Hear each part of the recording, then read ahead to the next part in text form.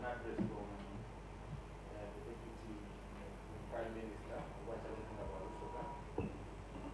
And we will then invite presentations of key highlights of the environmental and social impact assessment report.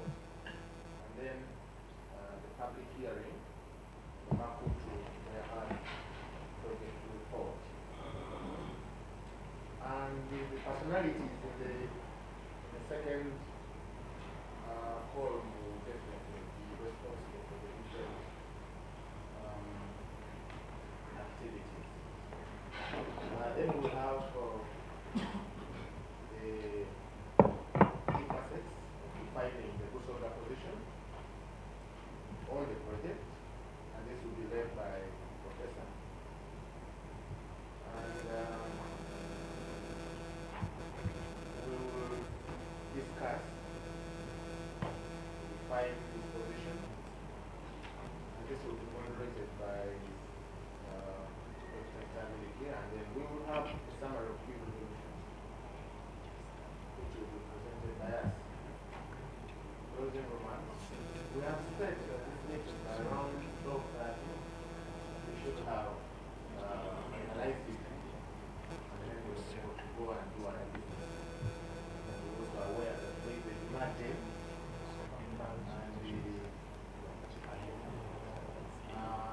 which will take into account immediately after lunch. We'll have lunch, so we will try as much as possible to make sure that you eat in that time.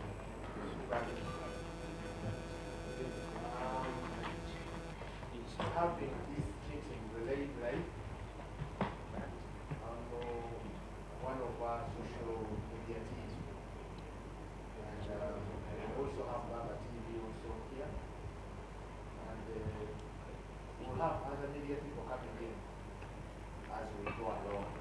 But this is a public discussion, so we thought it is necessary for people to know what is going on and what they are doing on their behalf. That said, I want to volunteer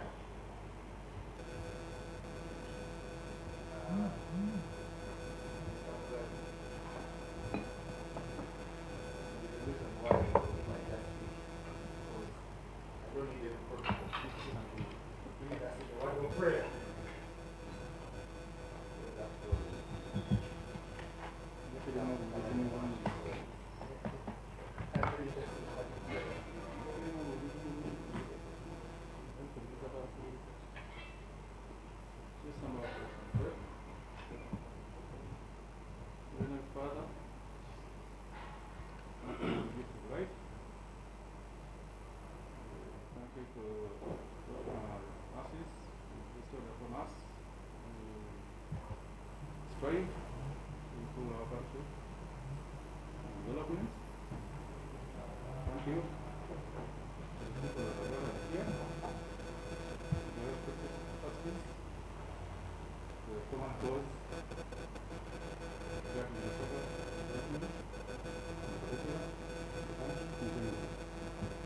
for your wisdom, the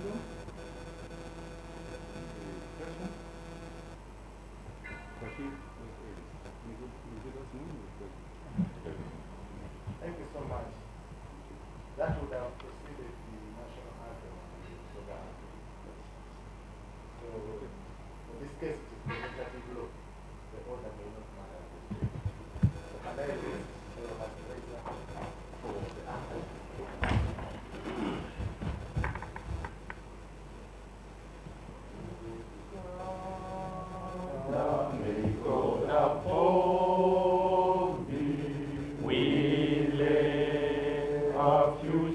In thy heart, united, free for liberty, together we'll always stand.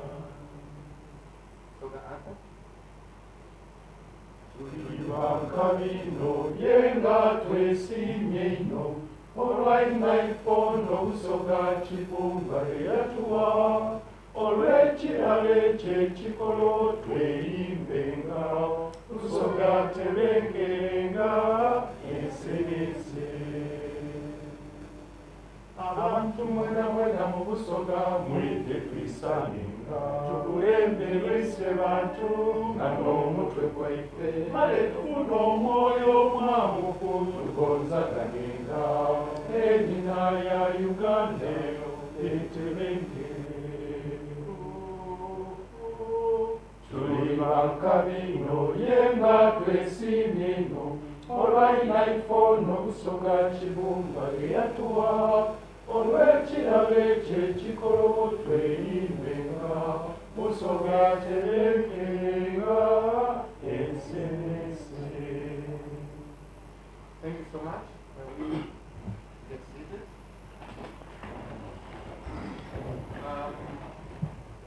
Chair of this meeting, I beg your indulgence that at this moment we can really introduce ourselves, such that before we begin, you actually know who is who, and we also know each other. So I will request that I will begin, and then we will go. This is the clockwise. Clockwise, yes, clockwise. Okay. That one. Yes. My name is Akayemba Patrick Gavampuya. I'm the director of Community Mobilization and Mindset Change at the Busoga Consortium. A former district chair of Uganda District Local Government, and I'm a director of an organization called Fabio. Many of you that do here eat in Ginger and Busoga. I will be responsible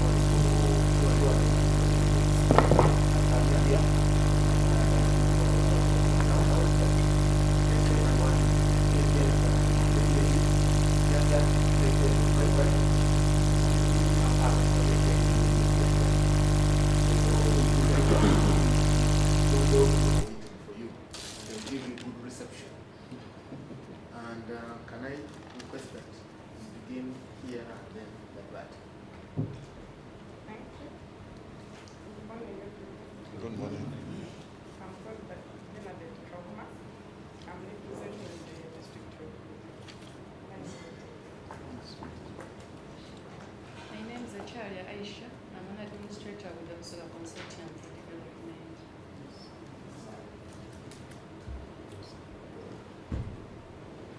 Good morning, ladies and gentlemen. My name is Sarah Aishuka, and I work with NEMA as a Senior Environment Inspector for oil and gas and extractives. I have been the lead reviewer for the Makuutu project. Yeah, and I'm happy to be here.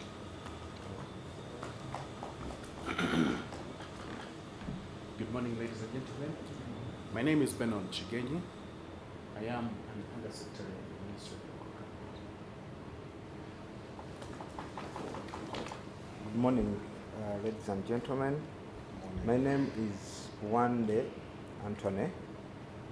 I am the Assistant Director for Legal. I'm an advocate. I'm also in charge of the docket of international relations in the Busoga Consortium.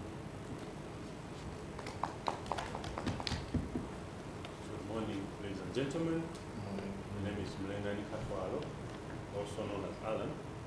I'm the Deputy Director of Policy, and I'm an educationist.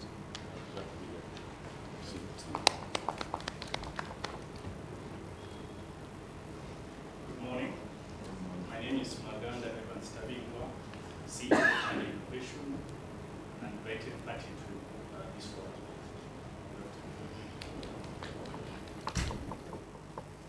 Good morning. Gilbert Kedmundo. I'm the Chief Government Officer, Minister of Lands, Housing and Urban Development. Been asked by the Permanent Secretary to be present in this meeting. Thank you.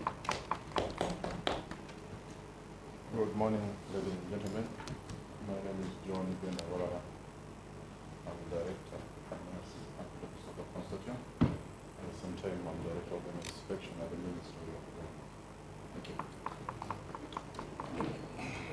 Good morning, ladies and gentlemen. Edward Sabe Mugabe. I'm a geologist of profession. I work with the Ministry of Development. Good morning, ladies and gentlemen. My name is Haire Henry. I work as a senior physical planner in the Ministry of Lands, Housing and Urban Development. And for this meeting, I'm representing the Director, Physical Planning. Morning everyone, I'm called Izala Samuel Moses. I work with the National Planning Authority. I'm a technical advisor to the authority, but here I'm also director for rural and urban development in the Consortium. Yes, can we? Thank you. My name is Busoga Ivan, senior planner by BCD local government. I'm representing the planner by BCD local government. Good morning, members. Maybe before you, can we know you before? Please. Yes, good morning. I'm Samuel Mweswa. I'm a partner in Panel Turning Questions, and I work with government. Glad to be here.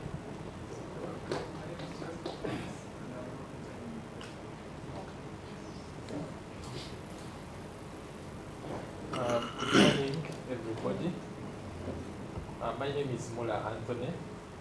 I'm the Director General of the Busoga Consortium, and I'm also I head the Policy and Planning section with the Office of the Vice President. I want to welcome you for this meeting. Good morning, everyone. Osman Ahmed Noor, Second Deputy Prime Minister, Busoga Kingdom.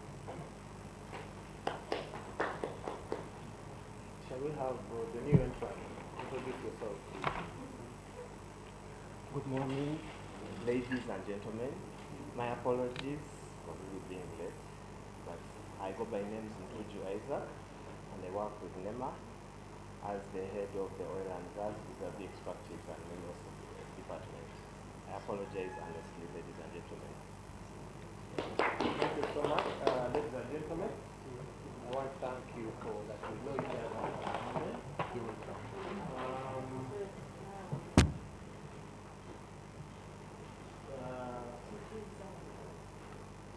We will have our DG who will actually share this interaction, and also among other things will elaborate on the reason, the objective for why we're here in detail.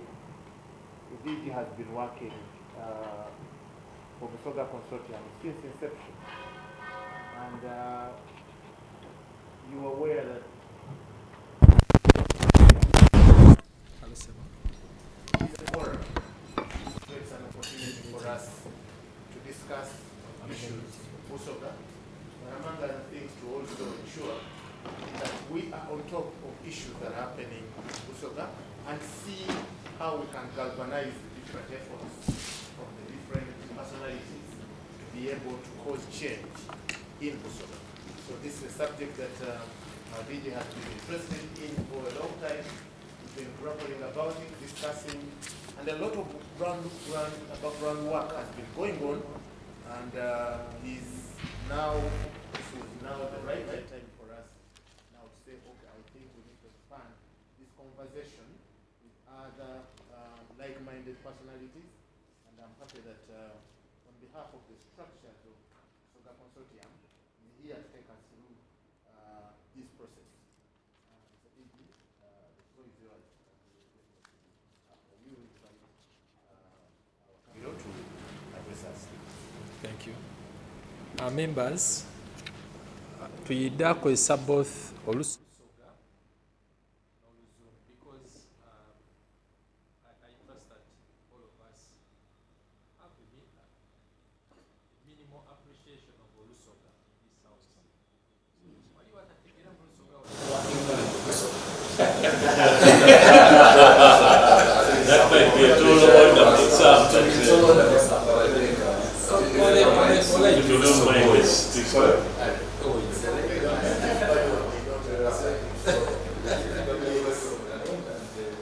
The government chief Baliwa is our neighbor. Okay, you must I was just proposing that if one chooses to use Busoga, then can they please provide interpretation services as well? Why should we? To welcome all of you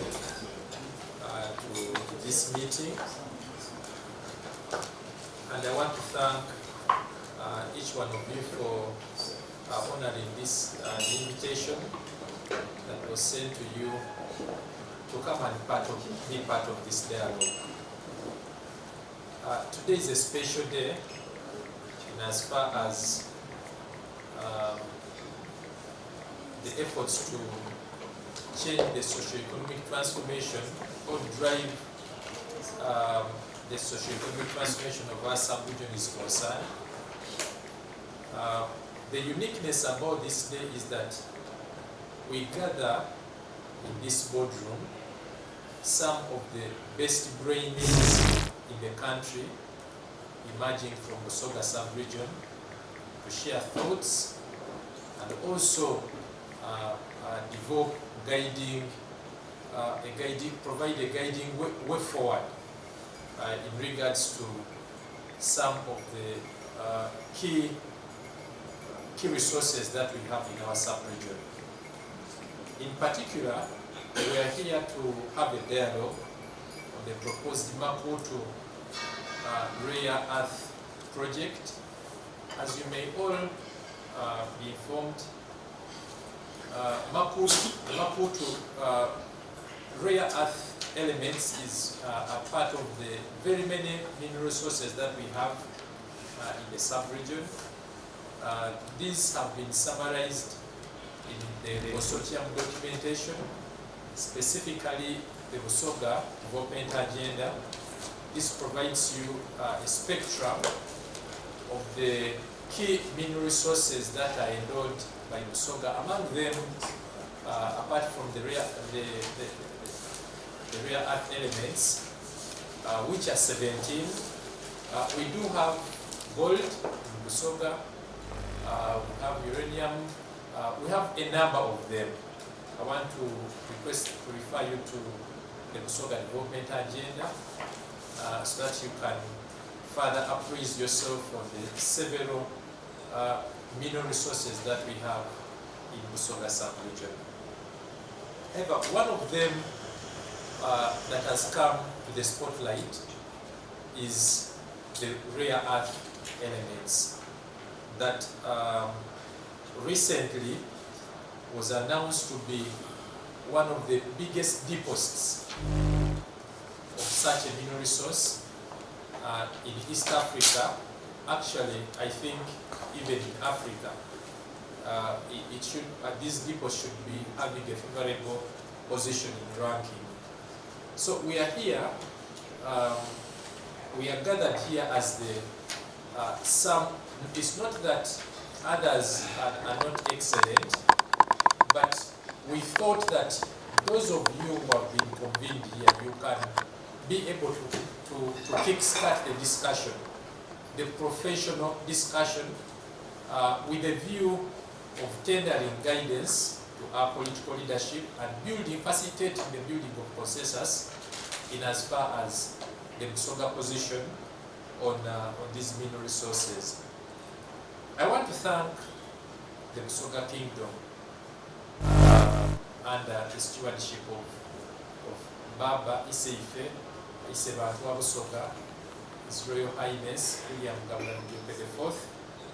And I want to thank our Prime Ministers who are out to support and provide the leadership in as far as the transformation programs of the Kingdom are concerned.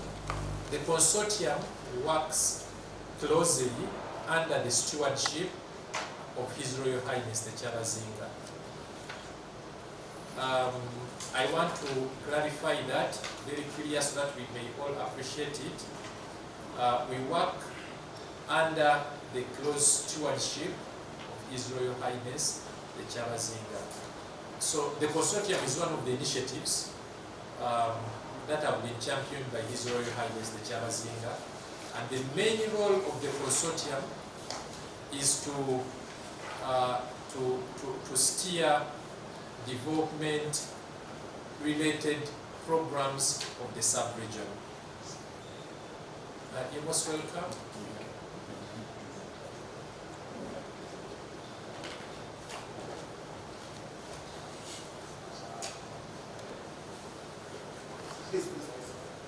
Karibu.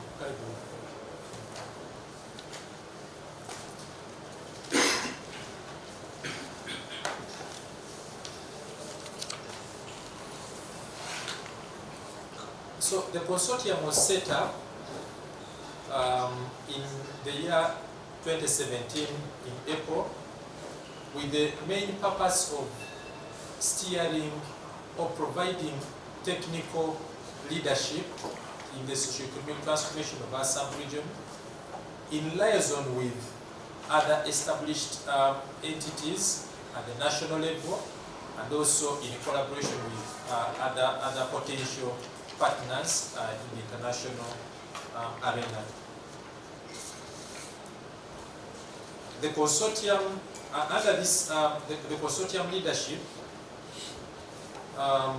it is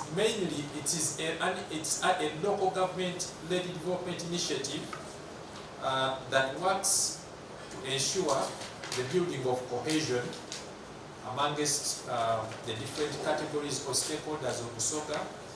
It is a point of convergence of minds for both the technical people and the political leadership, irrespective of any political background, with the main agenda of steering and development and transformation of the sub-region.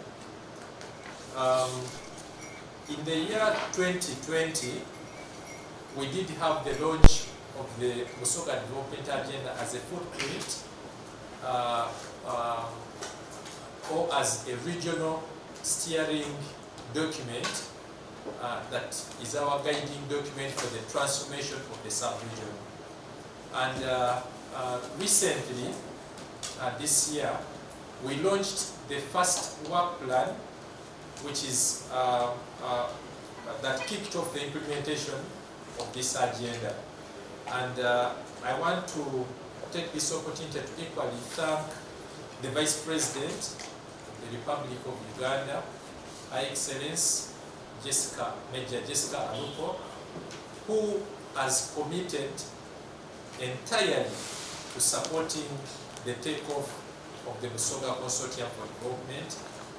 I want particularly to thank her for hosting us under this facility where we are, in her office, to provide us a good environment in which we can be able to discuss and build consensus on the most important aspects of development in the sub-region,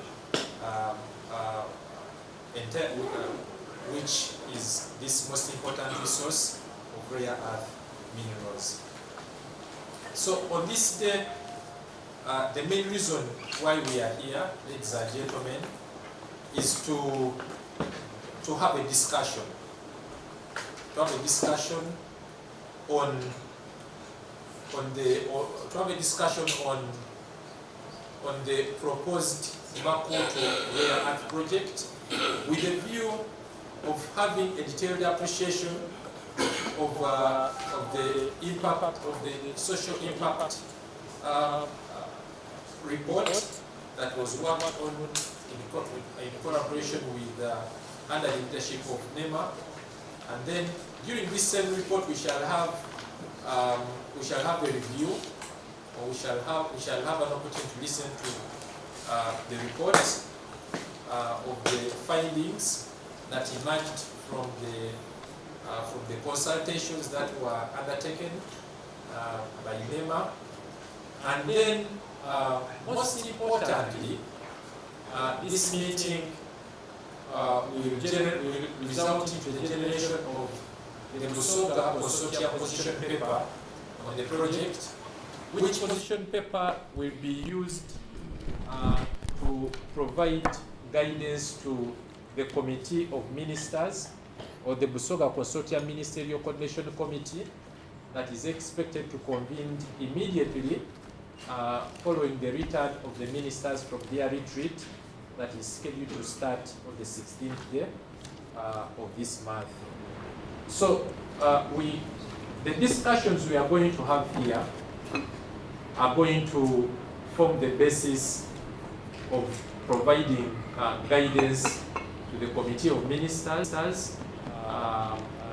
under a special meeting, which will also be attended by the local government chairpersons and a few representatives of the members of parliament, with a view of generating a position on the interests of Busoga as stakeholders, of course under the stewardship, overall stewardship of His Royal Highness the Chabazinga, who is ably represented here by Wechitiwa Osman, the second Deputy Prime Minister of Busoga Kingdom.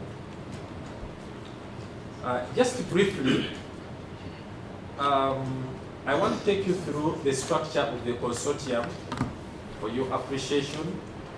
The consortium is set up with 4 organs, and the first organ is the Office of the Patron, and the Patron is the topmost political leader from the sub-region at the time.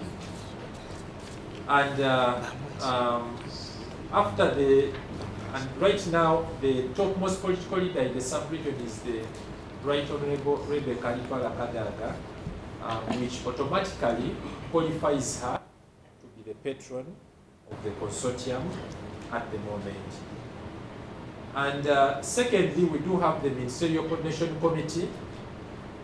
The Ministerial Coordination Committee brings together the ministers, the cabinet, emerging from Busoga, together with the Minister of Local Government, who is the Sector Minister in charge of local governments, and the Prime Minister of Busoga Kingdom as the main stakeholders.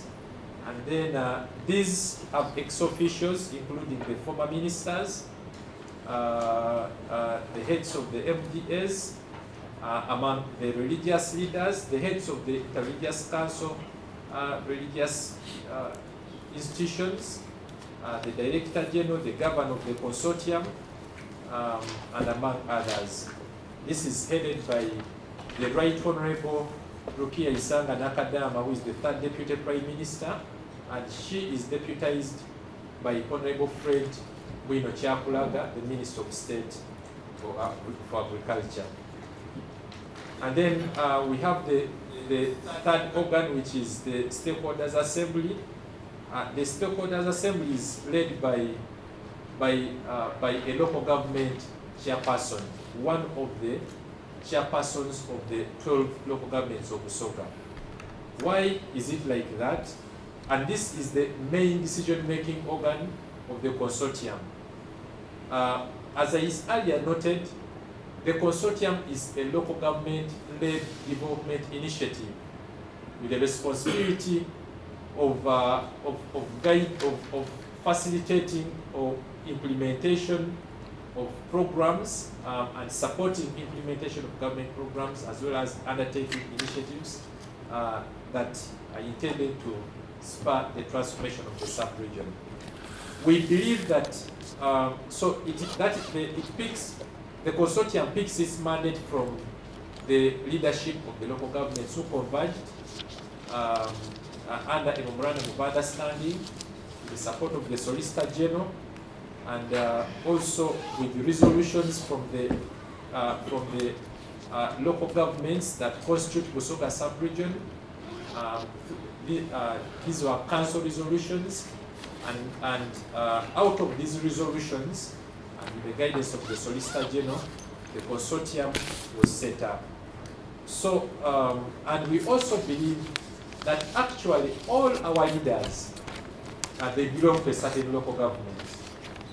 even if our vice president, when we go to Katapu, once in a while she attends the council of Katapu district local government, at least once in a while.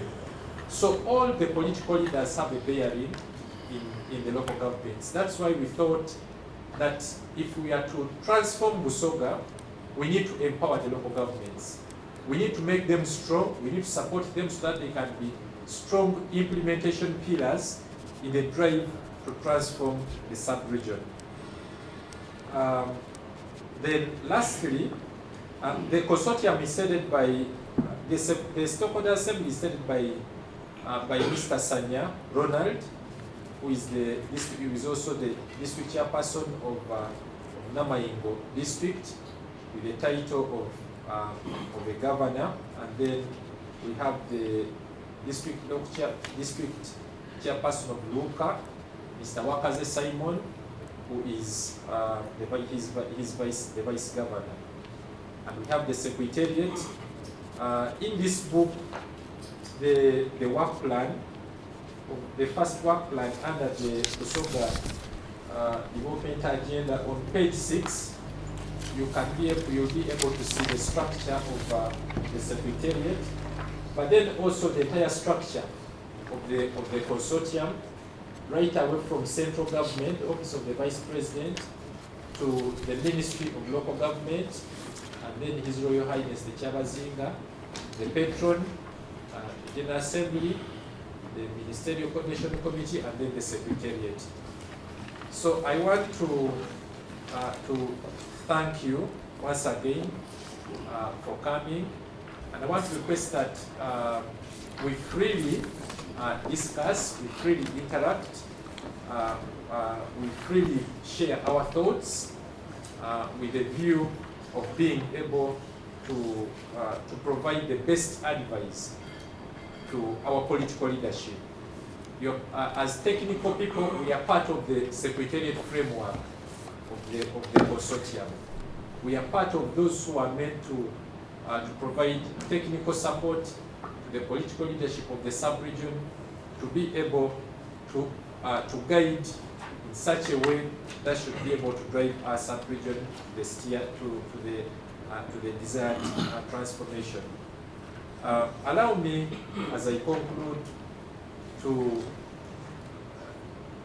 thank in a special way the leadership of NEMA under the stewardship of Dr. Akankwasa, that is very well represented in this meeting.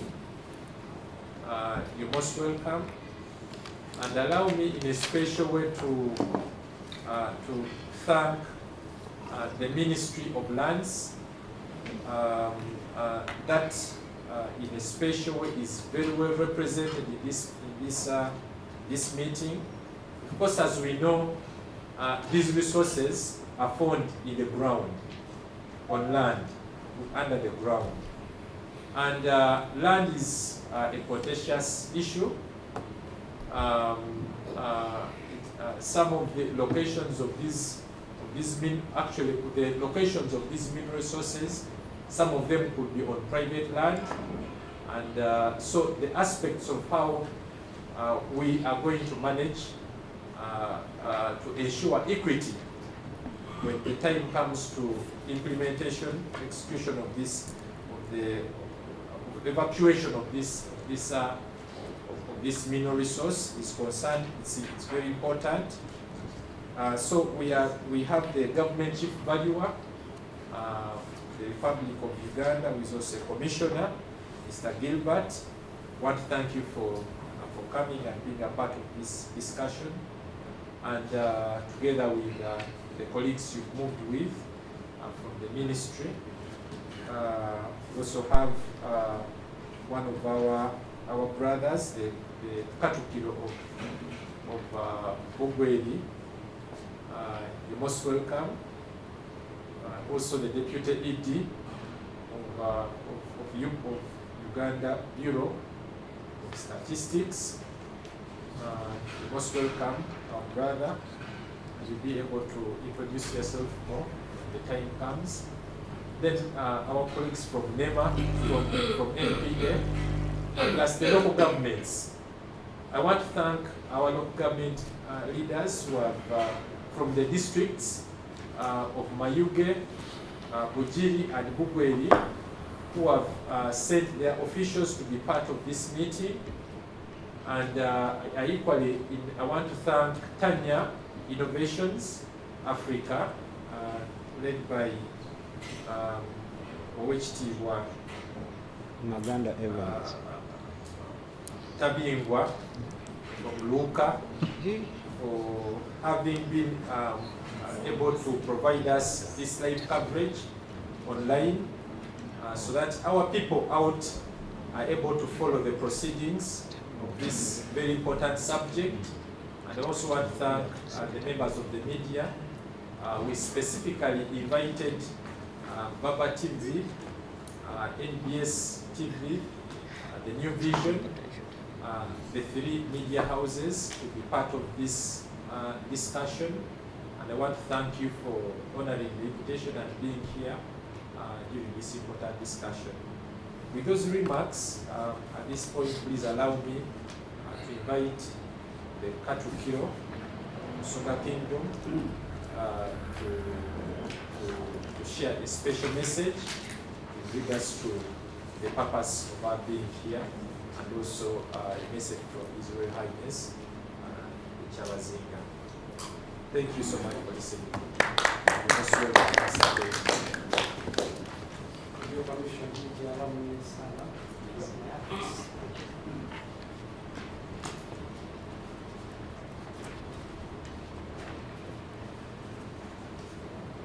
The Director General, Busoga Consortium for Development, who is our host today, Mr.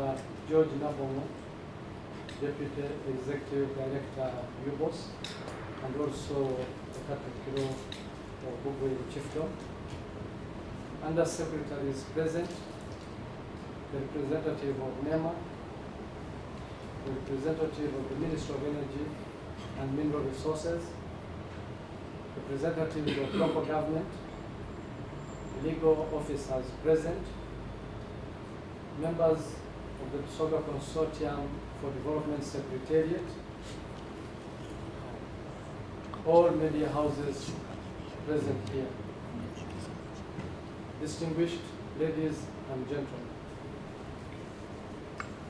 Malamu Saino, Elan Tusa, Akuramusa, Uva Ewa Isela, Kuchawazinga wa Busoga, William Gavana Dioke, Wokona, Nova Chawazinga. Isanga inokubalanga olwaleero nga twogera ku bintu ebitwala Busoga mu maaso. Nsiimye abategesi okundeka okwogera ye muli ku nsonga d'amingos mu Busoga, era ndi wano ng'eyatumibwa Chawazinga kukiikirira obwa Chawazinga muntensaganya ku nsonga zino. Ayi mundikirize kyuseemu ku olulimi lw'ebyabingozi birimu ebizungukamana. I'm greatly honored to participate in this dialogue, which among others is expected to facilitate increased appreciation of the scheduled development of the rare earth elements recently discovered in Busoga to the full benefit of our people and our country. I wish to convey the blessings of His Royal Highness, the Chawazinga of Busoga, William Gavana Dioke IV, whom I informed about this great event today and is waiting to learn about the outputs of this dialogue. Since the announcement of the presence of the valuable rare earth elements and the proposed role of Rwenzori Rare Metals Limited in the development of the mineral resources, Busoga Kingdom has keenly followed and monitored the steps being taken by both government and the private sector with interest of ensuring full benefit to the people of Busoga and the kingdom. The Chawazinga was informed and briefed by government and the Rwenzori Rare Metals Company about the discovery of the rare earth minerals and the precious metals in our land, particularly Ugweri, Mayuge, Ujiri, and parts of Uganda, and is very interested in how the whole process of exploration and mining will affect and positively impact these subjects. The major issue on the lips of Busoga today is the Makuutu Rare Earths Project that is located at Makuutu in Bugweri district, but with potential to extend across Ujiri, Mayuge, and Uganda districts within Bogwachalazinga also.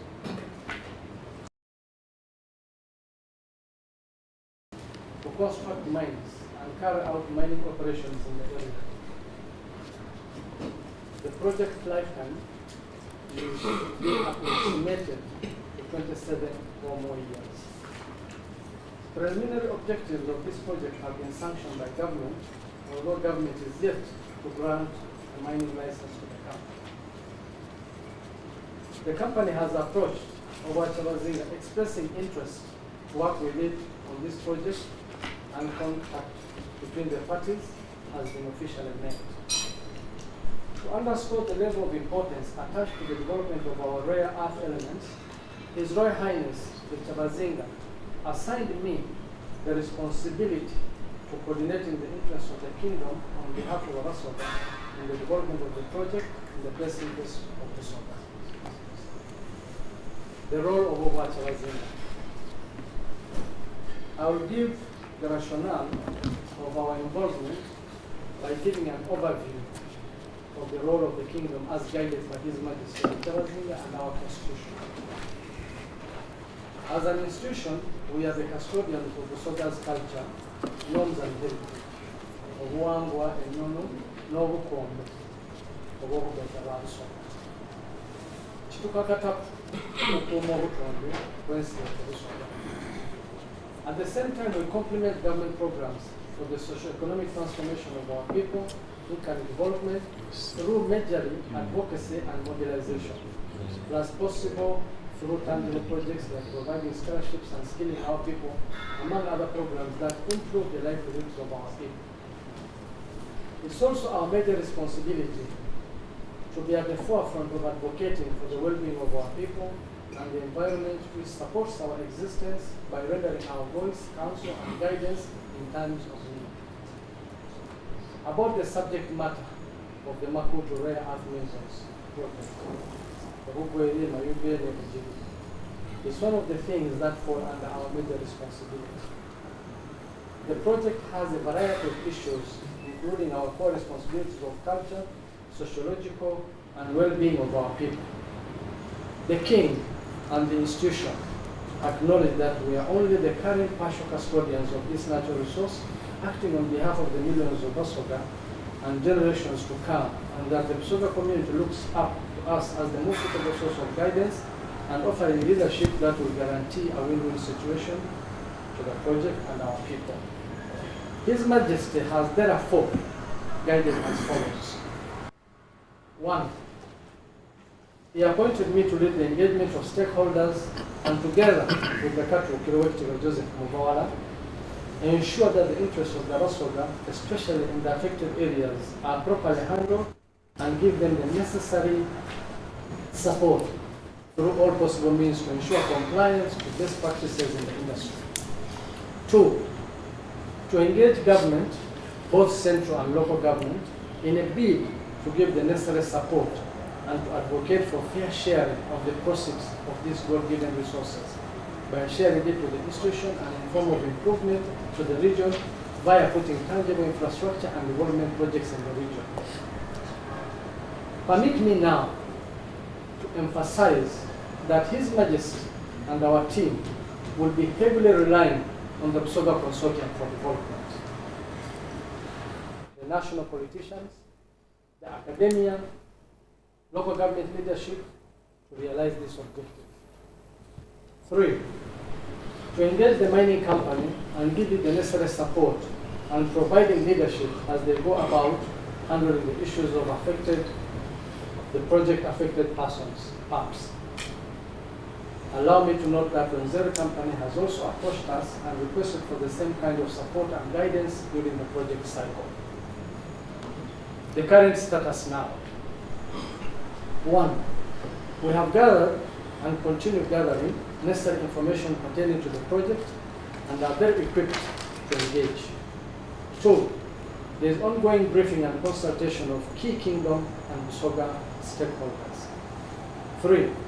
We have engaged the Rwenzori Rare Metals and their major Australian partners, Ionic Rare Earth companies, and in advanced stages of signing a memorandum of understanding between them and Robert Chabazinga Busoga. 4. We are constituting the team which will come up with a common position and a working strategy for the whole of Busoga, and it will constitute the following: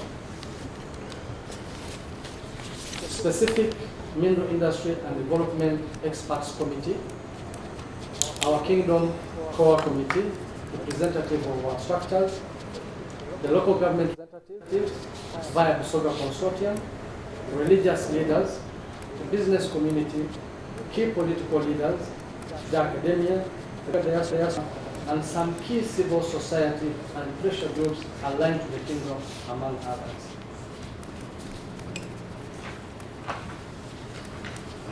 This dialogue, therefore,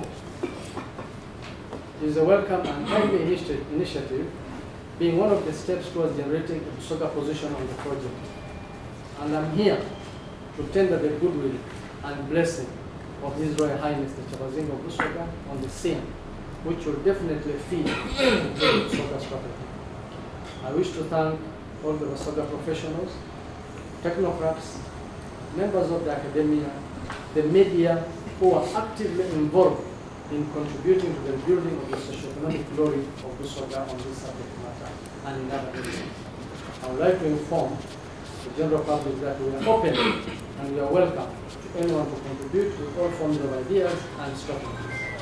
Busoga is our heritage and we owe it our loyalty no matter the challenges we encounter today. Thank you for inviting me to participate in this dialogue and wish you good deliberations. Busoga, please.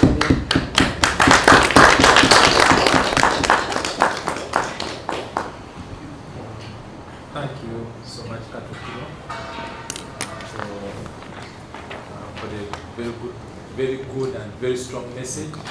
Let us give another hand clap to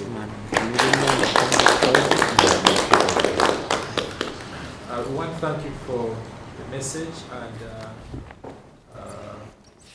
also the guidance therein that has been shared from His Royal Highness the Chabazinga. And I want to congratulate you on being assigned by His Royal Highness the Chabazinga to provide the leadership, the Kingdom leadership, as far as this project is concerned. I strongly trust that your appointment, there couldn't have been any better appointment for such a strategic program such as this one. So we are grateful, and I trust the people of Busoga are equally grateful in you being appointed to undertake the leadership of the Kingdom, and all of us are the subjects of Baba as far as this program is concerned. At this point, allow me invite. Before you invite, I think it is the good order that while we were Chair, while you were speaking and while the Deputy Candidate was speaking, quite a number of colleagues have joined us. I wanted to beg for indulgence that we allow them to introduce themselves so that we can be able to know them as we continue. So can I therefore request beginning from the Deputy Director, Deputy ED, statistics to introduce yourself, and then the other colleagues that have joined can also follow suit.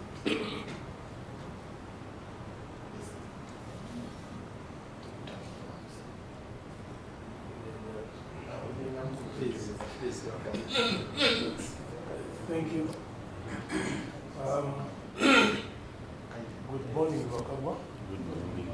I'm not sure whether to use English or not, because that's did Jerry Pessoa Zone. So, can we Zone? Good morning, and sorry, I came in a little bit late. We have board, and I had to finish a few things before coming. My name is Godfrey Nabomo.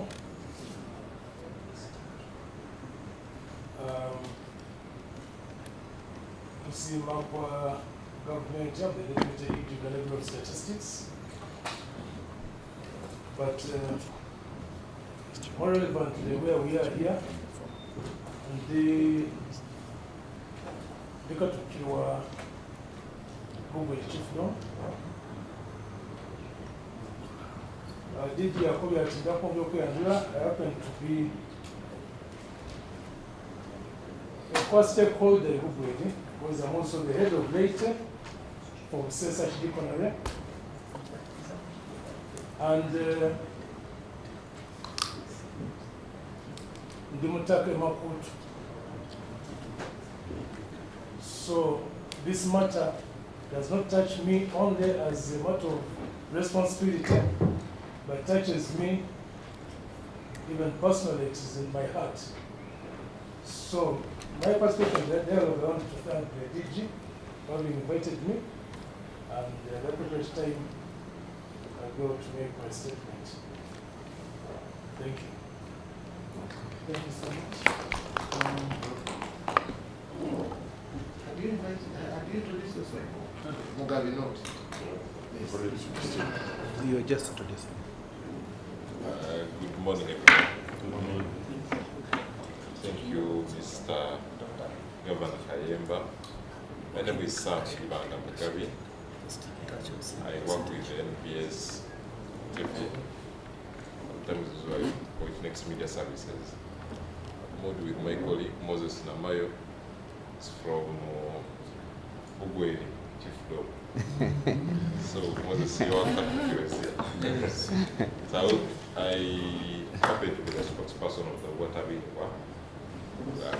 Chiefdom. And at the same time, I'm the press secretary to His Royal Highness Tabiwa. But for this meeting, me as the journalist working with NBS. Thank you so much.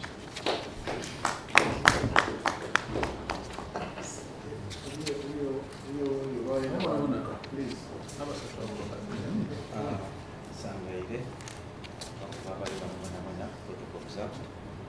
Zenize Taka Mugogo Lobby, the Mulangira Muka, Iwano as a opinion leader and legal specialist. Same Wani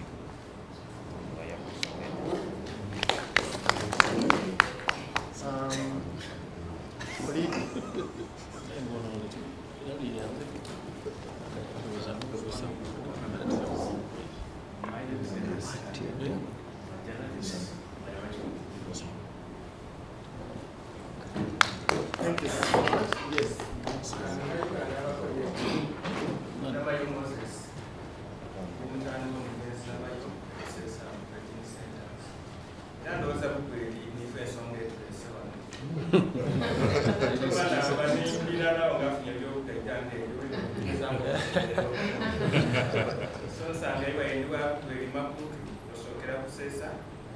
So, but the advantage of being a training center, the Pongana for President Training Center,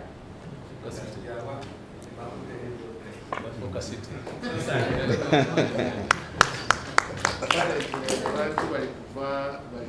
Makuutu balikuire Busesa because Busesa nelikukwetaka. So in whichever way, you're definitely affected in one way or the other. Chair, I think it's an opportune time to bring back the microphone to you. Thank you so much. I want to once again welcome you, the Katukio of Ugwe Chiefdom,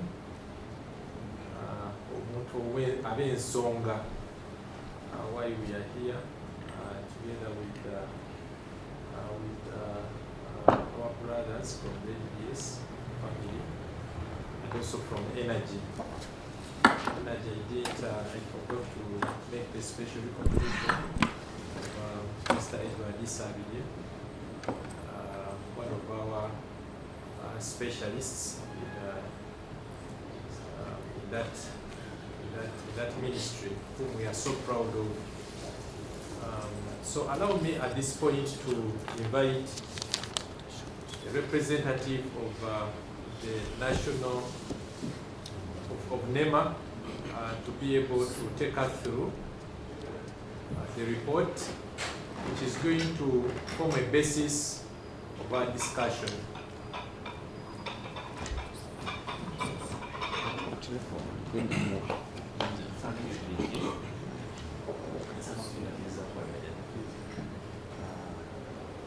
Ladies and gentlemen, once again, I go by names Tuju Isaac, and I have to observe protocol, Wechitiwa, Africa, Wechitiwa, from Busoga Kingdom, and all protocol observed. Like I was saying, my name's Tuju Isaac, Sipabula Moji,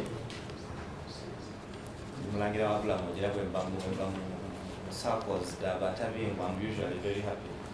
And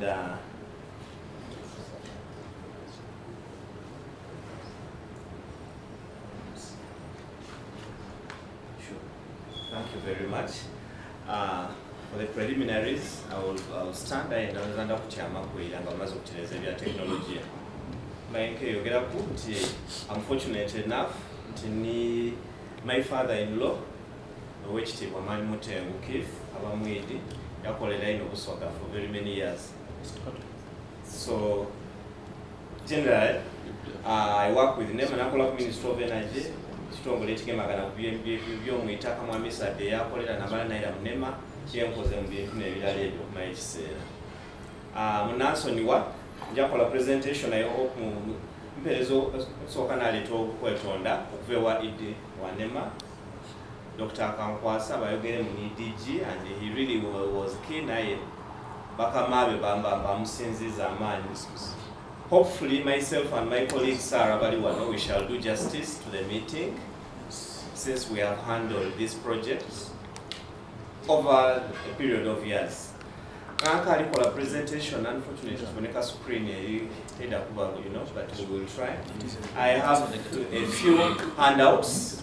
The handouts are interesting. It's the same handout, but Mr. DG through you, waliwo obutabo obuli mu Luzungu, bulinga butaanu, wabaawo obw'Olusoga buliwo busatu, n'obw'Oluganda buliwo busatu. DG ono namba kubuweereza abanaabyetaaga. But the presentation, these are just summaries of what we are going to present and the idea extracts from the Makuutu projects. So that's ngakakyukiro weyayogera owekitiibwa nti ebintu bya minerals biri mu Oluzungu lungi era n'okuvunula obutabo buno kyali kizibu ino. I DG through you. I'm really honored okubona our colleague from the commissioner from Ministry of Lands, the CGV. We've worked with him on Project Sedindi and Yuksabumwe Oluzungu. Omurizaving day okalala ko nkako Oluzungu. Commissioner oyo kubanga ye tuli kujeyo. Mundikirizo okusosolaye ye tuli kujeyo tujja kumwetaaga ino. For purposes of this project. And as we wind up the presentation, I think he himself will pick out. And I'm glad he's here by himself. He has managed the challenge. When I'm mwawulira ku by'obugagga eby'omwitaka ebiri mu Bunyoro, amafuta nga gaakatandika gonna gaali mu ensonga nene.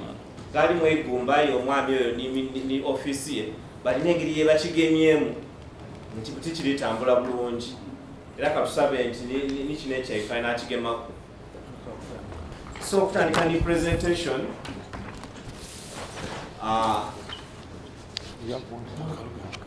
So you let me know when. Yeah? You let me know when. No, I think I'll do it from here. Can Yes.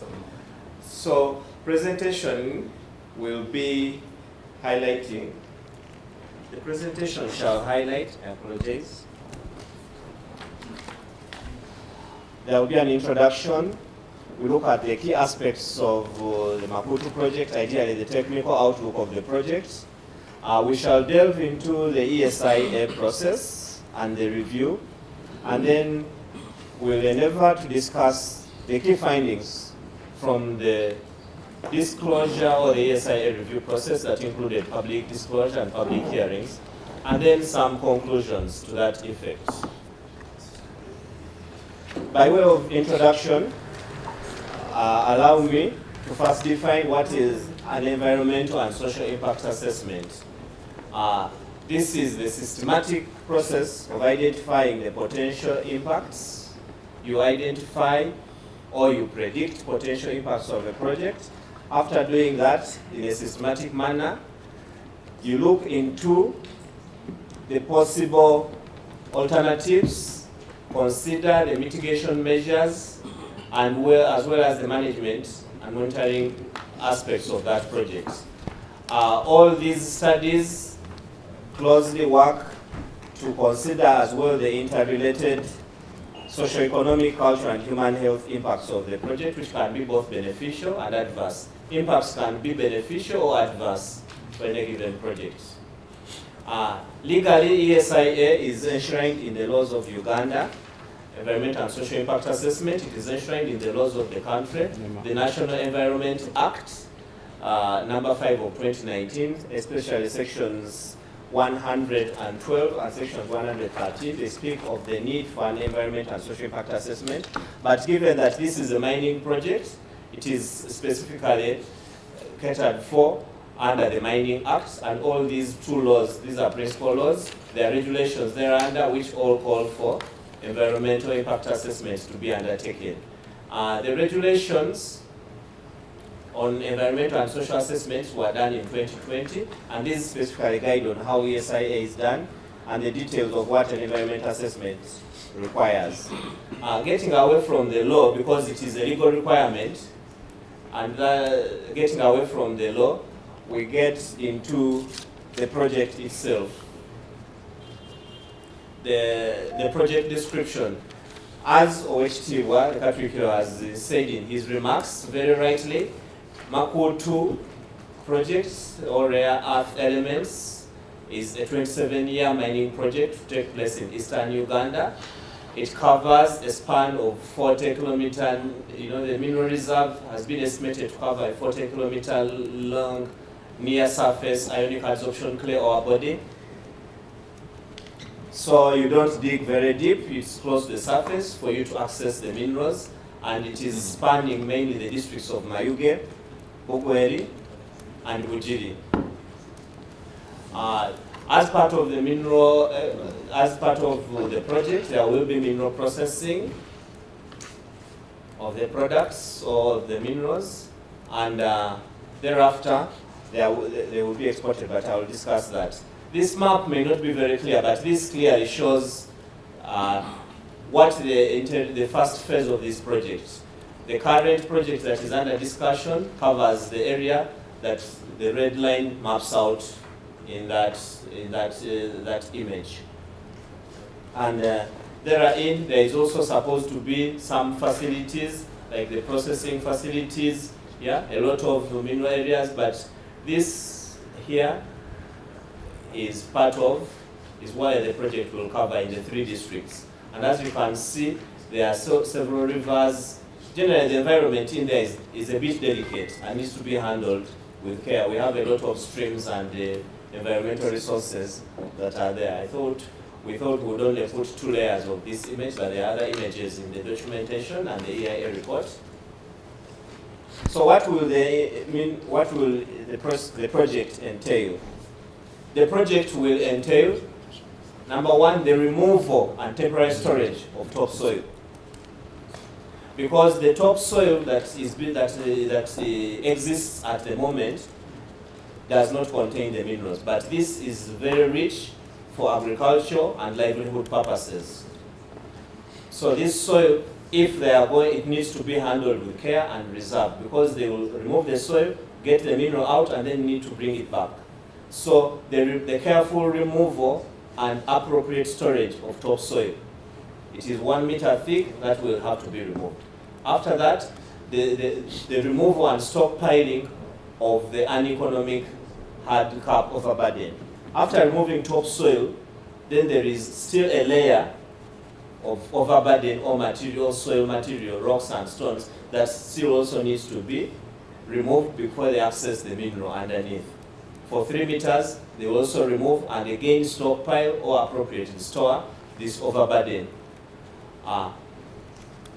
And then stage 3 is now they will have reached the potential mineral deposits.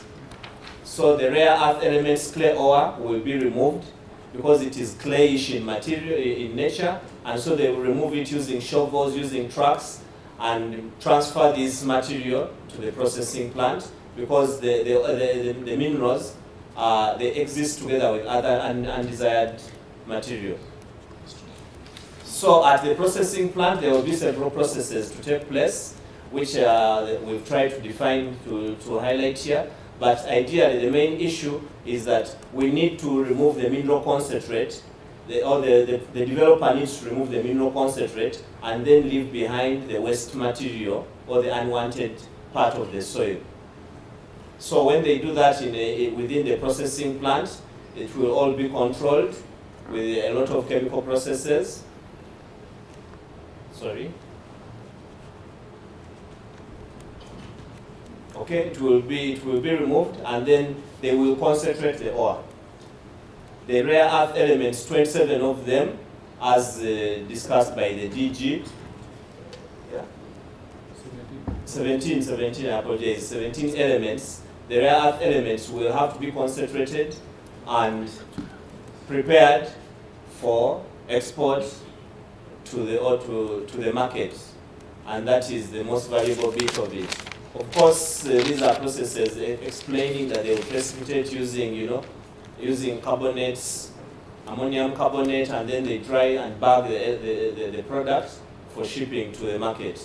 So that is, in summary, what the mineral process, the mining and mineral processing sequence entails.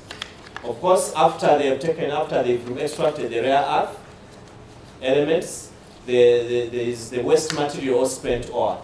This needs to be handled in a careful manner so that you do not damage the environment. So they need to return the overburden back to the pit where it was extracted in a careful and systematic manner, so that they restore and rehabilitate the land where the mining has taken place. And so they will have to rehabilitate and restore it to a state where it is productive. And that is the final stage. So, ladies and gentlemen, I request that we look at the potential impacts now of this project. We call them potential impacts because we are aware where mining has taken place. These impacts, some of them exist, but if they are managed carefully, then they cease to affect the environment and social setup. And that's why we've highlighted the presentation of the word potential. That mining and this project has the potential for a variety of impacts on the environment, both the social and the biophysical environments. The impacts will depend on the nature of the activity that is taking place, the size or complexity of the project at that particular moment, the nature of the surrounding environment. If they are mining the ore from near a stream or river, is different from mining the ore from maybe a hill somewhere. So they need to be mindful of the environment. And then the effectiveness of planning, the technology, the pollution prevention, and impact mitigation controls that are in place. So that is the issue of impacts.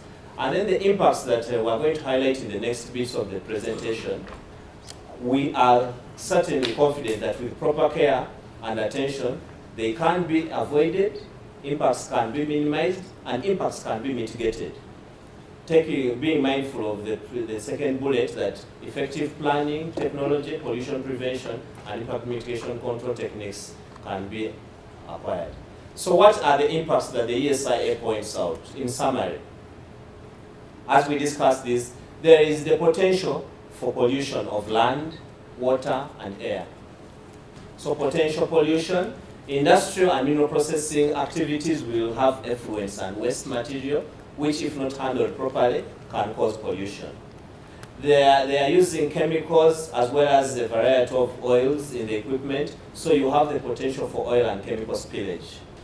As well, there is the potential for air emissions. Remember, they are opening up, and once they open up the landscape, there is dust. When they are doing mineral processing in the factories, there are emissions of, of gases, release of gases from the mineral processing activities, as well as the air pollution from maybe the equipment, vehicles that are overhauling. So air emissions are a reality. Sometimes if they're using generators, they're still releasing gases to the atmosphere. So air pollution or air emissions are a potential cause for concern.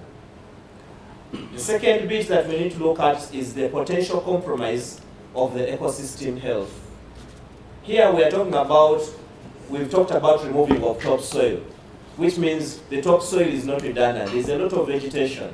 We have trees, we have sugarcane, we have swamps, there are farms, there's farmland. So the vegetative clearance and destruction of habitat is a potential impact that comes from such a project. The water, the subsurface hydrological dynamics can also be affected. Many of us have heard in the past that Naikonto Yakala.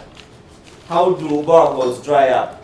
It's because of the underground subsurface hydrological systems that have had an alteration somewhere. Because that is also a potential. So when these projects are taking place, it is possible that the hydrologic dynamics are disturbed, or we have water quality issues. You may find a Naikonto, a borehole, or even a stream that was previously good, starting to have water that maybe people are not comfortable with when it's brown and things like that. So that is another potential impact. There is exposure to background heavy metal enrichment. Remember that these rare earth elements have been in situ, they have been held up somewhere for very many years. But now we are digging them up. And when you dig them, there is what we call environmental exposure. So we can expose the environment to certain heavy metals and rare earth elements that previously were not exposed to the environment and social setup. Then we have the disturbance of the water table. We call it lowering of water table. Sometimes you find when they are digging up layer 1, layer 2 as we defined, they may find, they hit springs, and then when you have this spring and water starts spewing out, the water table elsewhere is disturbed. So these are possible impacts that have been teased out and identified by this project. Sometimes you can disturb, once the water table is disturbed, certain vegetation rooting is disturbed. We have instances in some parts of this country whereby Batawo, a borrow pit, where they are getting maram, then you find all the trees start to dry up in that area, because the water is now draining away from where they were getting their table, so their water. So that is really possible. Sometimes you have impacts on wildlife. There are things like, there are wild animals in this 40-kilometer stretch, 3 districts close to Lake Victoria. You have some wildlife. You have things like the crested cranes, you have snakes, you have lizards. Some of these things are important to the ecosystem in the environment. So you may impact them subconsciously by disturbing the habitat. And that is something that the project needs to tease out. The third impact or potential impact related to the environment is land or soil degradation. Soil erosion and soil disturbance. The land may cease to be very productive. You compromise it because you're digging it up, you're subjecting it to a lot of chemical processes, because as you extract, you compromise the quality of land. So these are a reality and they need to be managed. Accumulation of contaminants in the soil can also happen. Death or alteration of vital soil organisms. In the soil that we all depend on for agriculture and many purposes, there are organisms that maintain the quality of this soil. So the moment we destroy these organisms, then the soil ceases to be as functional and useful as it was or as it should be. There are also land use changes. You may find a place where we had previously agriculture as the predominant economic activity, but because of mineral activities, now people go into maybe hotels, into businesses, and they you know, that can happen. Sometimes you find the place was a swamp, but because of mineral activities, the swampy nature changes, and so people can have stopped doing what they were doing there traditionally. So these potential land use changes are things we need to brace ourselves for. And of course, we've talked previously about siltation of water. This goes hand in hand with soil erosion. We have water systems that swamps and lakes, once they are silted too much, then they are compromised as environmental resources. So that is a potential impact. What are the other impacts that are outside of pollution? We have things like noise and vibrations. There will be a lot of heavy machinery, equipment that is at work. So these can cause a disturbance to the environment. Sometimes many of us have heard that animals get miscarriages. For those who have done something like maybe, you know, cows, you know, cattle keeping, piggeries, sometimes even chicken. Animals get abortions when you have uncontrolled vibrations. Some animals simply stop, you know, they change the way they behave because there has been a disturbance. So sections of the environment are affected differently. Even human beings, when there is noise, it is really a big disturbance and irritation that nobody wants to live with. There is a lot of waste to be generated, both from the industrial processes, but as well from the domestic, because there is people, the workers need to eat and all this. So this waste needs to be managed appropriately. For a district like Mayuge, Bujiri, and Bugweri, maybe which do not have landfills or waste management systems that are proper, when you have a lot of waste generated, you have an issue to deal with. Increased traffic and personnel and vehicle movements. Some of these things, we hear them, but once this project takes off, probably there will be a lot of traffic in these remote areas that is a problem. So these things need to be managed. We've seen places whereby, because of heavy vehicles not seen before, you find children get out of class plus the teachers just to admire how complex a crane or things. So some of these are disturbances that can really distort society, you know, and well-being of the environment. Possible accidents and emergencies. You can have chemicals spilling. You can have, you know, sometimes if you have maybe earthquakes, if you have landslides because they're opening up the place. So the accidents can also happen as a result of the project. Then there is increased demand on resources. The community has been living in harmony without an additional demand for maybe water. If the factory and the industrial activities start, they will need a lot of water. And so the water that is available to the community as well as the industry, there is now a bigger demand on the resources. So these things need to be planned properly. As we wrap up the impacts, we can discuss now the human and socio-economic. We've left the environmental because we tease out some of these impacts. There is the displacement of people and displacement of social services. There are people's homes, people's and households, farms that may need to give way to the project. So that displacement needs to be managed. Sometimes you have social services, you have schools, hospitals, even roads that probably are going to be cut off by the project. These are distortions that need to be handled carefully. There are impacts that potentially can have a negative dimension. Influx of people and developments in largely unplanned areas. I'm not so sure whether the Makuutu region has a physical plan for it. But if not, you might have a slum developing there. You might have unplanned unplanned areas coming up. Then you also have a lot of people coming in. And when you have a lot of experts coming in to partake, many of us, if you're from Jinja, you have seen the Masese area.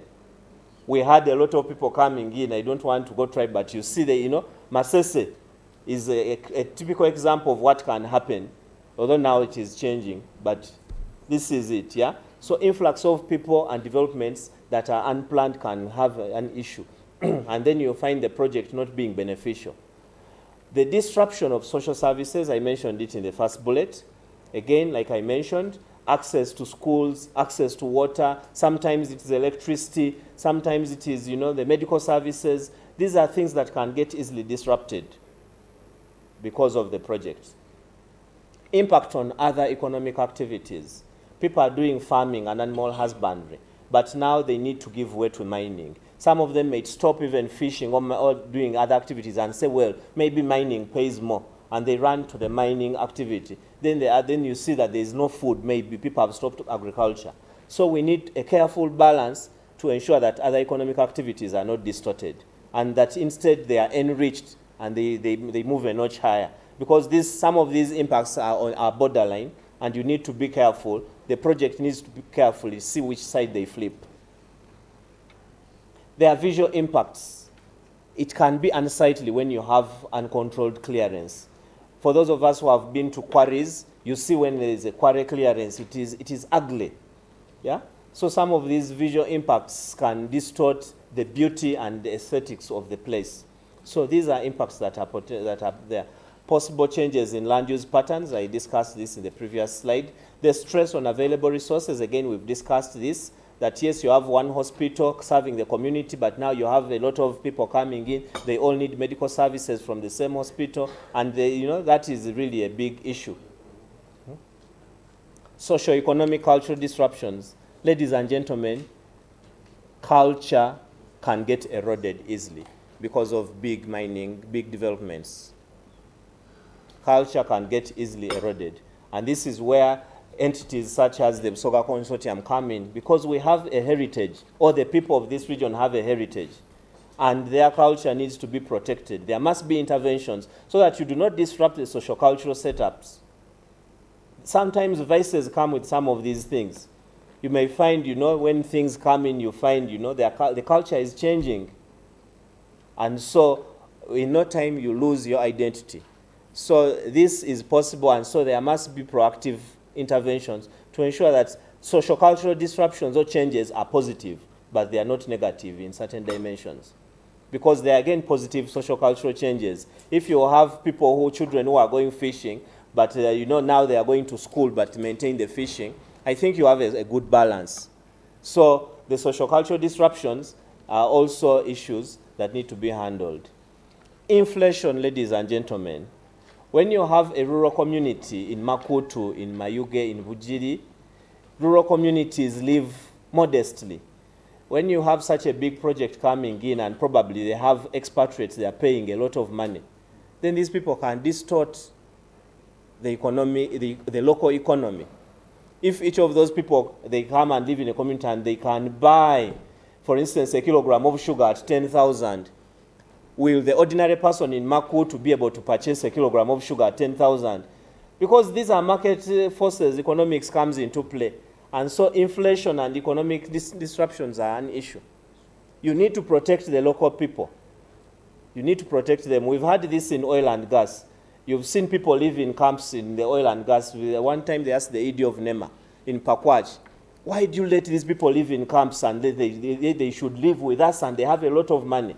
The man told them in his wisdom, all those in Kampala, those people they're not controlled, because they live in a camp. They get out at 7 a.m. They enter 5 p.m. They live in their camp so that they are closed. But in Kampala, nobody does that because Kampala can absorb.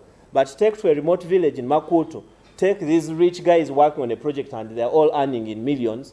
They all can drive. Makuutu is a one-street, city, and they can all drive. Each person is causing a traffic jam. Each person can buy and spend at will. So inflation is a serious issue that needs to be managed. So the people of Pakwach, we had a lot of debate to say, allow these people to stay in their camp. They can be a nuisance to society, to your local economy. They need to be controlled.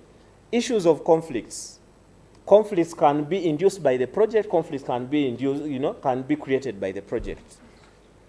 Starting from the inflation, if you have a lot of men with money, they call them the MMs, men with money around, they will disrupt people's families.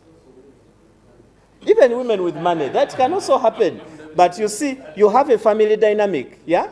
That is a conflict. When we did the public hearings, there are some ladies that were already complaining. They get disenfranchised. Those are conflicts that are starting. There are issues of land, conflicts on land, knowing the land tenure system in Busoga. This is something that is real. Okay? It is a possible issue, conflicts. There can be even conflicts that are at national level, but those are issues of government. So we must be able to manage these impacts carefully as well as, reasonably.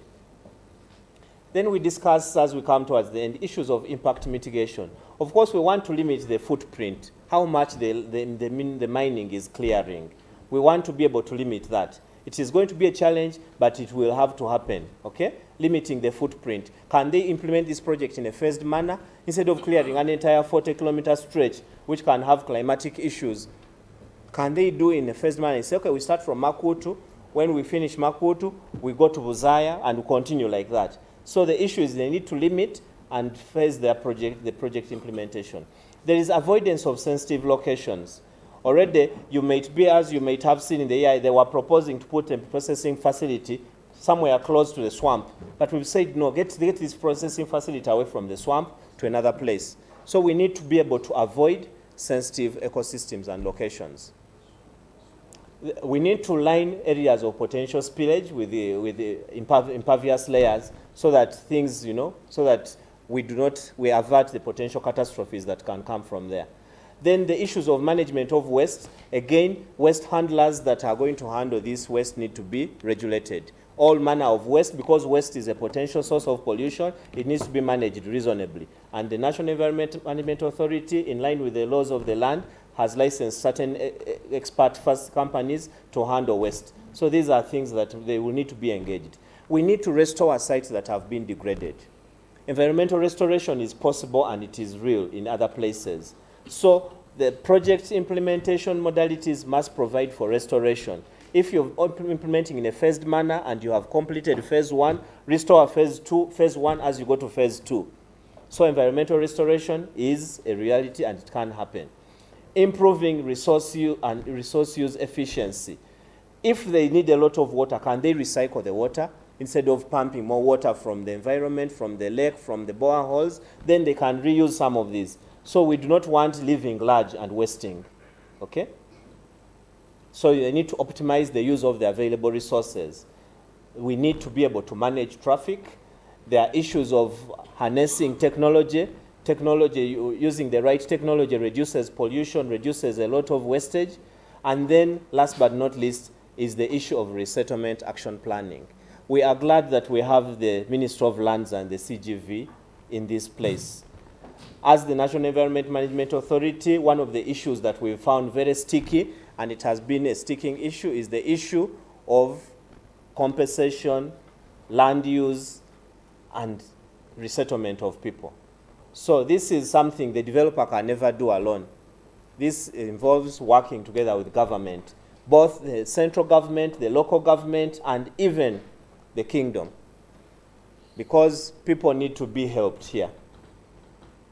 From a personal perspective, like I said, I have ties to the kingdom in one way or another. I learned a very, very tough lesson one time from, from knowledge, and this knowledge needs to be passed down. Someone said land in Busoga belongs to 3.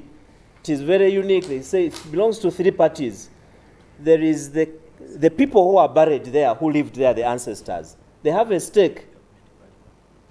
They are the people coming after you, your children. This is their land too. They have a stake. You are the third party, but you're a current custodian. So if you're going to displace people, what are you doing for the other 2 entities? Because you're looking at the current custodian. You must devise means, as the project together with the other government entities must have a modality to see how to help the resettlement issue. And so resettlement action planning, and because you're dealing with human beings, there's no one size fits all. You may find the Ntuju family accepts to go away and buy elsewhere. But when you go to a family of Mutengu, Mutengu's family will say, for us, we will come back. Yes? And they are neighbors. So what fits one entity does not apply to another. So resettlement action planning is one of the biggest challenges that needs to be handled carefully, systematically, but equitably.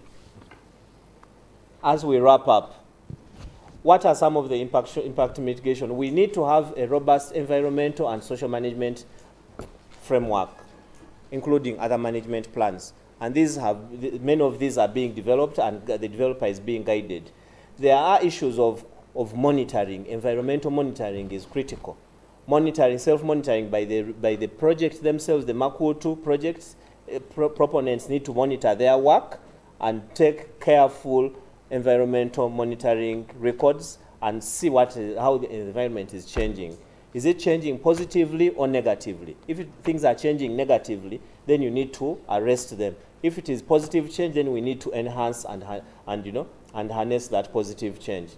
Of course, there will be regular monitoring reports. That is an obligation by law to the developer, including environmental auditing. What did we do with the ESIA now that we've identified the impacts? How did NEMA handle the ESIA? Once the ESIA came into the National Environment Management Authority's realms, we engaged the lead agencies. By lead agency, we look at the district administration of Makuutu, of Mayuge, Bugweri, and Bujiri. So the district local administration has had a lot of input into this process. We also have the Ministry of Energy and Mineral Development. That is the Geological Survey and Mines Department. They too have a stake here. We have other lead agencies such as the Directorate of Water Resources Management. They too have been consulted on water issues. We have, lately there are other actors that are coming in.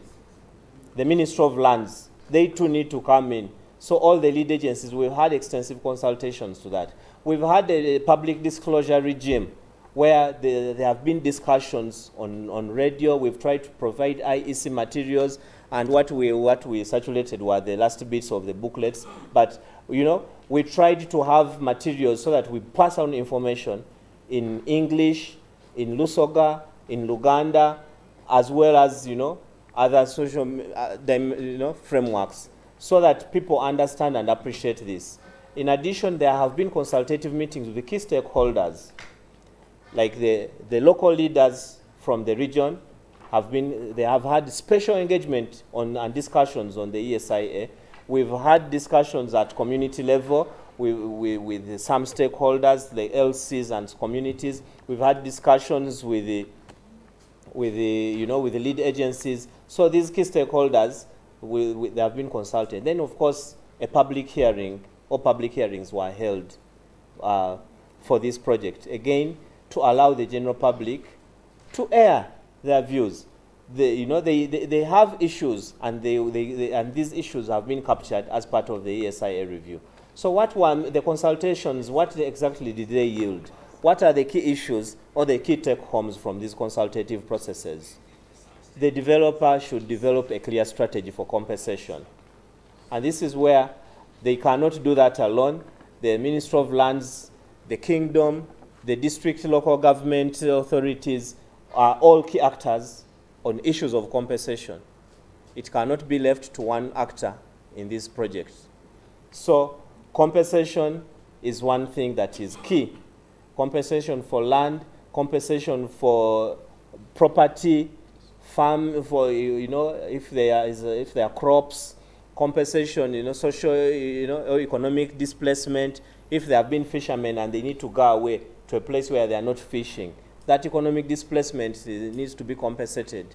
Are you going to do livelihood restoration programs? Those are things that need to have a clear strategy for compensation and livelihood restoration. We need to put in place, they need to put in place mechanisms to mitigate against conflicts. Issues like domestic violence and wrangles, we've already highlighted as a potential impact. And again, these conflicts and wrangles can span across the entire spectrum of society. So there must be mechanisms to address that issue. Then there is the issue from public hearings, from the members of parliament, the issues of royalty payments. How much is going to the kingdom, how much is going to the district, how much is going to the communities that are affected. These issues have come to the fore. We're listing them here as a part of being transparent, but these are issues. They are not from NEMA. Now this is issues that came from the consultations that we've had. So how do you deal with royalty payments? We know the Mining Act has defined royalty payment mechanisms, but maybe you need to have guidelines and regulations. It needs to be taken lower. This is not for only the developer, but there are other stakeholders. And entities like the Busoga Consortium need to pick some of these things up, because the developer is not a magic bullet. He has his role, and the government or other stakeholders have their role too. The government needs to plan for the likely dissipated political leadership and boundaries. When Makuutu begins taking shape, it can disorganize the political setup. If you're going to take away the MP's voters, because this is someone's constituency, and you're saying, okay, we are displacing you to another village, the constituency, then what is the fate of the constituency? I do not know whether I'm communicating. These are issues that have been picked up. What is the fate of the constituents? So the political leadership, as well as the boundaries. Sometimes, even the kingdom may lose its, this is a huge community. And these are people being displaced, and you don't know where they are moving to. If they say, give us money and we go away, they might give them money, and these people decide to cross Kayunga or to cross Mabira, and they settle in Lugazi. Is that acceptable anyway? Do they go as missionaries of Busoga, or they go for good? History has it that the Busoga came, the Busoga came from Bunyoro. Are they still part of it? You see it. So the issue is there is possible, issues of boundaries and dissipation of setups. So these are things that need to be thought about. The government to come up with a clear mineral resource cost mitigation mechanism.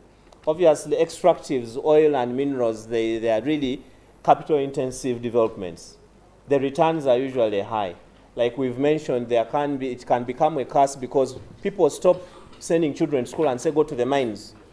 You see it? Then after 20 years, you have a society of illiterate miners in Makuutu. They should have gone to school, they went into mining. They were probably fishermen, yes?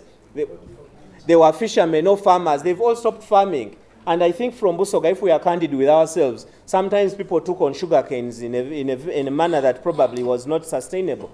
Where I come from in Kalido at home, someone who is the custodian planted sugar cane, then sometimes he says, Nziramere. You see it? So that is something that needs to be clearly thought of, a resource cost mitigation mechanism. Is it for the government? Is it for the local government? Is it for the local leadership? Is it for the kingdom to take this up? Someone needs to pick this up and say an opportunity has come, but we must not lose track of the long-term effects and some of these resource costs. Because a blessing can become a curse. I might buy a new car, and then as I drive it, I crash with it, and lives are lost. So blessings must be managed reasonably. Next, government and the developer must produce a mother title. This one I do not, this is captured as it came, but we know that much of the land in Busoga, the land tenure system has its intricacies. And so these are things that need to be carefully thought about. It is an issue of land tenure. People are saying come up, others are saying come up with the titles for others. Others are worried when you get titles, titles also have their disadvantages. But something must be thought about carefully here. The brains from the region, together with the government authorities, as well as the developer, must come up with a proper strategy on this issue. Government must license the developer in phases. I think this is a matter of law, but some people said instead of giving a license that covers 3 districts, give a license that covers 1 district first. But again, some of these, like I was saying, we've captured them as captured, we're presenting as captured from the stakeholders during the consultative undertakings of the ESIA. But it is not the opinion of NEMA, and it is not really cast in stone. But these are simply proposals and ideas, and I think some of them really carry a lot of weight. The developer, in partnership with government, must commit to a complete value chain investment.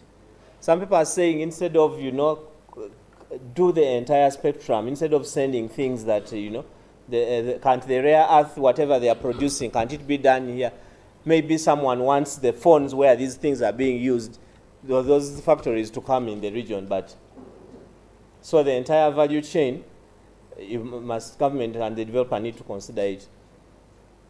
The developer must commit to employment of locals. Of course, some people have been this has come out strongly, that employment opportunities, there must be affirmative action. Anyway, it is an issue of affirmative action.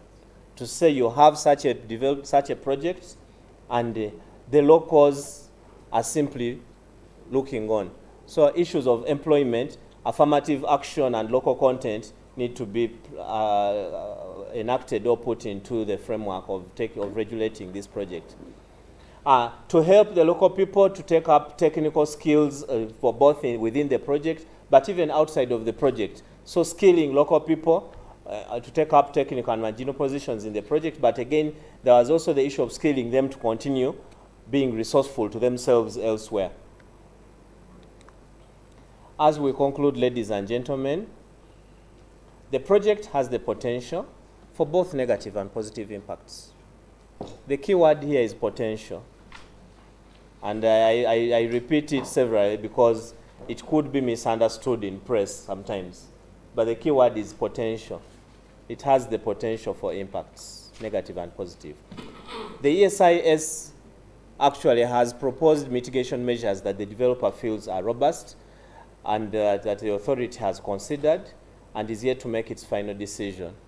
So there are mitigation measures that are proposed for the impacts I have discussed and presented above. We need to be mindful of the dynamic nature of human and social impacts. Ladies and gentlemen, human beings are interesting. They will say, compensate me and give me money. Yeah, he will get the money. Maybe he buys a border, and tomorrow he's an internally displaced person in his own home area. And you will not say that it is not the project that affected him.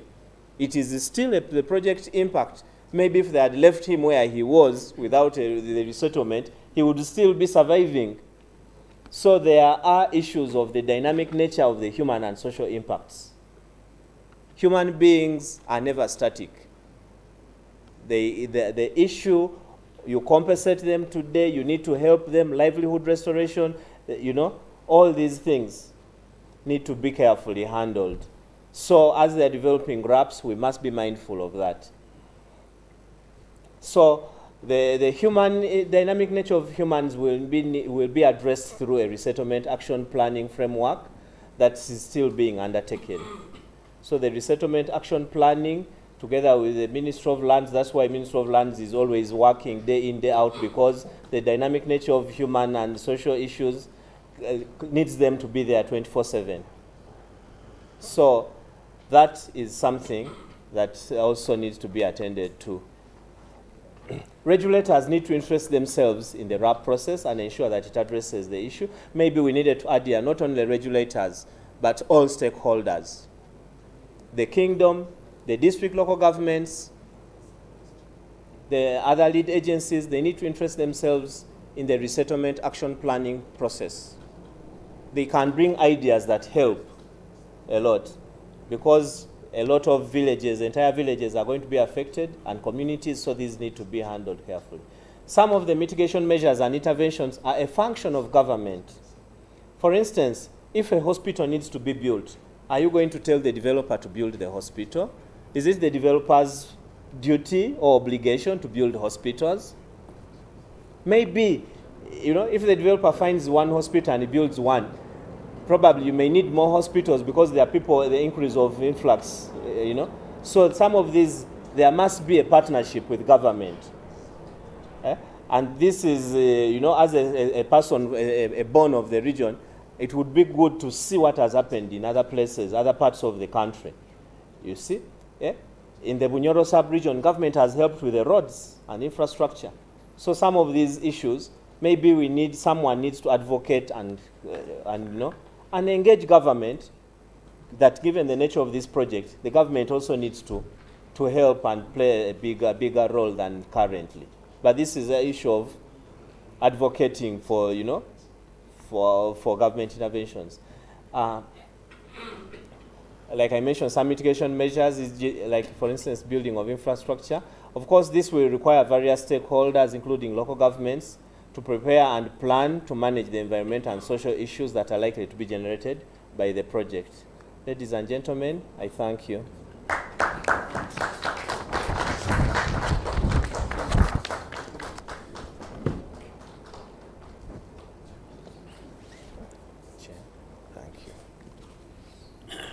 Thank you so much.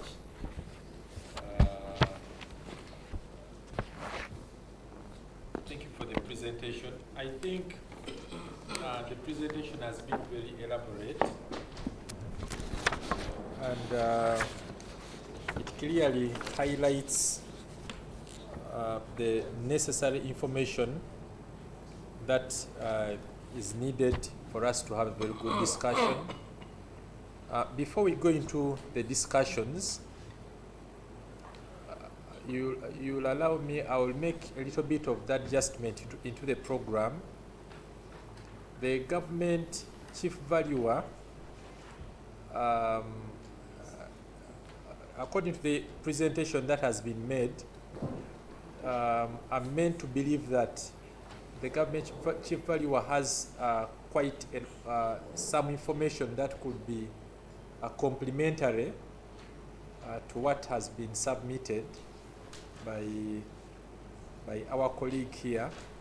So I'm going to invite him to provide supplementary information to the presentation in line with the aspects of land as have been highlighted.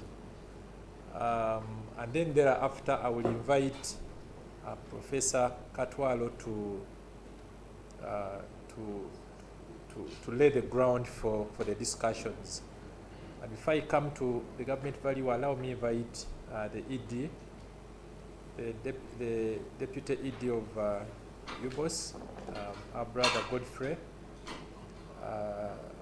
He has another meeting just opposite, which is equally important.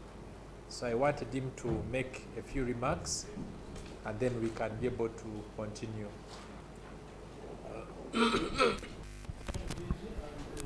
Thank you, Nema, for the presentation. I'm sorry I requested because we are starting the budgeting cycle, and every entity should submit its priorities for consideration. So I'm submitting the ones for you, boss, and I have to leave shortly. Do you have a soft copy, please? Soft copy? No. You don't? That one which I'm submitting is, which I'm mentioning is in another meeting. So I just want to make my submission, which is resulting from the discussion so far. So if you allow, let me do so. One, I want to thank the Prime Minister of Chavazinga Busoga for the strong message that came from the Chavazinga. And I just wish to observe as follows, that Chavazinga Busoga will need structures on the ground, because we are made up Masazaik Nairala, and this is unique. So in the discussion, if you have Bugweri, I think it would be good when you keep hearing about Bugweri in this equation. Unfortunately, we know that the structures at OBB sometimes don't provide readily for calculation of issues and benefits, whatever it is, to the chiefdoms, even if you consult with the budgets. So in this matter here, I want to request that Chavazinga emphasizing Abantu Babebugweri, and where he has a brother in charge, who happens to be the Isaba language of Busoga. So I think in the discussions, and when we are to talk about realities, it will be important that we customize this. And it's a concern area of Bugweri. It is a big concern. So that is one. Two,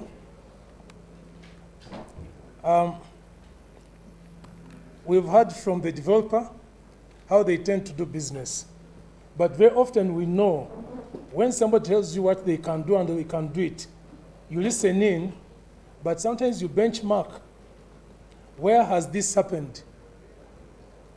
Where this, because when you check the net, most of the things there are negative. Are we sure they're not telling us a good story? Then later they say, well, we are sorry. Busoga Consortium, my plea would be to consider that as we work on this, we also increase the level of knowledge that we should utilize by getting out to benchmark where this has happened. So that when we discuss and agree or disagree with the developer, we are using that extra information. Because when you benchmark, you want to talk to the people who have also experienced this in their places. What happened? How did it happen? So that by the time we say, yes, we are in total agreement, we are ready, we know how it happens. Otherwise, for now, it is their word for us to take. So I think this is something that you may wish to plan. There are many of us who can fund ourselves to go. Sometimes you don't need somebody to fund you. But for the interest of our people, this is the extra mile we can go. So that when we agree to this, because mining rare earth elements, I hope that even the law on mining has sufficient provisions for rare earth elements. It could have been considered for the normal mining, open pits where it is sand, with possibly less, apart from the degrading of the environment, but possibly less of other environmental impacts. So, to me, it's something that I thought should be considered. NEMA, as you try to conclude on this, some of you might have traveled, you know many of these things, but the people where this is happening don't know. Especially when it comes to the social impact, they don't know. And our discussion should be based on increased knowledge. Based on the submissions on the presentation, here let me just mention a few things. That, first of all, this report is not available on your website. I've tried to get it so many times it's not available, and I thought it should be public. This report is not available on your website. And I've tried to get it, it is not there. Please let it be public so that we can read and engage better. We look at, I know we talk broadly about the environmental impact, but remember even when we were in school, this idea of just smelling ammonia, I know it seems to be a major chemical they are elected to use. Something that doesn't seem to come out is how far is it safe? What's the minimum distance people should be away from the project? This doesn't seem to come out. Should they be 3 kilometers away, 5 kilometers away? Because as much as we propose licensing blockwise, but the inhabitants, the locals, because of that disruption, how far is the distance that is safe that later you don't say because you stayed near the project, these are the effects. We may want to come out with that so that we advise people, because others are outside the project area, but they could also be affected by the project itself. Again, the impacts here, let's just say in the conclusion, the project has potential for negative and positive, but the presentation is on the negative and mitigation. For purposes of getting our people to appreciate better and embrace this, it would be good to go into the positives as well. So people can say that as much as they are negative, that will be mitigated. The positives are so good and we become very receptive. Otherwise, without the positives, people remain a bit worried.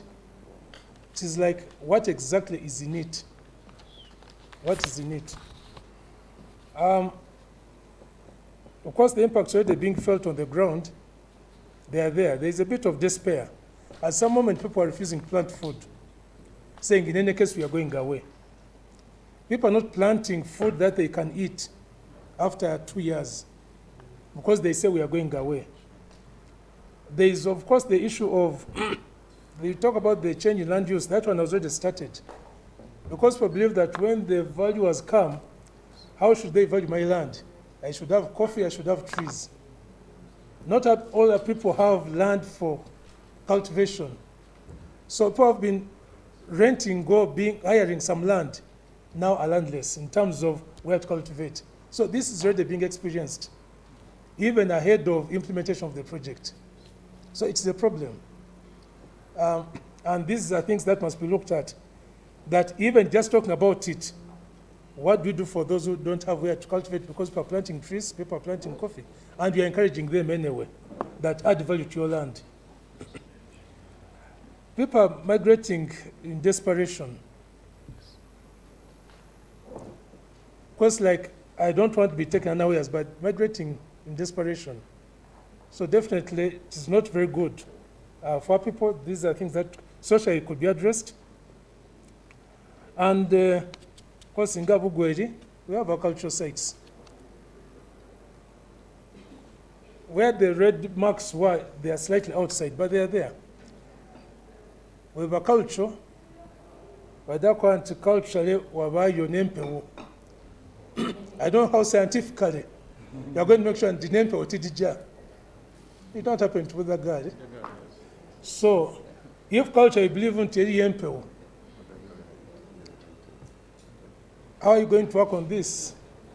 Yes, it is. This can be social disruptions. And what do I need to also Zolukulu, Olaba Semena. Okay? Ebukowe. It is just near there, Ebukowe. It is in Makuutu, it is near there.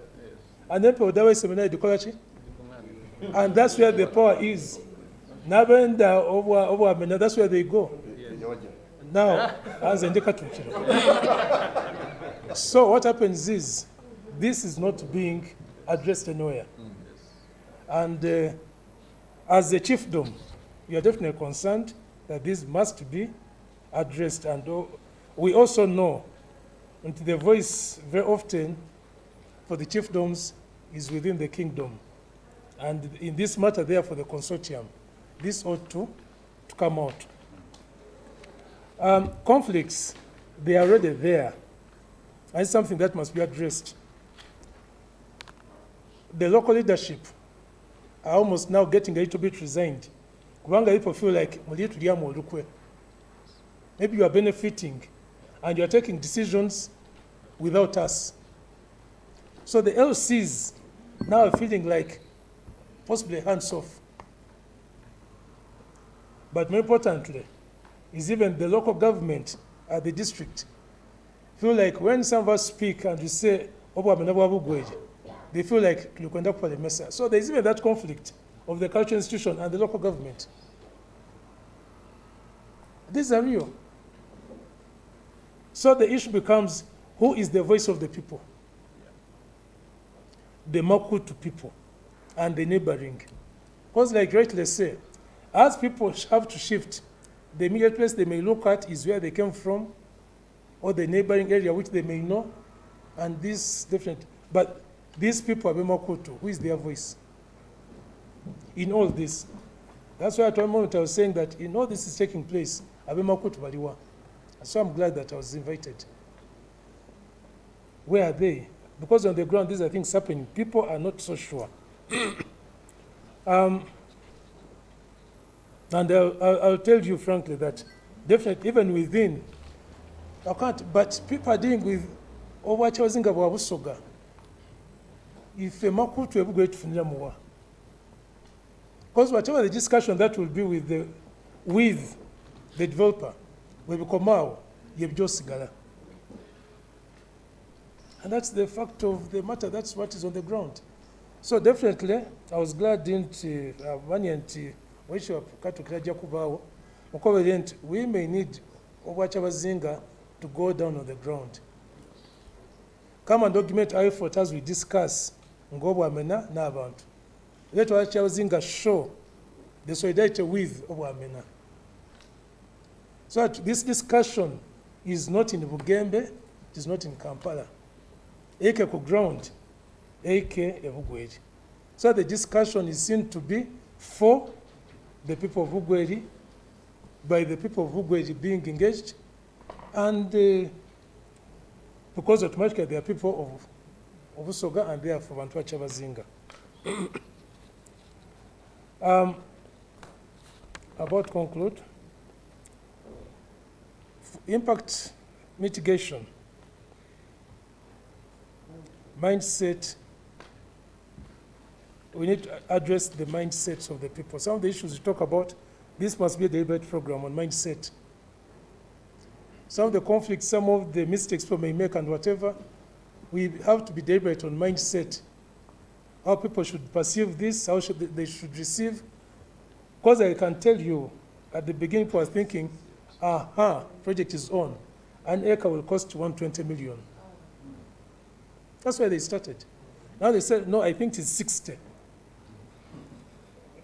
What should people have in mind when they are thinking and as they are planning? So I'm glad government value is here. Most people may need to swing into action very fast in Makuutu so that our people can be deliberately taught on how to perceive some of these things, and even in terms of expectations and how they should plan. So that ahead of the developer saying now we are compensating, people should have already known how and what to do, because it is still a challenge. Some of this is missing out. If Busoga Consortium can add the voice to this, to us we shall be glad that we get our people to be more knowledgeable, that by the time we are saying we're implementing, they know better. And I was indicating that while NEMA monitors the environment very well and deals with people who try to flout the understanding, guidance, and regulations, the social aspect, who should be able to monitor that one? If people are displaced wrongly, who is supposed to be monitoring this one? If people are getting conflicts because they have not been able to do as they thought, Mr. Daphne sent and decided to go and just remarry. Like you mentioned, the land belongs to 3. What happens if the other 2 are disregarded, even after government and developer have done their part? Who is there for the social monitoring and addressing these issues? So I think the social aspect, for the next generation, the social aspects, I'd request that the consortium, as we get on the ground with us, we work out a mechanism of how to address some of these, while NEMA deals with the other technical issues that are not with us, or which we can't monitor properly. Like me, I'll not be able to monitor the ammonia in the air, but hopefully they can monitor that ammonia and tell me whether it is harmful or it is adding to my life. Question of land, question of title. We request that in recommendations you consider, first of all, the nature of the land ownership of Busoga. 2, the options. There are various options we are looking at which we say, can't people lease out? Other than saying the developer now brings a title. Can people lease their land? So they are guaranteed that they have their land back. And I'll tell you there is also another fear, that actually maybe the land, because many don't have titles, that which has no title, maybe somebody in Kampala has a title. Yes, some people here may be having titles, so fortunately land is also here. Can we get assurance that people have not taken titles on this land? Yes. And on the contrary, Consortium moves to say people must get their titles. If that's the minimum government can do, why not? There are surveyors in Ministry of Lands. Can this be pro bono? You know, that we are sending surveyors, this is a project where government is going to benefit, they must survey this land, and we give the titles. We've seen the president giving 1,000 titles somewhere. I mean, can this happen to Makuutu? There are certain small things that can be done, but good for the people. First of all, getting that assurance. And you also know that when the government valuer comes, you have no title, your value may be lower. So before you come in, can you insist that this, let there be a social benefit to the people? And we are demanding, Consortium, please help us. Let these people make sure they get titles, and then they can have value. Because later they may not be able to have a claim on that percentage which goes to government. Mugihe abalonzi bo bakola, ngankayo kwa kaulu mpayo sabuni, mpayo ekitabo, kolot, wrongly so or rightly, but they feel that's the benefit they get because as an MP may never come back. So we are saying, can these people just get titles that when they are compensated, they get some fair value for their land and whatever in the process of negotiation. And it's something simple. I mean, it is an order from the Minister of Lands, or even the Commission to say, go and survey this land. The developer has done some surveying. If that can be justified, whatever can be validated, that is okay. Based on that one, and give titles. What does it cost? What does it cost? After we are going to do a social disruption. So if it is the least we can give up to the people, so be it. The question of loyalties, I think I've entered on it. In the process of discussion, I think we shall be engaging over what I was thinking about Busoga, so that we look at what is it that must be for the chiefdom. Because to us, this is very, very important. What is it for the chiefdom? And request that let it be part of the literature, include it in the write-ups, because that is the uniqueness of Busoga.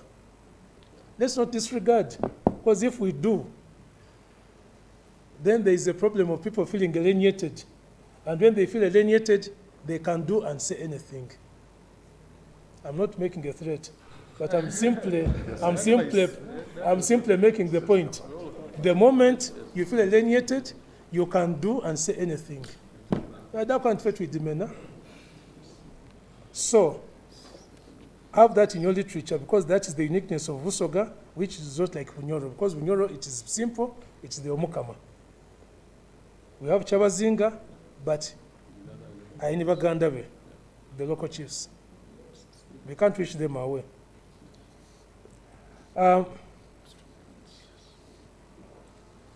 Finally, the authority has given mitigation measures on the environment to the developer. He's satisfied that these are okay. What is the satisfaction from the side of the people? Are we satisfied that what you have given is also good for us? So possibly what you've given, maybe it was part of the public. Unfortunately, I missed the public hearing. I was doing an interview that put me in this job where I am on that day. But that what you give, can you be explained to the people so that people also feel that, yes, if that is what people must address, we are okay. It's only that once we go beyond yours, which is scientific, we want even the social.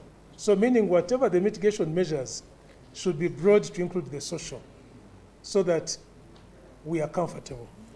But having said that, we are glad that this project is coming and should be coming, and it is in Makuutu, and should be to the benefit of people of Makuutu, people of Bugweli, and as a whole for the people of Busoga. Thank you very much. Chair.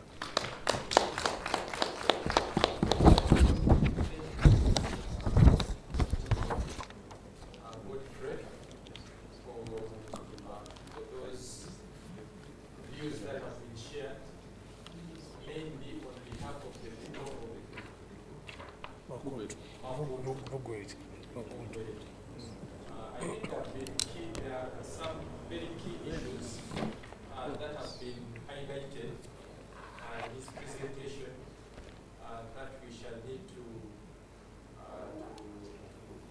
discuss further. Issues relating to the titles, issues relating to the benefits, direct benefits of the people of Makuutu as a chiefdom. It's relating to the mindset, addressing having the mindset program, prepare the people on the issue of the project, example, the cost of land, so many variances on the minds of the people, is relating to the need for benchmarking and among others. So I want to thank you for that presentation. Allow me, we are a little bit running out of time. We have about 1 hour. So that our lunch is still warm. So I would request that we try to work within the remaining timelines. Allow me at this point to invite the government chief valuer. The number of issues that have been raised, both from, there will be issues as well to respond to by our brother, issues relating to the positives of the project. There's been an observation that we talk about the mitigations, but with a focus on the negatives mainly. How about the positives? So maybe... Can I request, I took on land before he addresses it, please. Okay, just very brief. Yes. Okay, but please. I request you listen to this one. The land issue from our interrogation and the project, actually the developer doesn't want the land. He wants to come, get whatever he wants, then he brings you back. And that is the uniqueness of this project. He wants to come, mine, then after that, you can come back. The challenge has been, you know, the titling has its challenges and intricacies, but also if you're going to displace an entire village has 300 households. And these people all know where their land stops using landmarks. Vidowa, you know, and all those landmarks. They go, then you remove the landmarks and mine. Then you want to bring them back. Then you have a problem. So we have some of those little challenges. The developer actually, he says your land, you can always come back. Although, you know, the RAP process, you may find someone says after 27 years, I don't want to come back. But so there are all those challenges, but that is the interesting bit with the land. And the issue of benchmarking, I think it is a good thing before he leaves. The consortium can pick it up. We can certainly start from home. The kingdom and the consortium can engage with the Bunyoro and visit the Bunyoro area and get to see what has happened. They've had some challenges, but we might improve on them, we might copy, or we might innovate our own solutions. I thank you. Thank you.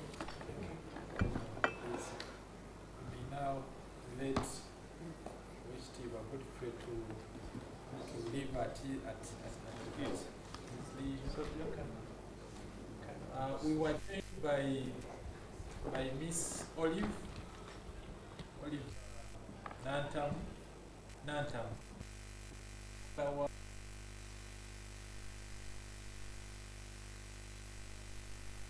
The Solicitor General.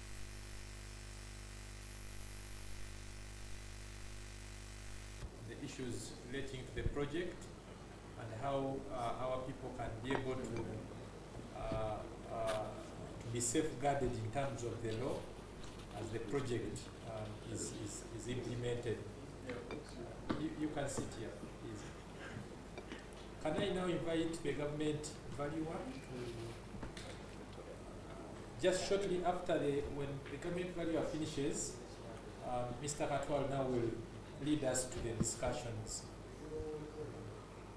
All right, Chair, Director General, Busoga, Consortium for Development, the second Deputy Cathedral of Busoga Kingdom, protocol observed.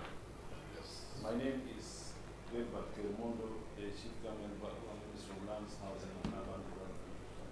Good afternoon. Yeah, this comes at a time when we are very concerned about the rights of people on land. And it's very clear that the nature of what we are talking about borders many issues which are already highlighted in the Mining Act.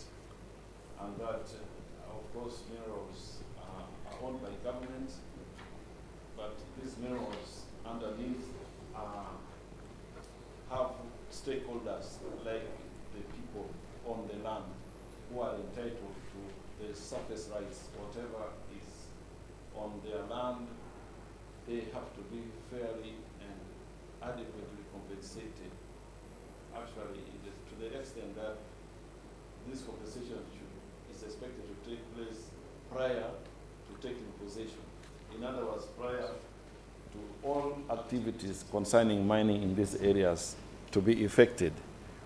And this is not a new thing. We can borrow a leaf from other projects which have been taking place. We had the Usukuru in the neighborhood there in Tororo. Now we are in the Albertine Graben, and many others. The most important thing is that the people should be sensitized of their rights. They should know that whereas minerals don't belong to them as the affected persons, they are entitled to all the developments they have on their land in terms of compensation. Now, it's very interesting. I'm learning something from here. In the presentation from NEMA, these are people who are going to utilize this land, say, for 27 years. Now, what happens after 27 years? Question one. Two, there's also a possibility that when government opts to have this land acquired, that can be now like total compensation of the affected persons.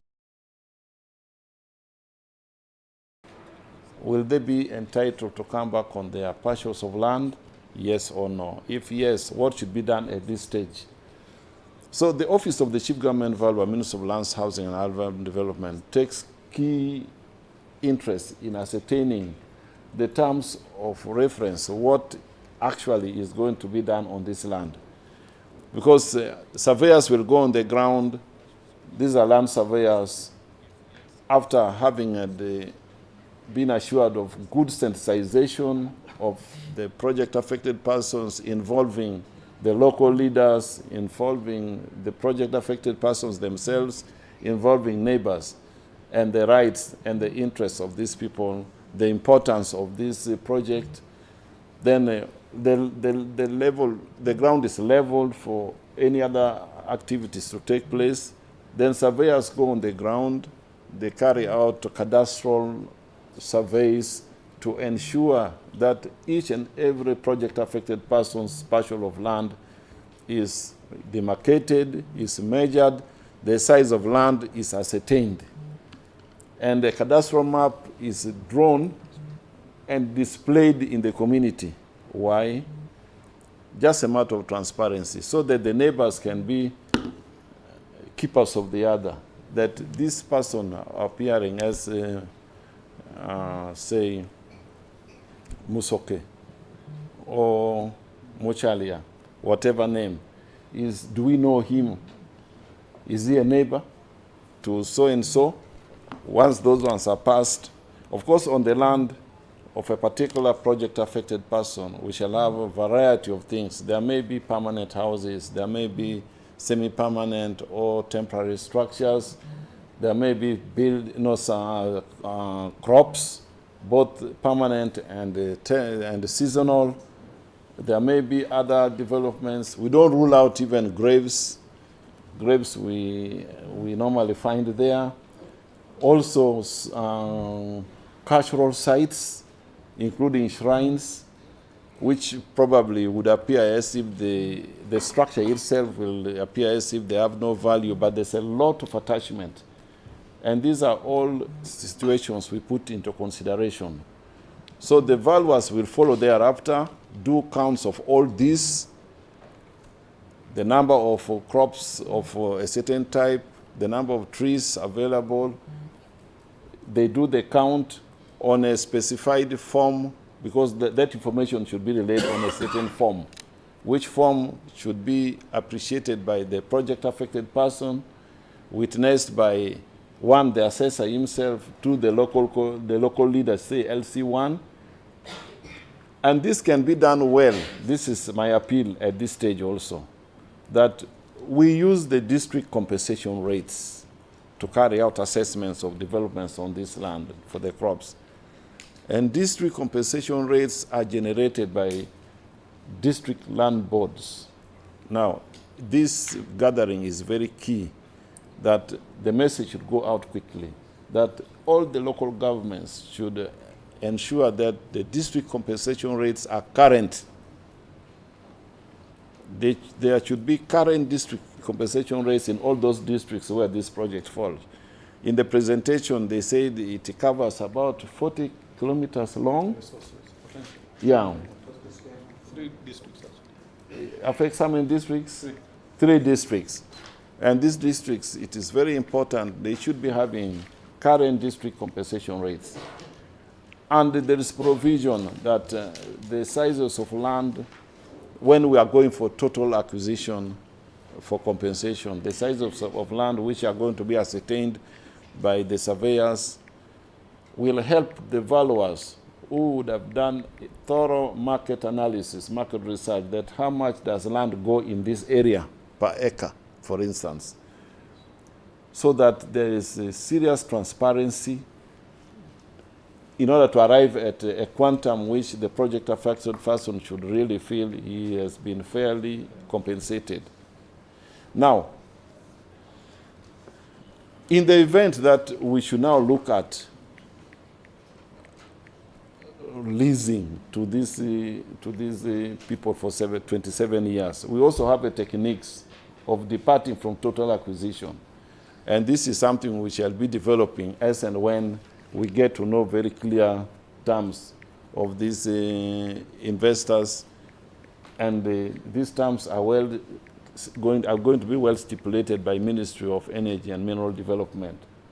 I think it is Ministry of Energy and Mineral Development that will issue the mining certificates. Yeah. And the details are there. Office of the Chief Government Valuer, Minister of Lands and Housing, Minister of Lands, Housing and Urban Development pledges to provide total technical support to ensure that nobody, no project affected person is put in a worse position than before. I beg to submit. Thank you. Thank you. Thank you, Brother Gilbert, for the assurance that has been made, and also for the clarity that has been made, especially on matters relating to the compensation rates. How are they expected to be determined? I think this is very important, and our local government representatives, I think this should be a take-home for you. Allow me now to invite Professor Katwaro, who is going to give us an entry into the discussion. And I will ask Tabingwa to guide us to be our moderator when we get to the discussions. Okay, thank you very much, Chairman. What does that mean to the presentation? Yes. We can do without it, although it would be good. It's not connected. No, I actually.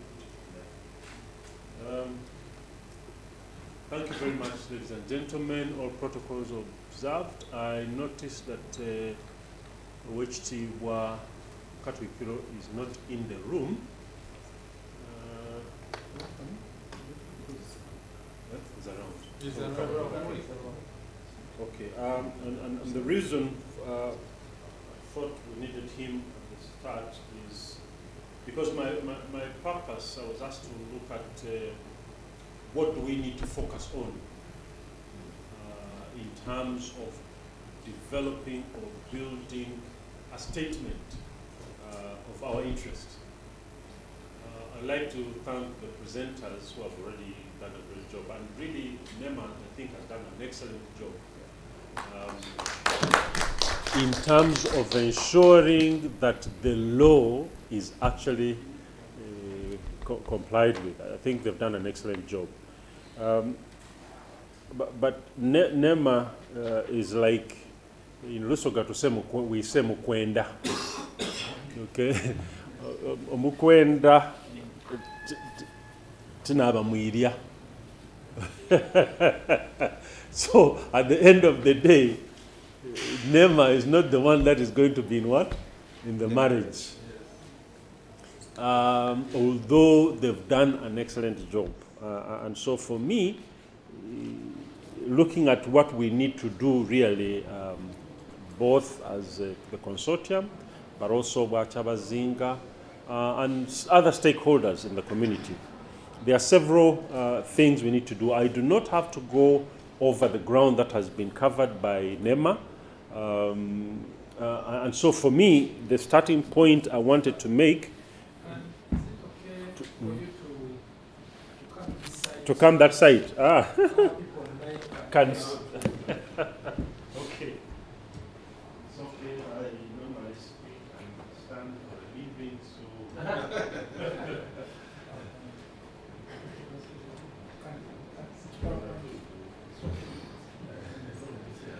Okay, so. Are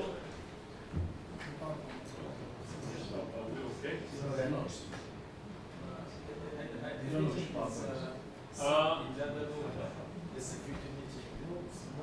Yes, for him it's supposed to be.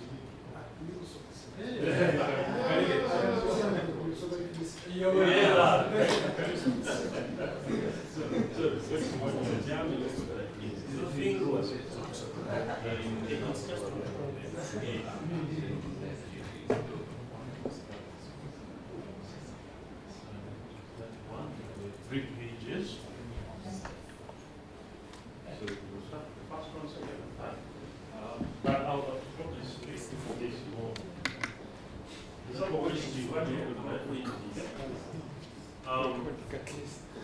My first comments in terms of guiding this conversation to where we need to be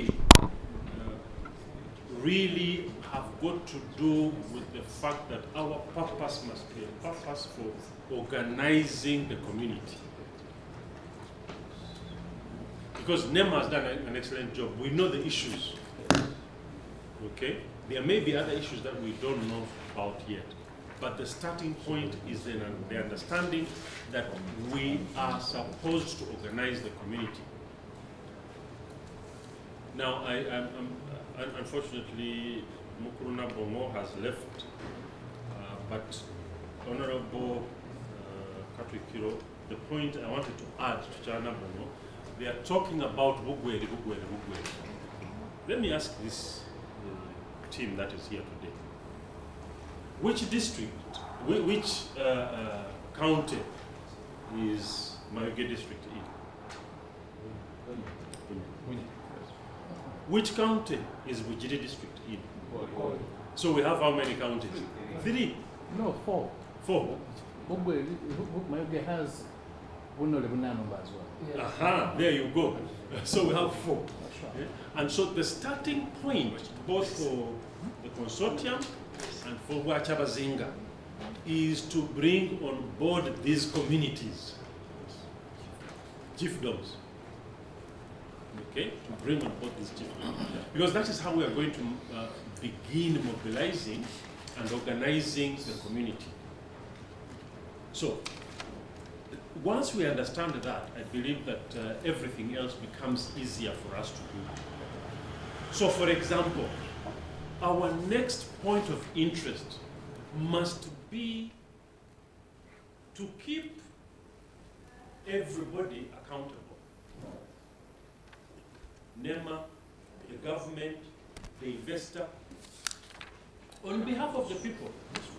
Because as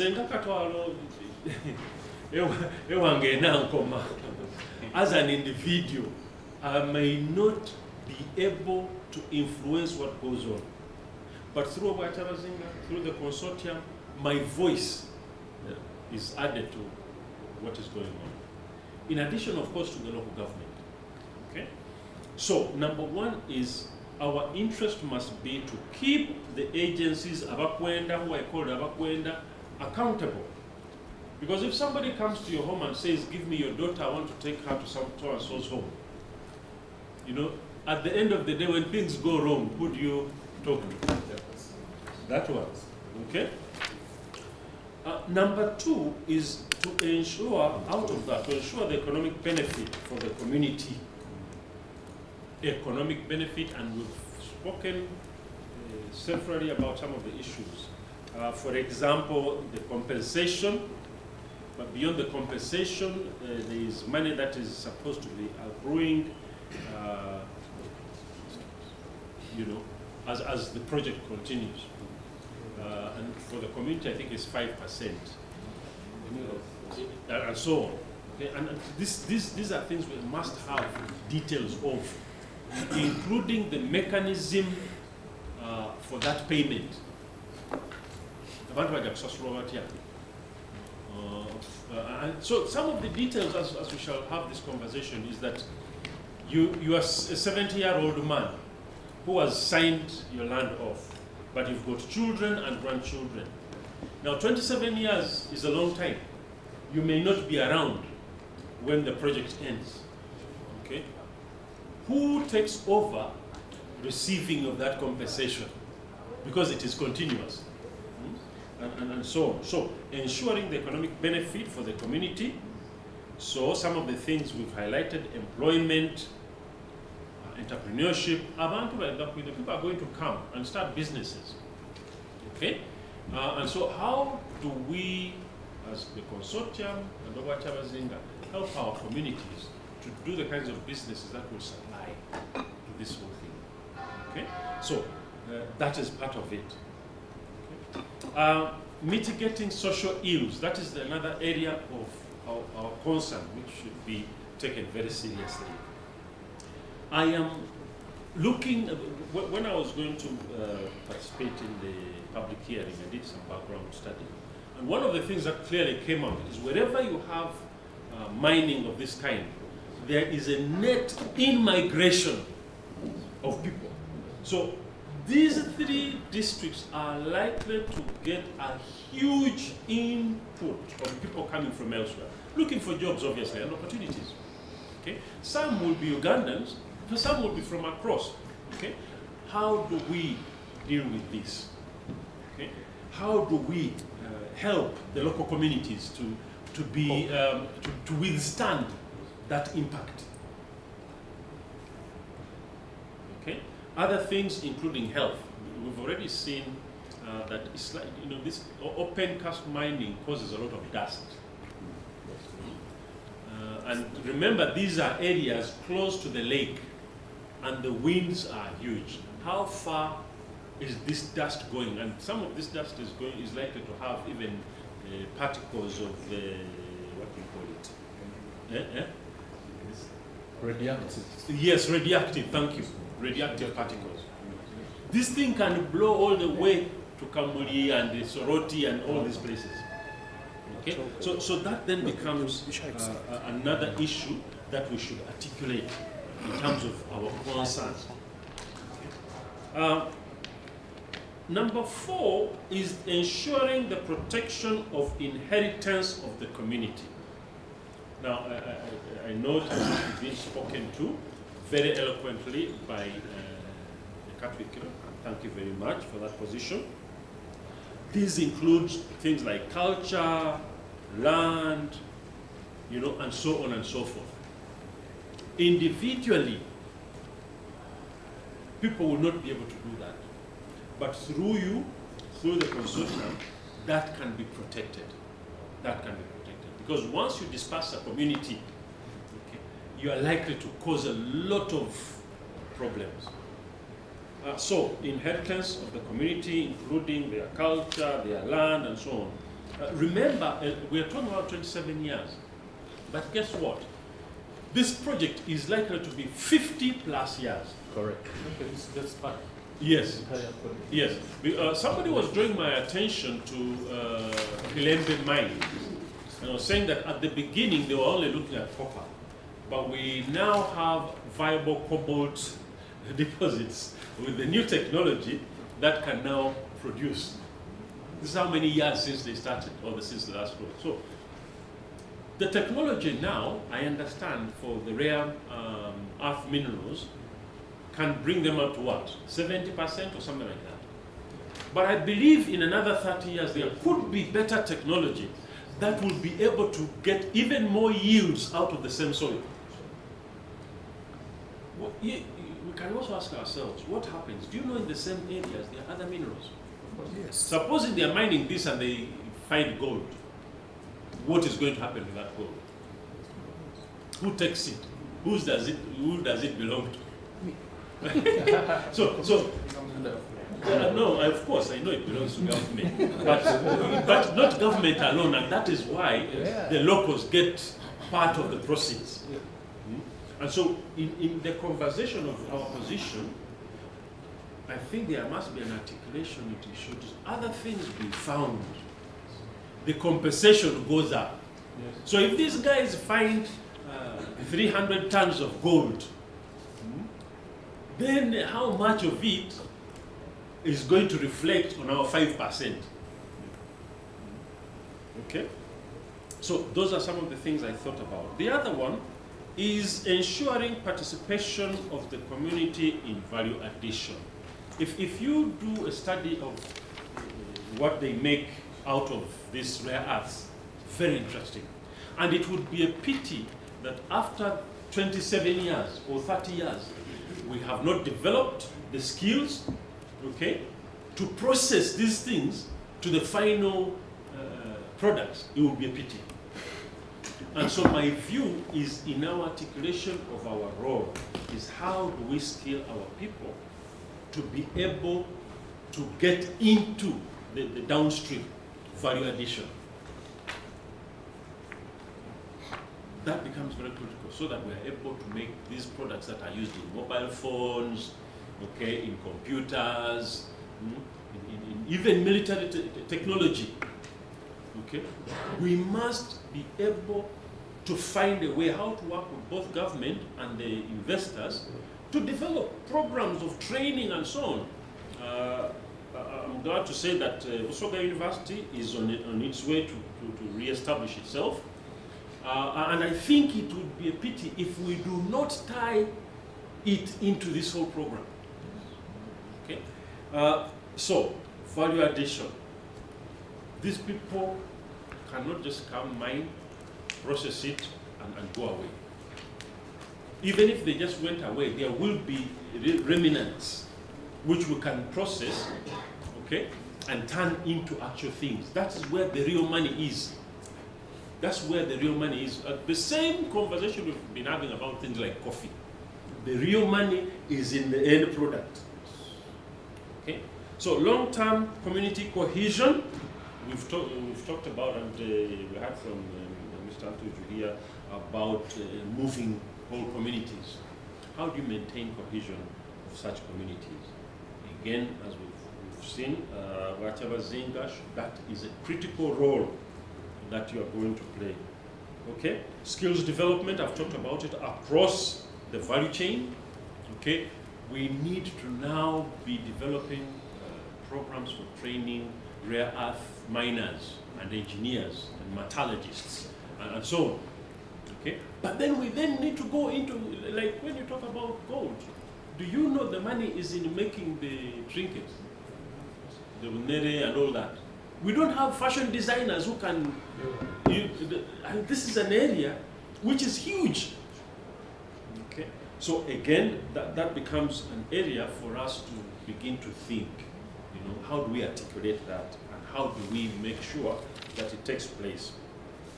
Also empowering of indirect benefit, or empowering for indirect benefit. There will be indirect benefit, okay? For example, if we work well with the investor, we should be able to become a center or to have or develop a center for, you know, laboratories that check and do all this testing for these kinds of minerals. After 27 years, everybody in the region should be coming to us to say, we think we have this, what is it? That is an indirect benefit. And so we should be looking to those kinds of indirect benefits. Long-term creation of wealth. Out of this money that we may be getting, is there a possibility either the Consortium or whatever Zinga starts a fund for Busoga, similar to what they call a sovereign fund, so that we are planning for 100 years, the Busogas that will be there 100 years from now. They will they will be there. Their descendants, your children or children's children are going to be there. They may be there by another name, but they will be there nonetheless. They will be there nonetheless. Yes. Okay? And if you create a fund for them, that keeps bringing in something, however small it is, I think it is something that we must articulate. It is something that we must work towards. And so we must be able to bring on board financial experts to help us design and model such a fund. So that as government gives us those proceeds are being invested and being put somewhere which will bring more, rather than giving somebody 30,000 here and 30,000 there and so on. Okay? We have to deal with other social ills, like I said, including health and so on. Okay, so I've already spoken to the question of accounting for other things that come out of the ground. Okay? The last page. Okay? But above all, we need to be a forum which increases awareness, sensitization to the population, because the population does not know what is going on. And there's a lot of rumors. There's a lot of rumors, including funny things that, Charles Zinga wants to eat the proceeds. You have to hear this. There are rumors. Yes. So it is our responsibility to inform, to educate, okay, the population. Ladies and gentlemen, I believe if we focus on those areas, we will be able to come up with a very strong position of interest. Thank you very much.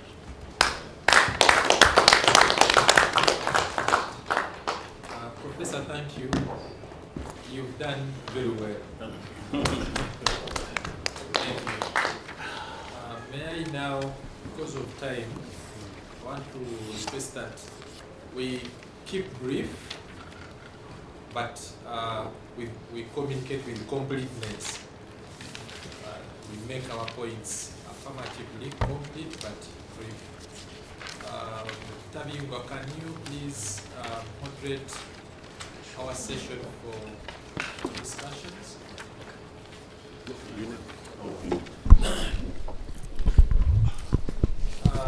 The end result of the discussion should lead us to getting go towards forming a position or developing a position that will be shared with the Ministerial Coordination Committee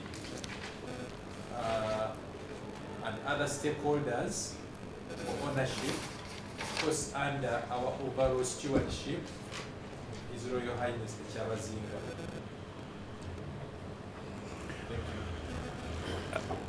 Thank you, Chairman. But for purpose of protocol, our Deputy Katukiro, our Director General, and all the protocol observed, I first of all want to thank the members who have made able discussions, starting with our Deputy Katukiro and other experts who've really availed much information to all of us on this day. As it has been explained by the DG, is that we're trying to formulate a common position, of which you have also been ably guided by Professor Katwalu, whom we can actually add another round of applause for a job well done. As your moderator of this session, my name is Maganda Evans Tabingwa from Luuka. We migrated to Jinja, so I'm all over Busoga. But I'm the CEO Tanya Innovations. I'm also an educator with many other portfolios. Now, from the submissions that were made about ESIA in terms of the impact assessment, we also listened to the chief government valuer giving some sort of guidelines that we may have to follow. And we've also listened very well on a number of issues that have been raised by Professor Katwalo. I would expect that in this discussion, let's use some of those points raised as guiding points, but we don't have to limit ourselves, because we are aware that this has been a very contentious issue, especially on the last guiding point that Professor Katwalo was bringing on board. There are a lot of rumors. I think other people are being misguided, and I think that becomes a very unfortunate position. So we need to be able to guide our discussions so that we can come up with a concrete common position for our people. And also just to, we had some submission that was made by our Prime Minister from Bugweri. Just for purpose of clearing the air, because we have also online community, it didn't mean that we're in President's office just eliminating other stakeholders.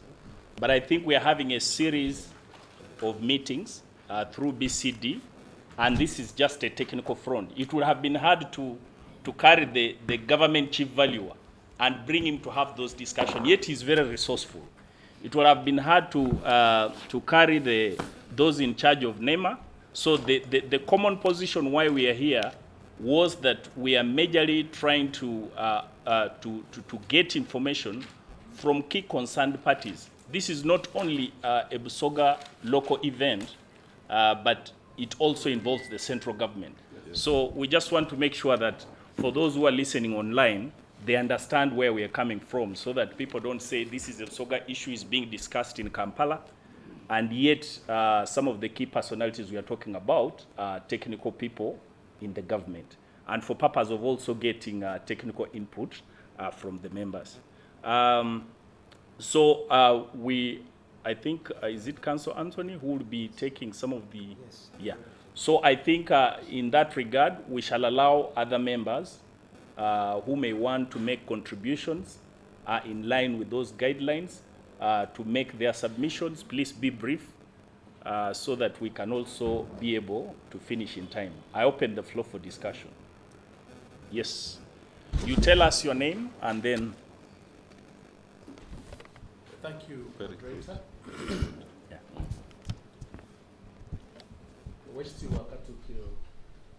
Chairman. Sorry, before you just allow this microphone to come, because and also before you submit, we have Honorable Ngereko online. He said at appropriate time we can give him time on phone to make his submission. Okay. Thank you, moderator, once again. Our second Deputy Prime Minister, Busoga, Ahmed Noor, the Director General, and all of you who have made it to this discussion, I want to thank you for the wonderful time. I want to add my voice to thanking the technical presentations that have been made by NEMA, the CGV, and all the other speakers who have had very informative input to this discussion. From the onset, I want to say that I support every move to make an investment that will have far-reaching impact in this project area. But I also want to say that we must hear the alternatives to what is happening. And while, therefore, my position is that I am in full support of the project, I want in my discussion and presentation to be allowed to have the devil's advocate for us to be able to hear the other side. Yes. Because what is very important in many of these issues is an issue of disclosure. Disclosure is everything. When there is a little smoke screen, there is resistance, and then the pace of implementation gets slowed down. We have seen this, especially at home, on many of these big projects. The 1997, 2000 discussions about the Bujagali, the Isimba, have had many of these issues where people have been on the hills shouting only the negatives. But it's an issue of disclosure. And therefore, for us to be able to move people's hearts and minds to support fully this project, there must be complete disclosure. And one of those areas that I really think needs to have disclosure about is an issue of financing and funding. This is private-led, private sector-led, granted. But so is the ECOP and many others. They are private-led. But many times there is need for government to guarantee these projects. And where our government has put resources, it becomes a very big partner for all the 44 million persons involved. We have seen that government puts huge amounts of money in projects, and then these projects declare losses. Where does it leave the people? Secondly, this is a very humongous project, but we are also obvious of the financial times and risks that are happening globally. So as we speak about Rwenzori rare earth, ionic clays, what is happening elsewhere will affect them. And when that happens, you realize then that in the course of the project, they slow down. And the 27 years that we think are going to be the project period begin to be multiplied sometimes to 80 years. And now we're using open cast mining, which for me swung me back in the times of Charles Dickens, had times where they were talking about the effect of these open pits to the communities. You don't have to do a lot of guessing. The other thing that I thought that needed to be discussed very candidly, again with disclosure that leaves everybody comfortable, is on the issue of the effects of this. We are certainly going to need to look at what social safety nets we need to look at for the people to benefit properly. The environmental assessment has been done, and the exposition here gives us comfort. But it is quite on the top, like indeed the metals have been said, the rare earth metals have been said to be on the top. I would love to hear issues about the natural habitats and how they will be affected. How the biodiversity is likely to be affected in depth. What this long open cast mining will bring to the pests, and Busoga being an island, to the south, the Victoria, the north, the Choga, which to the west, to the east, the Mpologoma, and then west, the Nile, tells you certainly that the water table is high. And as a matter of fact, this extraction is going to probably lower, or whatever they are going to be putting in as parts of their utilization will affect the environment. What NEMA fell short of is to speak about some of the things that they are going to be used.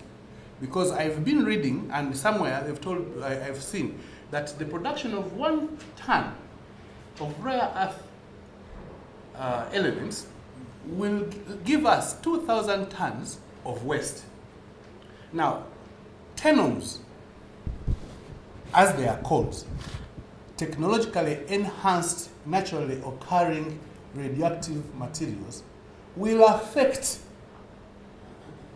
our people immediately and in the future.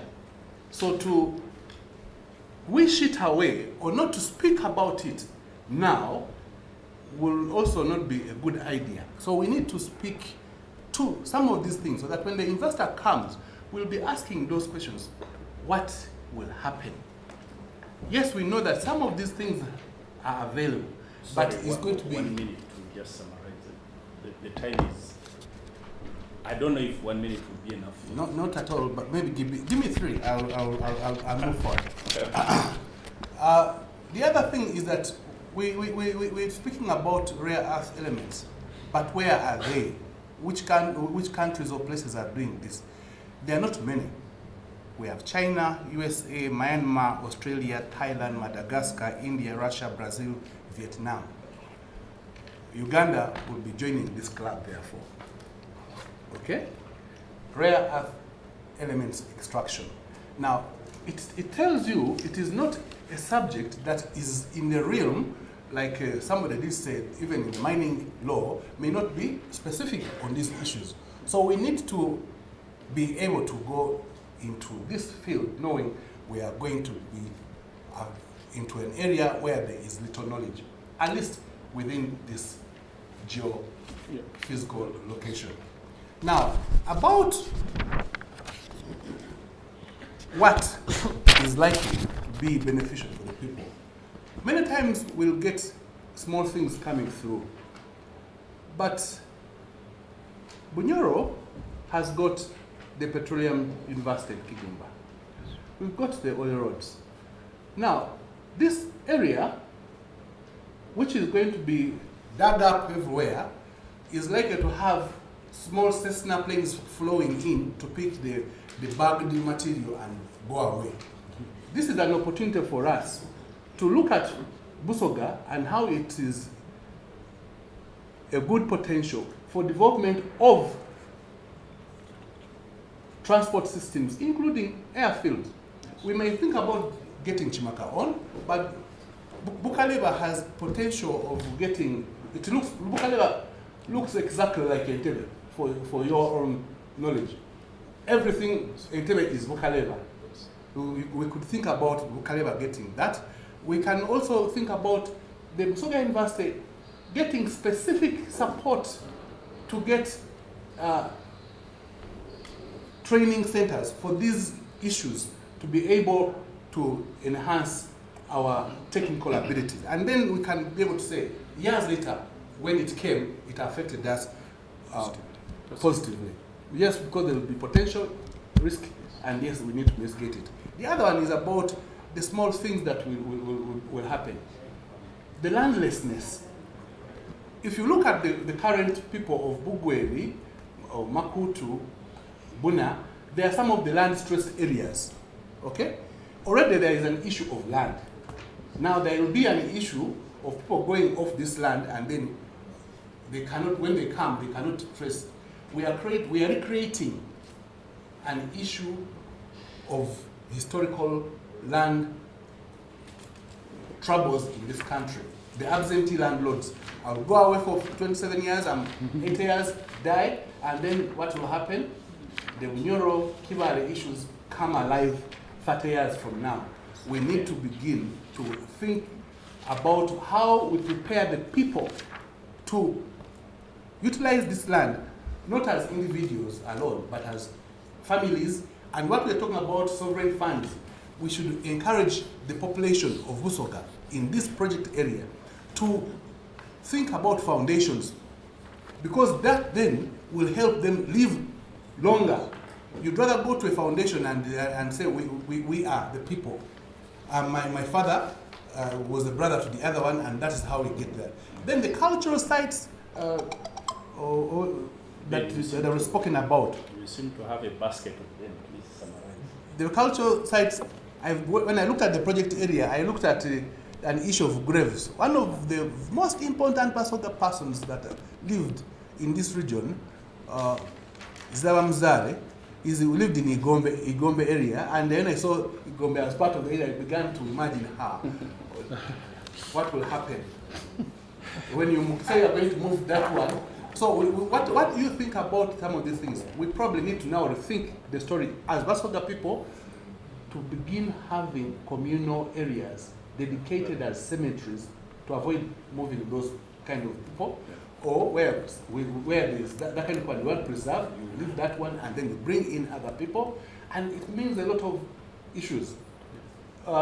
Moderator, I really think we are going to, like, I'm accusing my friends of NEMA for being skin deep. We are also going to be skin deep because of the time that this discussion has to be. But as a matter of fact, when I was invited into this, I went burning my candles, and I have so many things that I cannot bring on, but I must cede way to others to come through. Thank you. I think that was very... You know, the project affected persons need a voice. Because when we are electing politicians, we don't know the assignment they are going to do. When they are electing chiefs, there are things now which are concerning the people. They need to have an input in this. So I think if we can agree, find a way we can involve the people, then we agree on teams to come up with a detailed and in-depth discussion. For instance, they're talking about destruction of culture, whatever. How are we going to handle people's graves? There are over 10,000 graves in 200. Are we going to have a public graveyard somewhere so that families are given plots, so that, you know, although we are going to ignore all those dead bodies as they get, because 10 meters deep, no grave will remain on the surface. So that must be a particular committee that will again need to engage the government valuers office.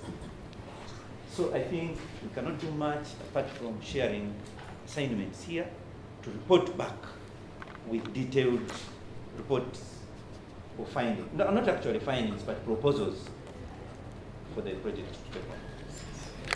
Okay. Thank you, Mr. Tucker. It is very clear that we need a progress report of whatever that is on ground, if I got him clear, so that we can be informed in terms of whatever decisions that we are making. He's also concerned whether what the position of Busoga is, whether we are limited to royalties or we are shareholders, and what is that share.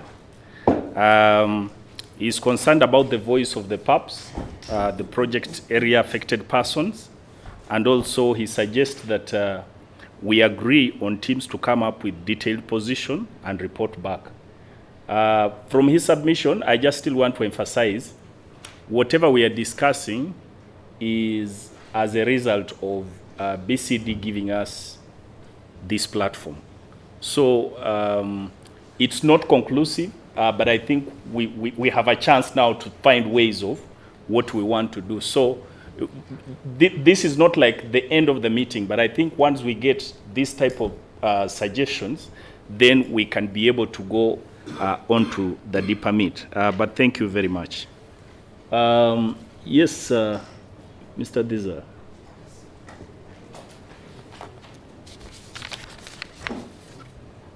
Thank you very much. Mr. Moderator, Sir, Director General. I worked with the Planning Authority for the last 18 years, and I've just been here. Sorry for interruption. For purpose of your voice, just come and stand here for me. You can even hold it. Can go there. If you want, you can feel comfortable, but there you go. Yeah, so I was saying that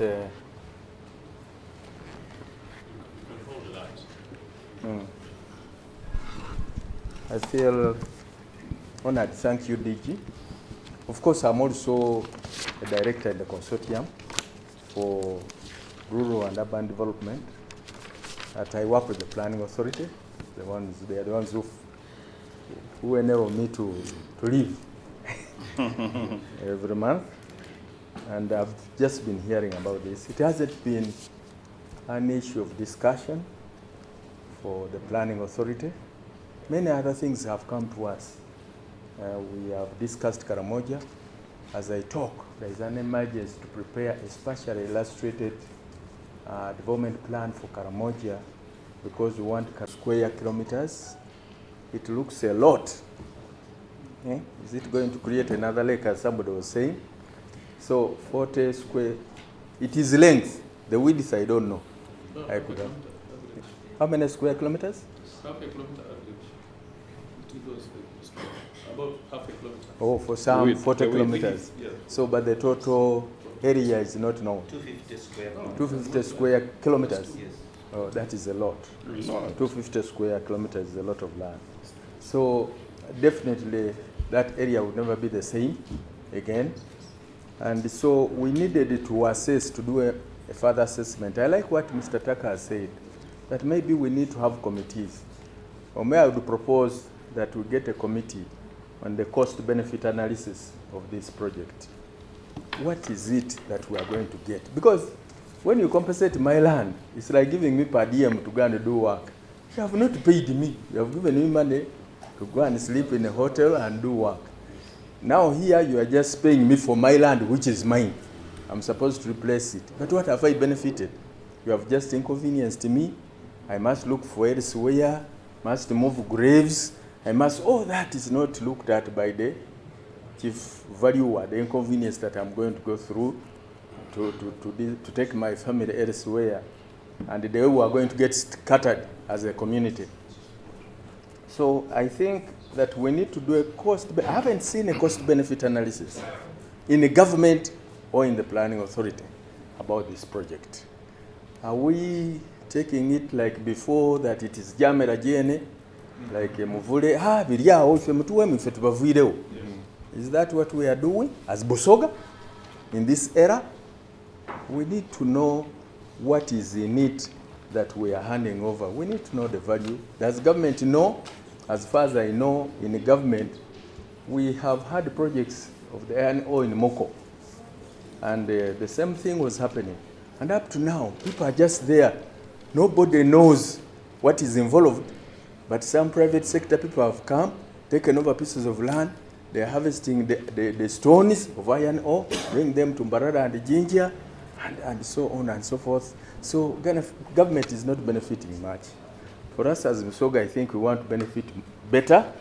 We want to help government as an example so that we benefit better as Busoga and for posterity, for the future. So I would propose also that besides having that committee that looks at the cost-benefit analysis and looks out the facts from the investors, because they know how much quantities they are of this rare earth, then we can do our cash flow and know, okay, we also value the social benefits and the environmental things, and we say, is it worth? So that report is also there. That's how we do it in appraisal. We call it a feasibility. And we did that. We do that a lot for government as National Planning Authority. So we can't fail to do that for our own place. With Dr. Muvawala Dekatukiro, who heads us, we have a team, and we can help Busoga to do this. So I think we need to do that one. Also, secondly, we would need the 3 districts to fast track preparation of new district plans so that we know the displacement. Where are we going to take people? We move these people out, and then how is the urbanization of the place going to happen? What is going to be the source of income for the people? Alternatives away from the rare earth? How much land is left of each district? So what are they going to do? And so on. I think the chief planners of this country are from Busoga, and we are there. So we need just to be guided on what to do. I think DG, we need to talk to Muvawala so that the commission, I expected the minister to be here, Honorable Mumba Kasule, so that together we can cause that to happen right from cabinet. We get a cabinet directive and work will be done and resources will be committed to that work We know Busoga doesn't have money. The government has money, and it's the major beneficiary of this one. So I thought that these are my few points for now. We have a lot to do. Maybe, as he said, when the committees have done, you can give us timelines. And then we get back and report. You know our capacities. Divide us up. You know the people you have, the resource you have in Busoga.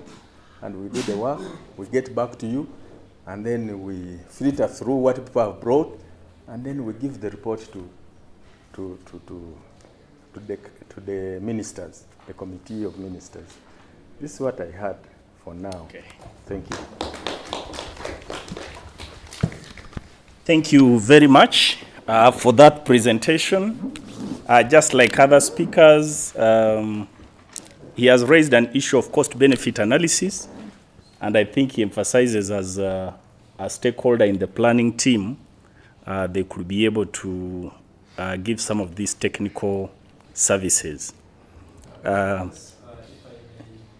interject shortly, the Katukio will be moving out shortly for prayers. You have his prayers somewhere around, then possibly can be able to come back. But briefly, and then I also want to inform you that we shall be live on Baba TV shortly, and I wanted the country to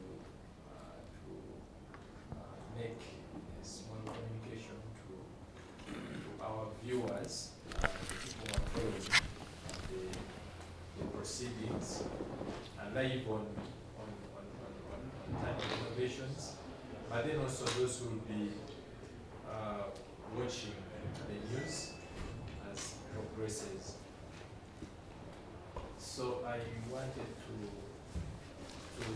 take this opportunity, just briefly, to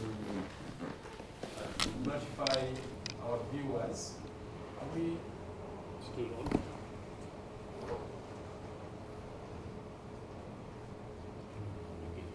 I wanted to use this opportunity to notify our viewers that today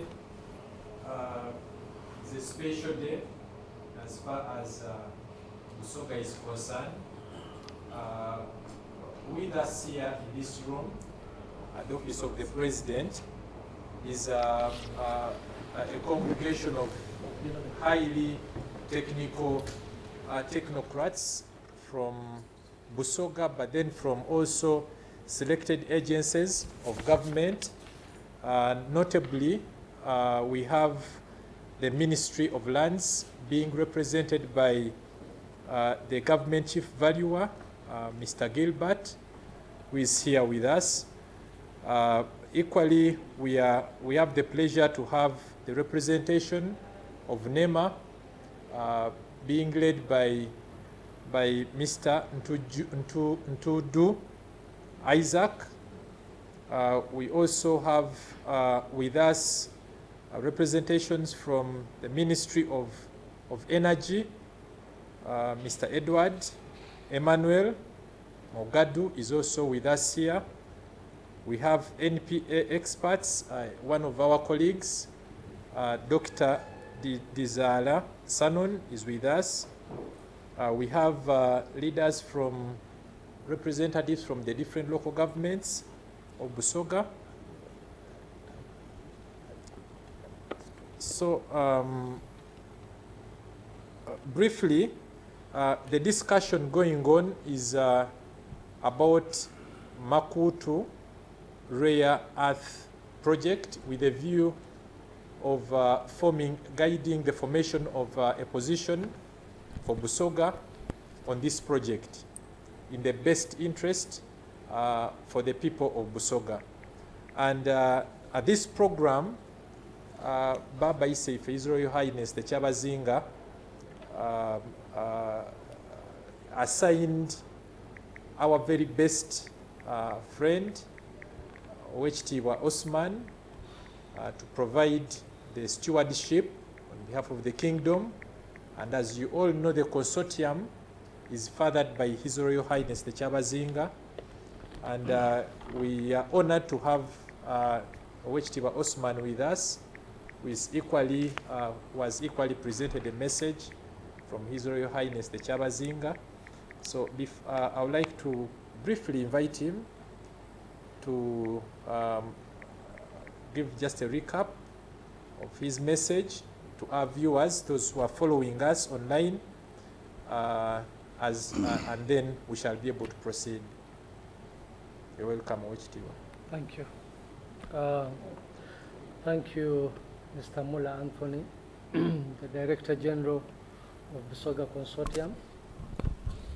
Members, once again, I would like to take this opportunity to thank you for these wonderful deliberations on dialoguing on the rare earth materials in Makuutu and other counties in Busoga. As earlier mentioned in my communication, His Royal Highness is very keen in a structured approach towards achieving the benefits of this project in Busoga and for Uganda.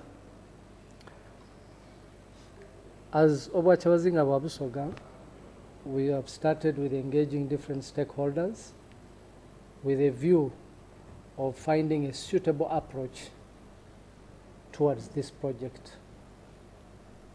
I want to thank Busoga Consortium for this dialogue and these high-level engagements from the different sectors and stakeholders.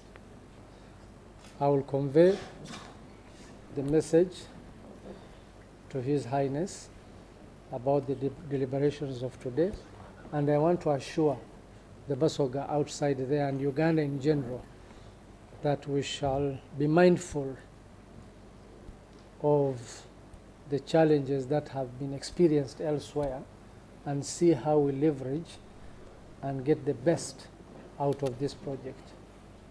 I also want to make a small comment or observation from the Katuukiro of Bugweri.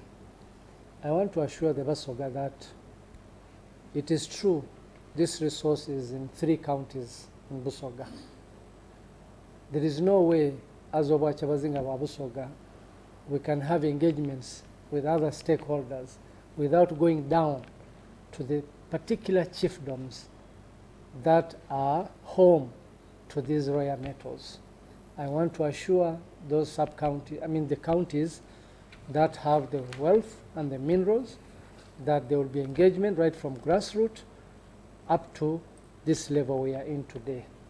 Also, maybe to also inform those counties and the Busoga that the resource will also be evenly distributed to the other chiefdoms that do not necessarily have these minerals. I thank you. I wish you good deliberations to continue. Busoga, Okwisania na Amani. Thank you very much. Thank you. Thank you. I want to thank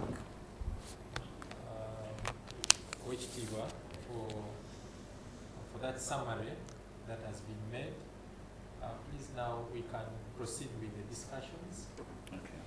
We shall have our lunch. As the moment we wind up, we shall have lunch down. So just allow me lead Oweekitiibwa just for a small drink, and then about 5 minutes I come back. Okay. Thank you. Thank you very much. Thank you very much. I think we haven't heard from the ladies. We could give her the mic and then give Captain. Please, just briefly. Thank you.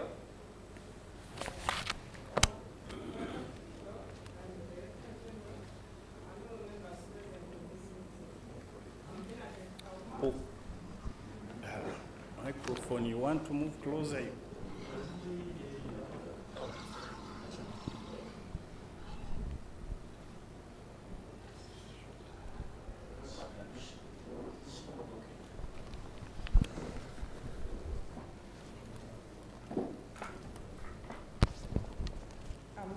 Kauma, representative of the Kogi District Local Government on behalf of the plan. I've heard from many presenters and also speakers, but I didn't hear anything to do with food security. We are very much aware that the 3 districts, most of these villages, which are where mining is going to take place, are the food producing baskets for the neighboring towns and also the neighboring villages. So I'm just requesting that in the position paper, we at least develop a strategy on how we are going to ensure food security in the project mining areas and also the surrounding towns that are being served by these affected districts. Then also, one concern that I would like this meeting to take note of is the issue of the children's rights. It doesn't come out, though I heard one of the speakers saying that whereas NEMA is going to take charge of the environmental issues, who is going to take charge of the social issues? With the gravity of the challenges, the problems that are likely to come about, I think the children are likely to be affected. So I call upon government and also the Busoga chiefdom to ensure that there is at least a position on how the children's rights are going to be promoted, both to do with education and also health. Because most of our parents, with the poverty levels, you find that most of the children are ignored at all levels. So at least something has to be done to promote children's rights. Then also the development position, we have to demand from government. If the resources are going to come, what are we going to get as Busoga? For example, we have a university which seems like it is no longer function.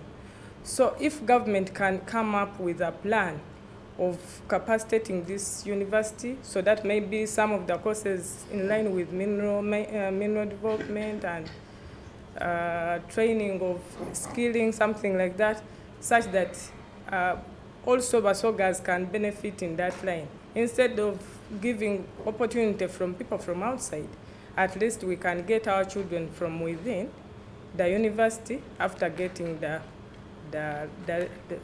mainstream of the lectures in that line. Maybe the last thing is also getting a position on the employment, because we have realized that most of the workers currently working with the Because we have some technical person, we have chief government valuer, I think, who may not understand Busoga. We have people from NEMA. We have quite a number of other parties who are non-Busogas. Okay, thank you very much, Evans. Yes. And I want to thank the consortium leadership for organizing this meeting, and the Katikiro, yes, for sparing time to be there, and the presentation he has made, and the focus he has put on consultation and working with other entities such as the consortium, the academia, NEMA, the Ministry of Lands, and so on and so forth. Now, I wanted to raise one thing. One, these minerals, we discovered that there are minerals in that place way back in 2006, at that time when we carried out the aeromagnetic survey. Okay. In 2015, a lot of emphasis was paid on these minerals, and the government started reporting on them when the concession holder was Chagulanyi, before he brought on board other partners. So these are minerals which have been in place for quite some time and have been written about for quite a while. And they require a lot of deep pockets. They require a lot of investment. They require a lot of work and consultations and involvement of locals, local leadership, and they have so many stakeholders that must be involved if successful mining is going to take place. Recently, the Right Honorable Prime Minister had put on hold activities to do with Makuutu rare earth minerals. It is only 3 days ago that the suspension or the ban was lifted. Now, to us, that was a very good thing because many projects in this country take too long to take off. But the lifting involved a lot of discussions with the Chabazinga institution, with the members of parliament, with the Ministry of Lands, with the Ministry of Energy and Mineral Development, Ministry of Lands, Housing and Urban Development, and so on and so forth. But this brings me to the other point, which I have not heard being emphasized. There has been emphasis on the consortium, there has been emphasis on the Chabazinga institution, but the MPs have not been emphasized. Like, I don't know whether I'm wrong, but I was following the discussions, and the role of members of parliament was not coming out strongly. Yet they are the elected leaders, and they are the ones supposed to speak for the people who elected them.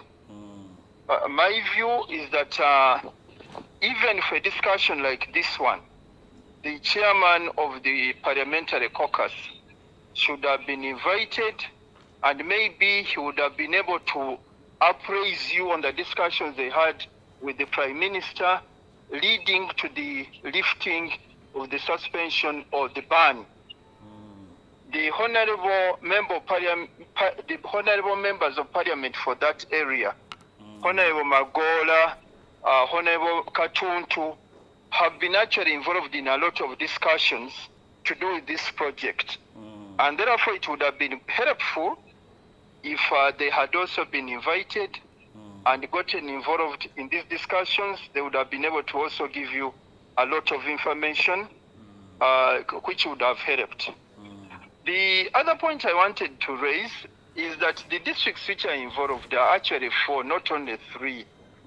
There is Bugweri, which is the major focus area. Then there is Mayuge, there is Bojiri, and there is Iganga. There are two sub-counties, I think, from Iganga, which are involved. Now, if Honorable Isavili and his team of Honorable Woman Sauda had come, they would have also been able to tell you which particular villages are going to be affected. However, the license for which mining activities are supposed to be pursued immediately cuts across Makuutu area, which is in Bugweri, cuts across a sub-county in Mayuge, and cuts across some parts of Bujiri. Iganga is likely to come on board slightly later. But I thought this was information which people needed to know, and maybe next time when the discussions are taking place, the villages that are being affected by the mining immediately would have been put on display, so that when people who are discussing go back, can be in a position to discuss with knowledge, with information, and greater authority. I don't know whether that is really helpful. That is helpful, Honorable Migereko. The other point I wanted to bring out is that at the meeting that was held before the lifting of the ban did take place, where our members of parliament from the project-affected districts were in attendance, activities that are supposed to be carried out immediately and the timelines in which they are supposed to be carried out was agreed upon, and a statement was issued by the office of the Prime Minister. Now, it would have been good at a meeting like the one you are holding if this matrix had also been brought to your attention.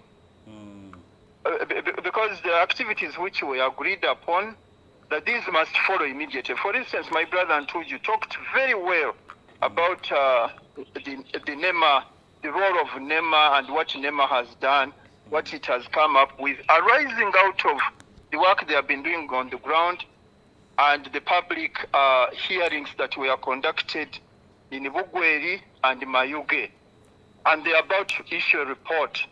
One, I must commend my brother because he has put out the issues very well.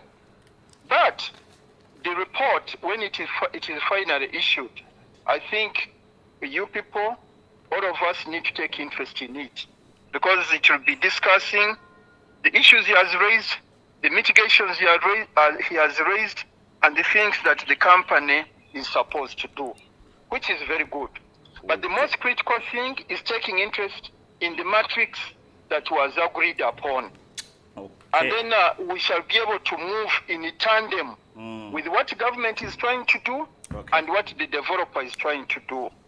And maybe I can add on that maybe after you have crystallized the issues, like my brother Sanoni Dizara was saying, and Ndugu Nani Professor Molenganyi was saying, and Mr. Benon Chigenyi, then you can call in the investors and have some discussion with them. I think it will be good so that nobody feels issues that are being raised are not being paid attention to, or where the investor needs to be reminded to mainstream certain things. That can also come out very well. I thought the interaction being taken to that level will be very, very helpful. Fortunately, the Chavazinga institution and the consortium appear to be ready to play the lead, but I also want to emphasize the role of elected leaders must be taken seriously, because when you involve them and there are any issues that require interaction with government, that require reflecting on the law, that require putting pressure on any one particular agency of government come up, they are the right people to do so. So I thought I needed to bring that one out. And my view is that we shall be able to move well. Thank you. Just hold on. There was emphasis on sensitizing our people, providing them with information. But I think for you as the elite, you need to do slightly more than that. We are talking about resettlement issues which are very critical to our people, and they need to be guided. There has been talk about benchmarking. There has been talk about compensation. We need to guard against people getting cash. It has always been a recipe for problems. We had this in Bujagali area. People received up to $200,000. After a few weeks, after a few months, there was nothing to show for that money. If we are going to re-target transformation of this area, we must be able to see tangible developments for families and tangible development for the community, so that there is a lasting legacy out of this project. Once people get cash, they will simply disappear, and within a few weeks, a few months, they will again become destitute and a problem to everybody. So I thought we needed to take a lot of interest in that issue and be in a position to guide our people well. Lastly, is the issue of business. We cannot be simply talking about what needs to be done without preparing ourselves and our people to participate in the businesses that will come up as a result of this big mining project.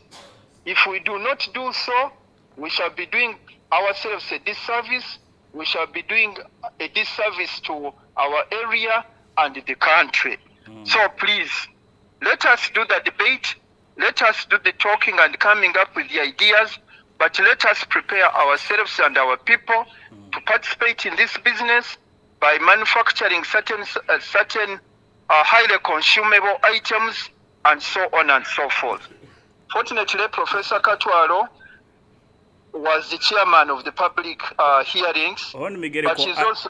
I don't want the minutes to automatically cut off because we are doing this concurrently. I can stop there because I'm sure there will be another opportunity for discussing these issues. Okay. But I thought I needed to raise the issue of consultations at the various levels and the need to make sure that we continue with them in order to be in a position to benefit, that we should not delay anything. Okay. Because already we have lost time, we have delayed, and we cannot continue moving the way we have been moving. Okay. Thank you. As the chair of the session, I would like to thank you for that elaborate perspective that you have given the committee. I'm sure that your ideas have been well taken into consideration, and I hope that they can shape our further discussions. Otherwise, thank you very much.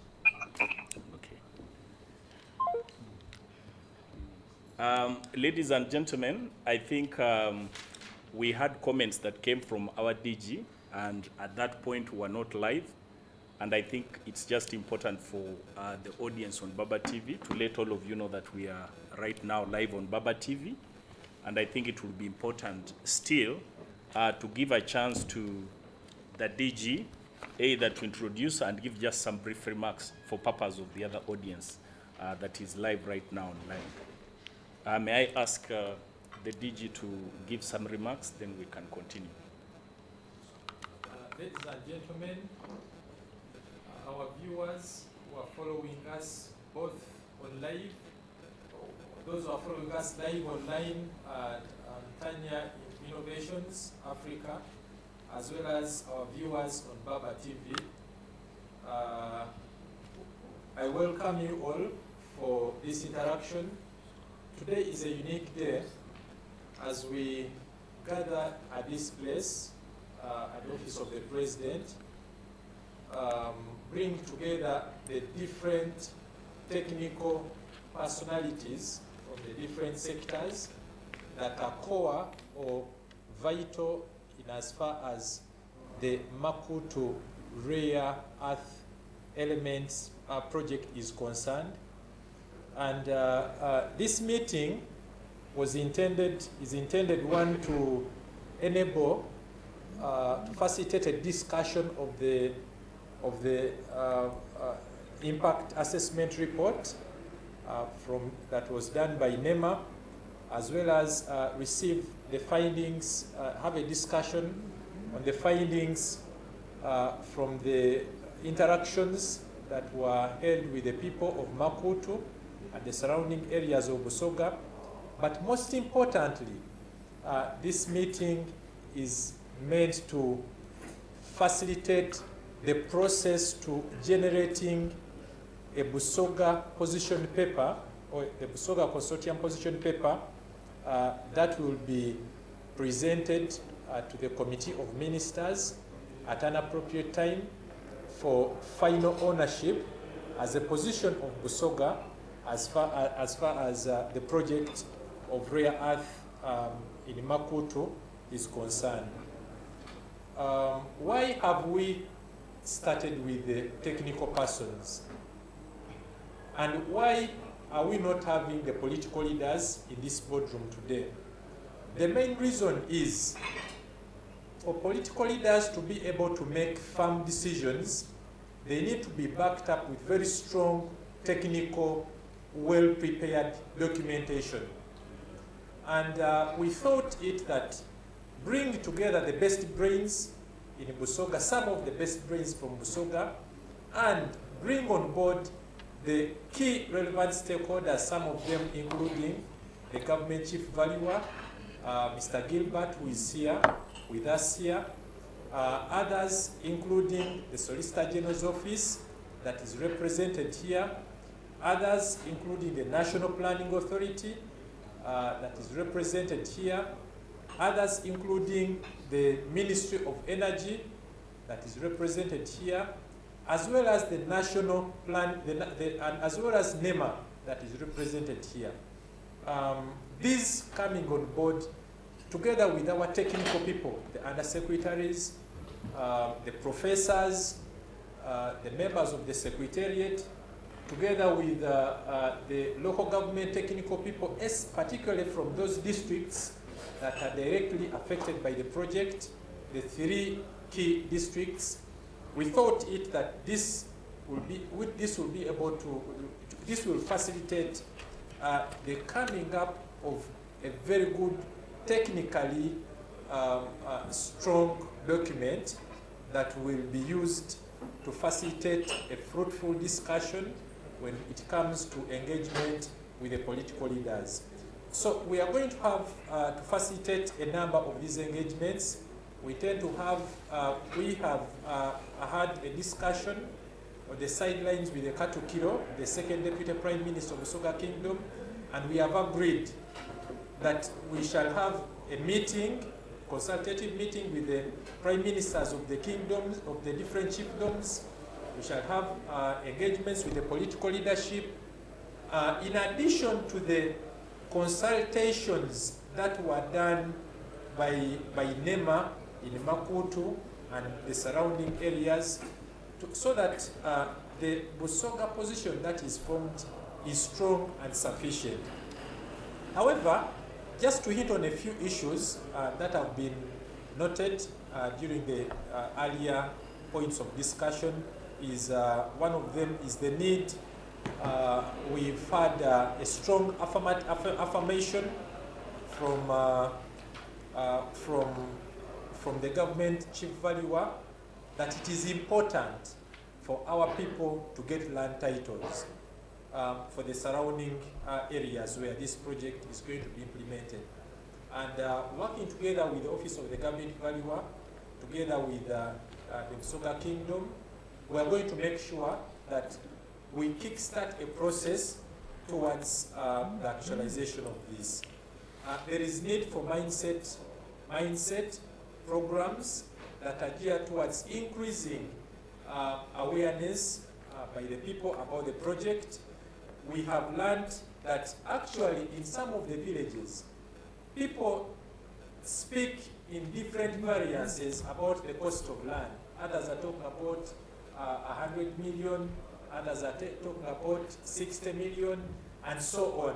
So with the guidance of the government valuer, information has been shared that all local governments need to update district compensation rates.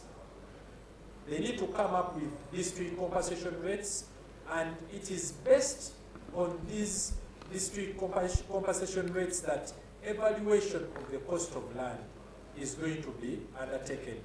So the local governments have got a role to play, as well as to support the works of the government chief valuer as far as the determination of the cost of land is concerned.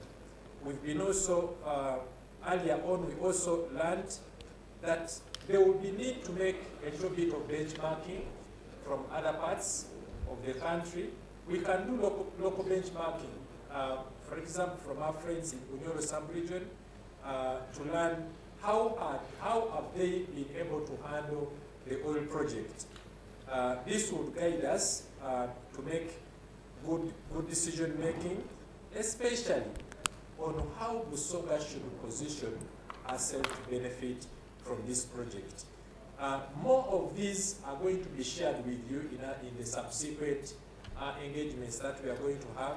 However, at the end of this meeting, a report is going to be generated. And this will be our first report emerging out of this discussion. This report will be shared with the different stakeholders, and from this will pave way to the subsequent engagements that are going to have to be held, leading us to the generation of a concrete and firm position as far as how Busoga should benefit from this rare earth elements project.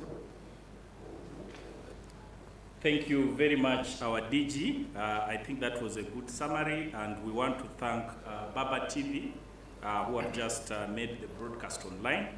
I think for the rest, we can go back to Tanya Innovations Online and be able to follow the deliberations. But we thank you all, and we want to thank BCD, Busoga Consortium for Development, for this initiative. We just want to reiterate, like the DG has said, this was not a political forum.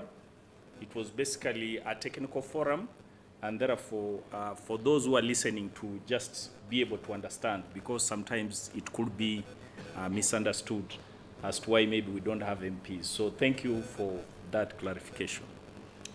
So members, I think we may have just a few. By the time we had a break, we had retired captain. Oh, you are not retired. You are. We shall allow one of very eminent youth leaders from Busoga, Captain Muganza, to give his remarks. I hope we have some few, and then we are able to close because our food is almost, yeah. Please.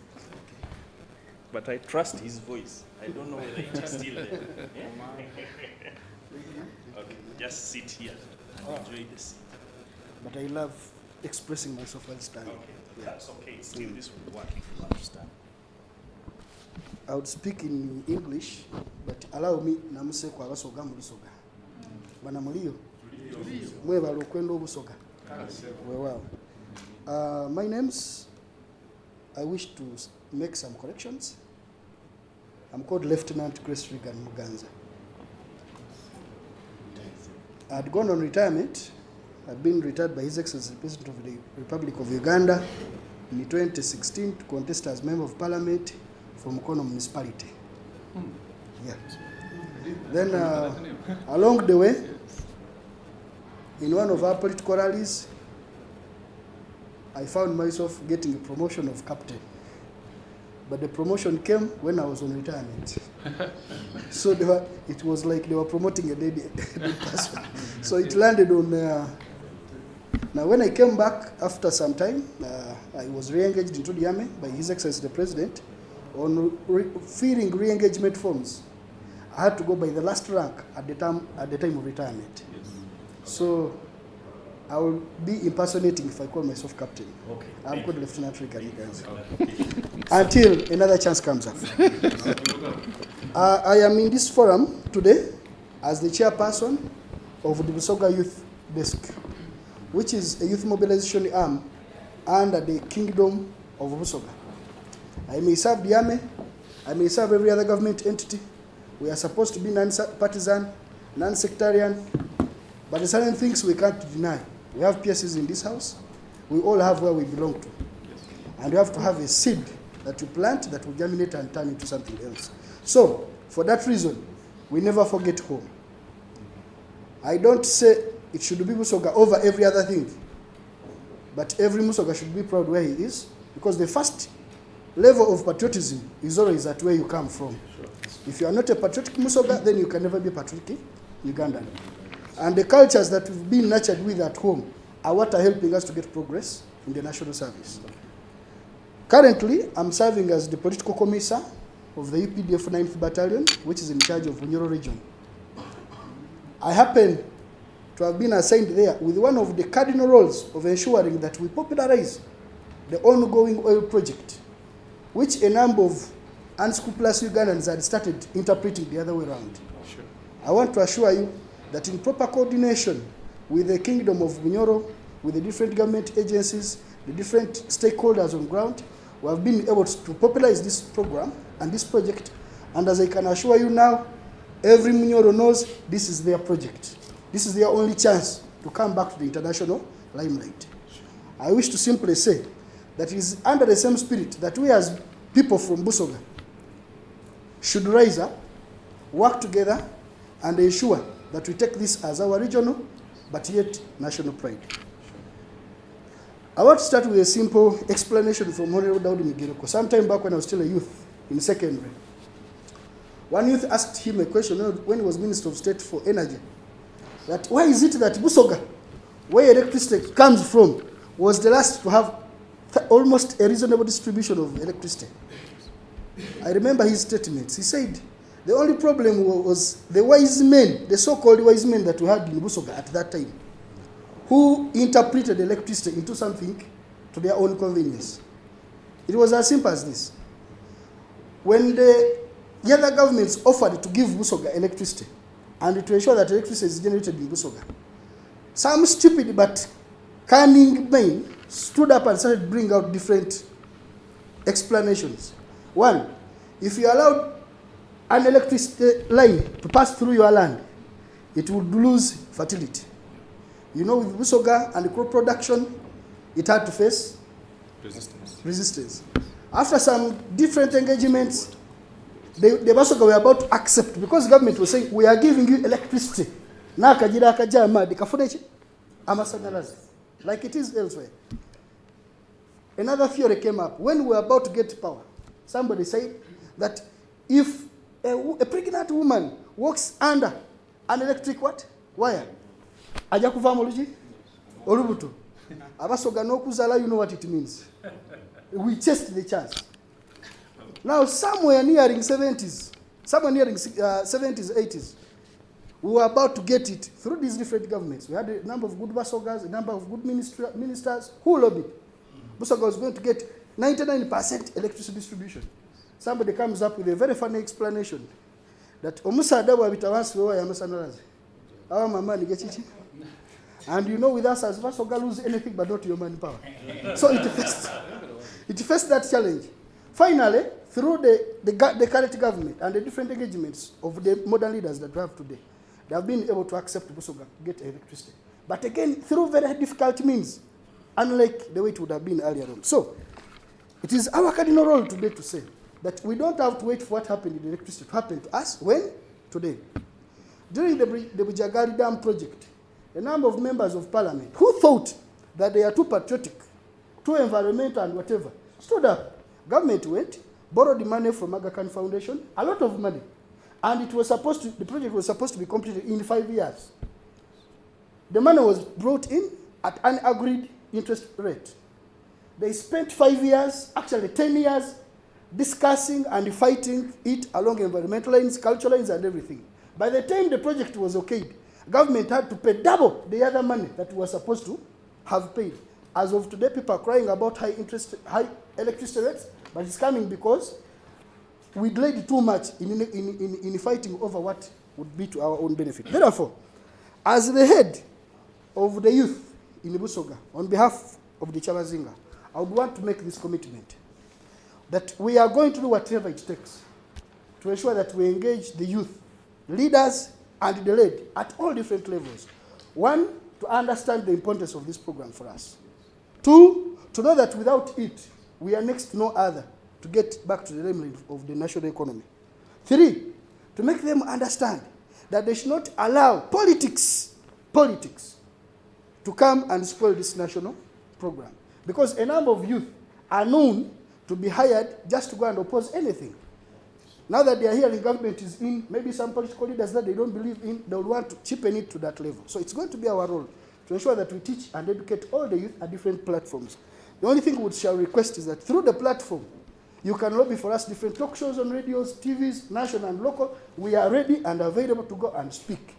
If at one time I get into conflict with my military laws, I'll go and seek apology. But for Busoga, I'll do anything.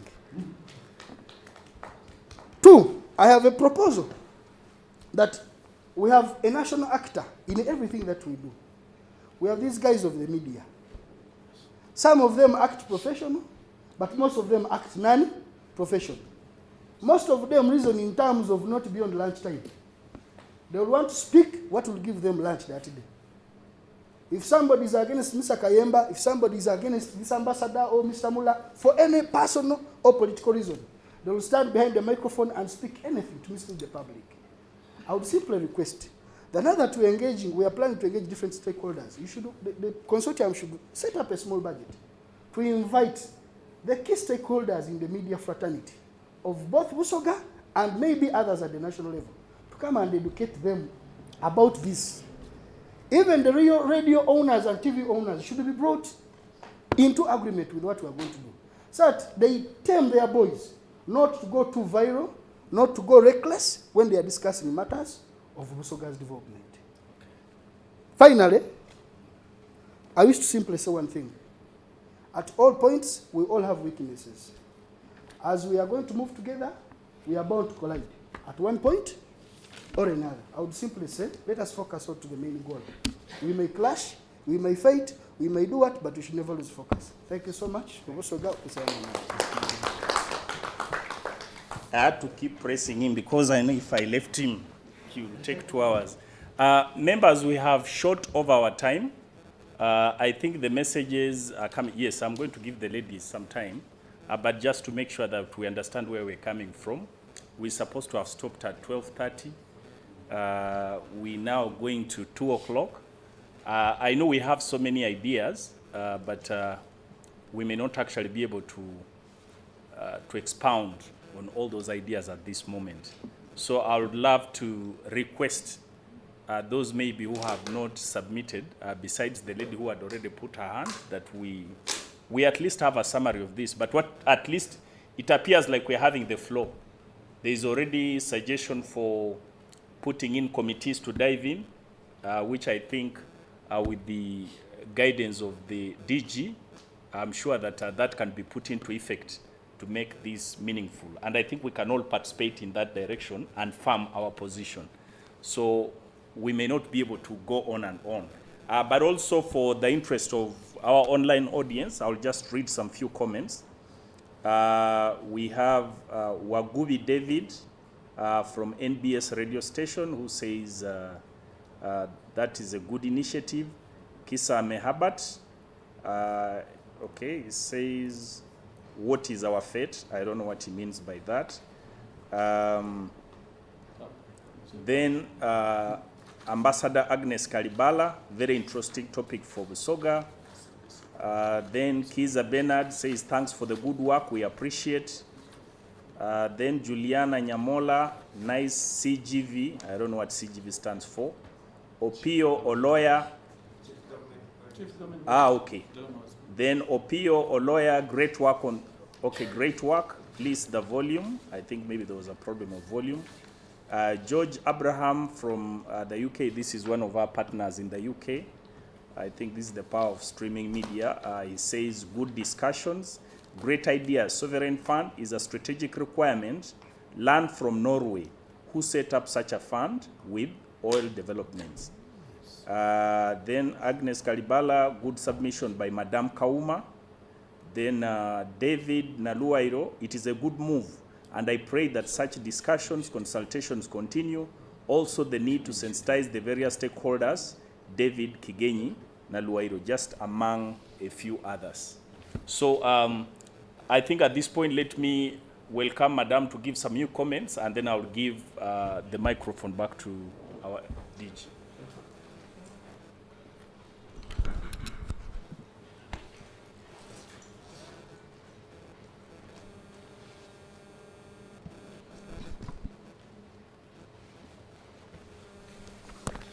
Thank you so much, moderator. The DG, Busoga Consortium, and the patriots from Busoga, I am happy that I have been a part of this discussion today. My name is Nantamu Oliver, and I work with the Office of the Solicitor General. So just to add a voice on what has been discussed in this room, I just wanted to come from the legal point of view and highlight to us that there is a new law which is called the Mining and Minerals Act, which is supposed to regulate anything that has to do with mining or exploring mineral resources in Uganda. So that law has already been passed by Parliament, but it is yet to be assented to by the President. I'm interested in one of the provisions which grants the state, which is the government of Uganda, equity participation one of the issues that came up on the floor today was if Busoga as a region, we can also have shares instead of just having to benefit from the royalties. So looking at the provision that allows government to have state equity participation, I thought that as the consortium, we can move government under this particular provision. We can negotiate with them to also involve us in this equity participation. So I think this is one of the points that we can push forward as a consortium in terms of not just looking at the royalties, but also how better we can gain from this kind of development. I also wanted to talk about the regulations. As you may realize, every law almost all laws that have been enacted in Uganda must have enabling regulations. How do we implement the provisions of those laws? So similarly, even under the Mining and Minerals Act that is yet to come into force, there are provisions that talk about establishing regulations for their implementation. Now, if at all we are going to go by the Act or by the new law on mines and mineral resources, we need to move government to push it to quickly put in place these regulations. As it has already been alluded to by our colleague from NEMA, he said that we needed regulations that will affect even people at the grassroots in terms of how do they access benefit from this developer who is coming to the ground. So I think these regulations, if we push government to quickly embark on them as soon as possible, such that as soon as the Act comes into force, then we also have the regulations. Then we can be able to rely on those regulations to leverage what we are looking for. I'd like also to add my voice to the speaker who talked about disclosure. Now for me, by way of going forward, I have an idea of us pushing for an implementation committee which is equitably representative of the stakeholders. Because that would then answer the question, how do we get the various players to act on what they have committed to act or to do?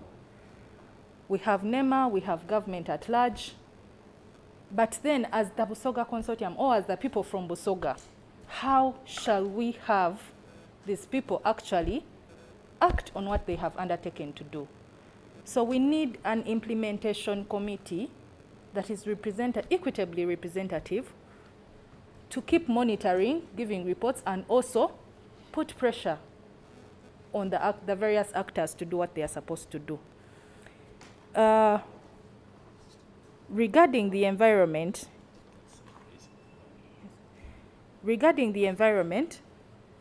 this is really a big issue. But under the new law still, we have a provision that talks about financial security for environmental protection. If an investor is going to be licensed to explore or develop a mineral in a particular area, that provision is supposed to, enjoins them to have financial security that will enable them to protect the environment. We have heard from the floor still that we are going to use open cast mining, and this leaves pit holes, manholes, or even those huge holes. And yet the developer is saying that after so many years, we shall allow the people to come back. But how have they restored the land? We need to be sure, we need to have a commitment from this particular investor that they have the capacity to restore this land for proper use. Lastly, I would like us to, as a consortium and the people of Busoga, to have government and the developer both commit strongly and clearly on the mitigation measures that they are coming up with for the impact, all the impacts, social, economic, environmental, food security, property rights, we need them to come out clearly and strongly. How are they safeguarding these for the people of Busoga? I thank you.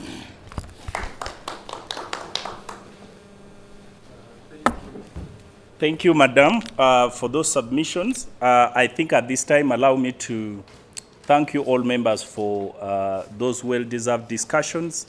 I am sure that there is something that we have all picked from what was discussed. We have some points, and I think it has made this event useful. I hope that now we shall rely on our secretary for this event to do a very nice job. And if possible, we would love to have those points shared so that we can concretize our position. We also don't want it to come, then people start saying, oh, you know, we were there, but that's not part of what we... Thank you. Before we close, We're not closing. I just wanted to return back the microphone. I want to give an opportunity to Emmanuel to say something. Okay. Because Edward, sorry, Edward say something.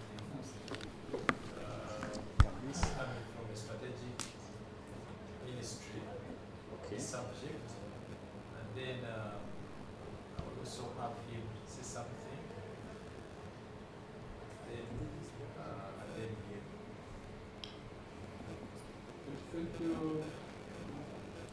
Manabiji. Welcome all the members in this room.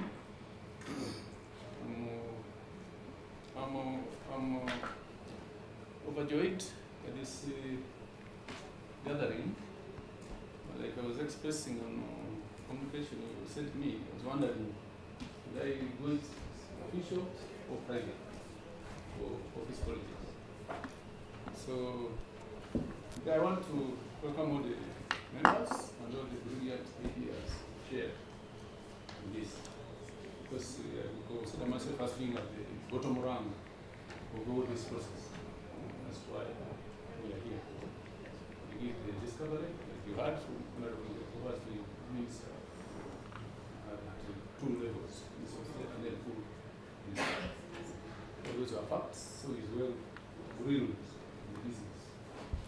Actually, it's just one of the few discoveries thanks to science, which is necessary for here. Not even the British knew that we have this potential for rare earth. Just to emphasize so many of the elements Honorable Makuutu is that the project that we are talking about is only one of the few in the world of that thing. The other things. It's only after those ones in the civil policies of China. And as we know, international business, China is a big bully. We have two tires. If you do a project in their country, you buy at a cheaper price. If you import materials from their country, 5 times or 10 times, depending. So the world is looking in this way outside China. So that one summarizes the importance. Someone said, how do we share? The same rule, thanks, madam. That's it. Through the lockdown, on Zoom, on those provisions. But it also talks about government creating a national mine company. I've been benchmarking as our activity in light of the law coming, because it's not one of those issues that cause the return before the asset. All those are still there. And my stand is that government should have shares in this national mining company, but not for every mineral, but minerals which are strategic strategic, but where you have cooperative advantage. Others have stories, copper, that is the next group of minerals. These are battery minerals, which are driving global green projects. So rare earth is my number one. I've been doing benchmarking for diamonds in Botswana. Botswana is a middle level income country in the world, and they're only based on four mines and diamonds. Four. And they have 50%. The Botswana, which is the big for diamond in the world. There are other players. But diamonds, we only talk about the beers group. Such on it. They have 50%. They elect the same number of representatives to that company, the Botswana. They have 13.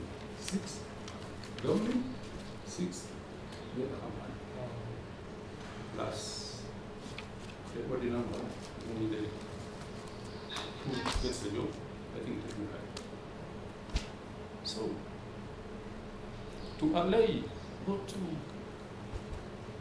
all the fears we have, that's our position, and it should promote first. Government, all the suggestions, the chiefdoms or the OBB, that's where we should put a foot.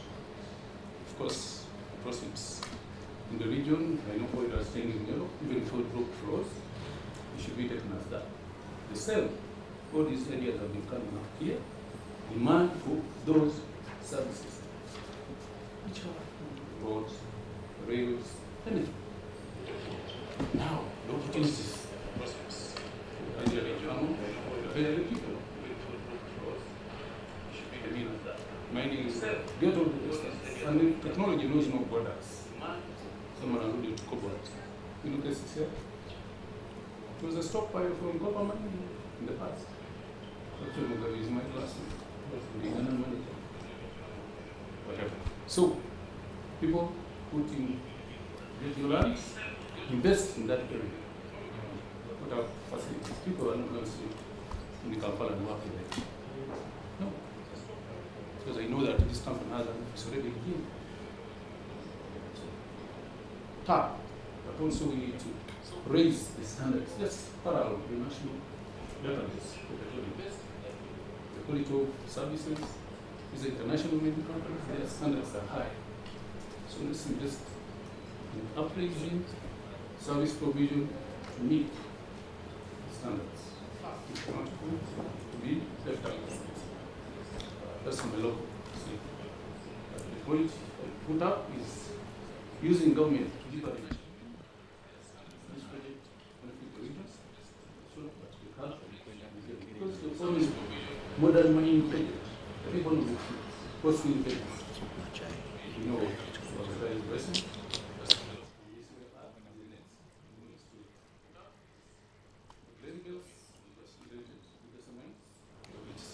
The challenges, but all the government institutions, the resident, but you know, that may be one of the factors. And people are looking at where they make profit quick. The problem with them is that it's now seated mine, all the infrastructure is not there. And for here, some very big. We really focus and get it running, we can all benefit. Thank you. Thank you. Thank you, Mr. Edward. We're going to have a series of these engagements, and I trust you're going to participate in many of them, together with my brother Isaac,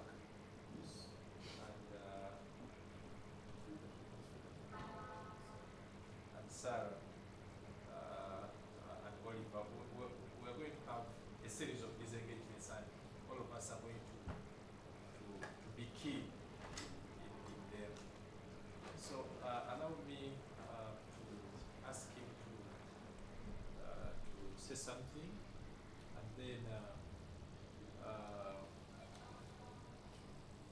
say something briefly. Just you told me something 1 minute. And then the last person, you could ask the director, Mr. Genda Walala, to make the last remarks. Then we wind up the meeting. We go for lunch. Thank you. Thank you, Mr. Chair. Maybe something I wanted to bring to your attention. Of course, as we propose this project, we also need to be mindful of the issue of speculators, because these people have the potential of making the project, development in this area very difficult. Of course, once they see that there is a potential for mineral development in this area, they will purchase all neighboring plots, including in the what? In the project area. So the issue is that whereas we have proposed that government facilitates the titling of land within this project area, we could think about, because this issue came out, it brought difficulty in implementing oil activities in the project. And it brought an issue of, there was actually a moratorium against land titling because of the impact of speculators. So we need to think about this issue critically, so that the issue of land speculation doesn't end up affecting this project. We can have a balancing act, whether we have a moratorium or we enable people title. Because if we enable people title, even the land speculators are going to come. So it means that at the end, this project will do what? Its implementation. The actual locals may even not benefit, because this will come with a lot of money. So we need, as a consortium, we need to think about that. Do we have a moratorium against land titling?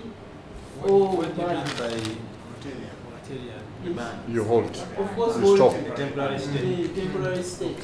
Yeah, so we can look at that for now until we are sure that. Of course, the issue is that for the project area, because we don't want people making the mineral development in that area unnecessarily costly. Yeah, so that's my submission.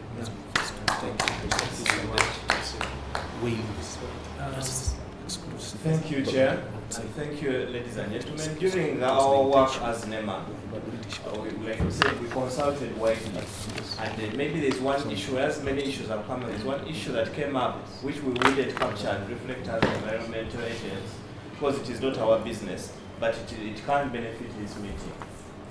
At one engagement, a question was asked, do we have the relevant statistics for the region? You want employment, and you're saying you want high-level employment.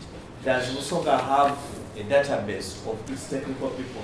Does the kingdom have the relevant statistics that are supposed to take it forward to say, well, this is where we started? You know? Because the negative statistics, you say, okay, the highest teenage pregnancies are there and things like that. What about the statistics that build the region? Yes. If you want them to employ, how many lawyers does Busoga region have, for instance? Who would keep such information? Of course, you both maybe would be interested, but even the kingdom, and it would not take long. The kingdom could simply develop a database and say all our children, the Busoga, please register here and put your credentials. We just need to take stock. So I thought it is a good thing that maybe the consortium could pick up and say, well, if you go to all these developers, not only Makuutu, but all these other development programs in the region, say we have our people. Have you looked at this database and failed to find the right person? I submit, Chair. Yeah, thank you. Thank you so much. Lastly, Director Genda Walala. Thank you, Chair. In the interest of time and not looking at me, whatever, telling me, I think you are the barrier between us and our lunch. I want just to make 2 or 3 comments. First of all, to thank you very much for initiating this dialogue. And the presenters, right from the first presenter up to the one that has spoken before me. How do you move forward? That's what I was struggling with. Because, and I know everybody has now been struggling to use as little time as possible because you don't want to be told you are taking our time. Yet, all the issues they are presenting are really very good, very pertinent. They are the ones that are going to help us to get out of that curse. But maybe before I go to that, when we say rare earth elements, and what are we exactly saying? That's a question that we need to start by asking ourselves. Who are here? Who are the elites? Do you know what you're talking about? Can it be answered? Just No, I don't want him to answer, because I'm very sure maybe by the time I leave after lunch, I would have forgotten. But are we in position to deliberate and negotiate authoritatively with those other people that we don't know as far as this extraction is concerned? So I'm proposing that, which has been proposed, but just reiterating and reinforcing their earlier submission, that we need to have a dedicated committee, whether it's going to be chaired by the Prime Minister, but buttressed by experts like Edward, yeah, so that they can be given the opportunity to articulate how we should structure this arrangement to the benefit of all. As I was saying, most of the issues that I put down have been said. I was saying, when you say the beneficiaries, what are we talking about exactly? Like Honorable Migereko said, I think Honorable Migereko, yes, I saw guys that were driving Porsche vehicles. One actually bought a Tata, and he was using a Tata like my car, from Busoga to go for lunch in Jija market and coming back. Now, can we have a properly developed area as one of our condition? We want these districts to be developed. What kind of infrastructure do you want to have in place? Roads, power, schools, hospitals, so that someone who has lost out on a small piece of land somewhere, when they move to another area, it's equally developed and it's a win-win. But I'm not sure whether we are going to be able to come up with that here. So let's have that committee that is charged with the responsibility of picking all the documentation and interfacing with the people that have presented today, and those that had issues to like my brother Benon.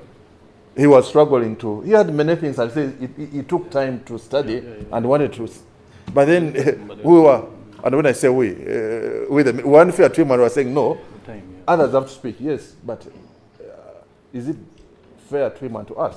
That means he has gone with a lot that we are not going to be able to get. So that committee will be able to interface with the likes of Benon's, pick the information that we require, do the benchmarking, propose all the other nitty-gritties, because I might be good at just a PR here. But when you ask me what is REE, because what I had in mind when I was coming here has since changed. Don't ask me what it was. Now, if you made me the expert, you're actually missing the opportunity of making Edward the expert in that area. I think that is going to help us in addressing some more. But there are many, many areas that I think we need to look at, so that we avoid this challenge of, yes, the project came. If we ask a simple question, what is the tentative valuation of the minerals or the elements that we're talking about? If we forget about the definition of RIE, what is the total valuation? I mean, these are key facts that we need to have before we talk about, yes, we are demanding for hospitals. What if we are demanding for hospitals when the return is which is a real problem? That's true. I beg to submit, Chair. Thank you. Thank you. I think because of time constraint, I believe Isaac could have touched more of this information, because I believe they have it. Issues relating to valuation, the project. No, NEMA doesn't have. But the mining lease is supposed to. You see, Chair, sorry to come back again. What I'm saying, if we have a dedicated committee, pick some members from here to have either a committee that works with a committee that that has been set up by Chabazinga, so that we don't lose out on anything. Every time I'm reading and I say, okay, what about this one? I can call Edward and say, have you looked at this? This is what I've since discovered. We discuss, and then Anthony can be able to document, and maybe at regular intervals share, we read, so that when we are presenting, we've not left anything behind. I would say, but that one we didn't know about it. Like I think when we were coming in here, we thought maybe these elements we're talking about are a quarter the value of diamonds. Now he's saying they might even be more than. Yeah, they are driving. Exactly. Who had that information? So if we have that committee, they are going to help us to think, coordinate all the different agencies. He was talking about a report by the MPs with the Prime Minister, report by NEMA, all the stakeholders, so that as we go in as the advocacy group, the consortium, we have these facts on fingertips and say, sorry, the position of Busoga through the Busoga Consortium is exactly, and it's based on facts, not gut feeling and emotions. Thank you, Director, and thank you all of you, members. I think we have guided ourselves on the way forward. Yes. And I want to associate with the proposal that has been given. The report is going to be compiled of this meeting that we've had, and then a committee will be set up for that purpose, be oriented, and that committee now will be facilitate liaison with the consortium, the other engagements that we are going to have.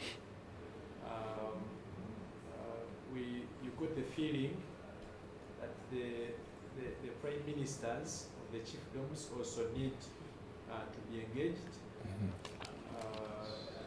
You got the feeling that the members of parliament also need to be engaged, possibly, and other stakeholders before we go to the committee of ministers.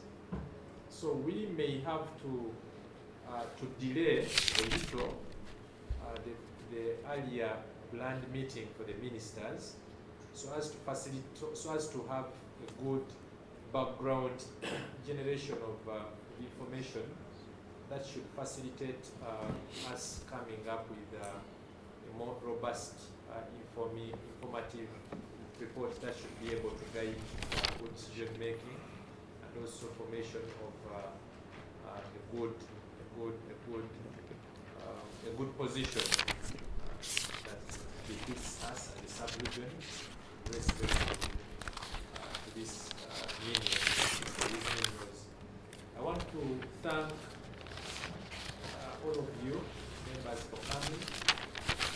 In a very special way, I want to thank the representatives of the local governments. These came from very far, from their local governments, to come and be part of. Let us applaud them. Thank you so much. We trust that you've been able to take note, that as we wait for the report to be shared, you should be able to draft a mini report for your supervisors to know what has transpired and inform them that detailed is going to be shared about what transpired during the meeting. I want to thank NEMA for the presentation. Let us applaud them. I think you gave us a very good start to this process. I want to thank Professor Katwalo. I think you really laid a good foundation for the discussion. And I want to thank the Minister of Lands. Thank you very much for the representation and the guidance that you've given us. This forum has enabled us to learn a lot. A lot of information has been generated out from it, and it has provided a foundation which we can build on for the subsequent engagements. As I noted earlier, we are going to move as a team. The team from the Ministry from NEMA, the team from the Ministry of Lands, our brother from Energy, our sister Olive, together with the local government leaders, we're going to move as a team because your competences are so unique as far as this subject is concerned, and it's you who can best be able to articulate some of these technical aspects of the discussion, facilitate good decision making. I thank you once again for coming. Thank you, Mr. Bowane, for together with Mr. Kaimba Patrick. These have been responsible for preparing the report, drafting what is going to be proposed in the report. And thank you, Tanya, Innovations Africa, Mr. Tabingwa, for providing us the opportunity for the live online coverage that has enabled many of our colleagues who are not here with us to follow the proceedings. I now have the pleasure to close the meeting and invite us for lunch down in the canteen. There's a special VIP session that has been set aside for us to have a bite. I cannot finish without saying thank you to my principal, the Vice President, who has enabled us to use these facilities, and also routinely enabled me to make use of the office facilitation for the good of our institution. It's really, we ride on this goodwill that I'm able to request facilitation sometimes, actually almost all the time, that we can be able to make use of it for the good of the consortium. So whenever you have opportunity to interact with her, please share the appreciation. It always makes her feel motivated to continue doing the same. Thank you once again. Did you just let the members that whenever they want to follow this event, on Tanya it is always there. So you just go online on YouTube, you can click and follow all these deliberations. Photo? Oh. Yeah. Can we have maybe all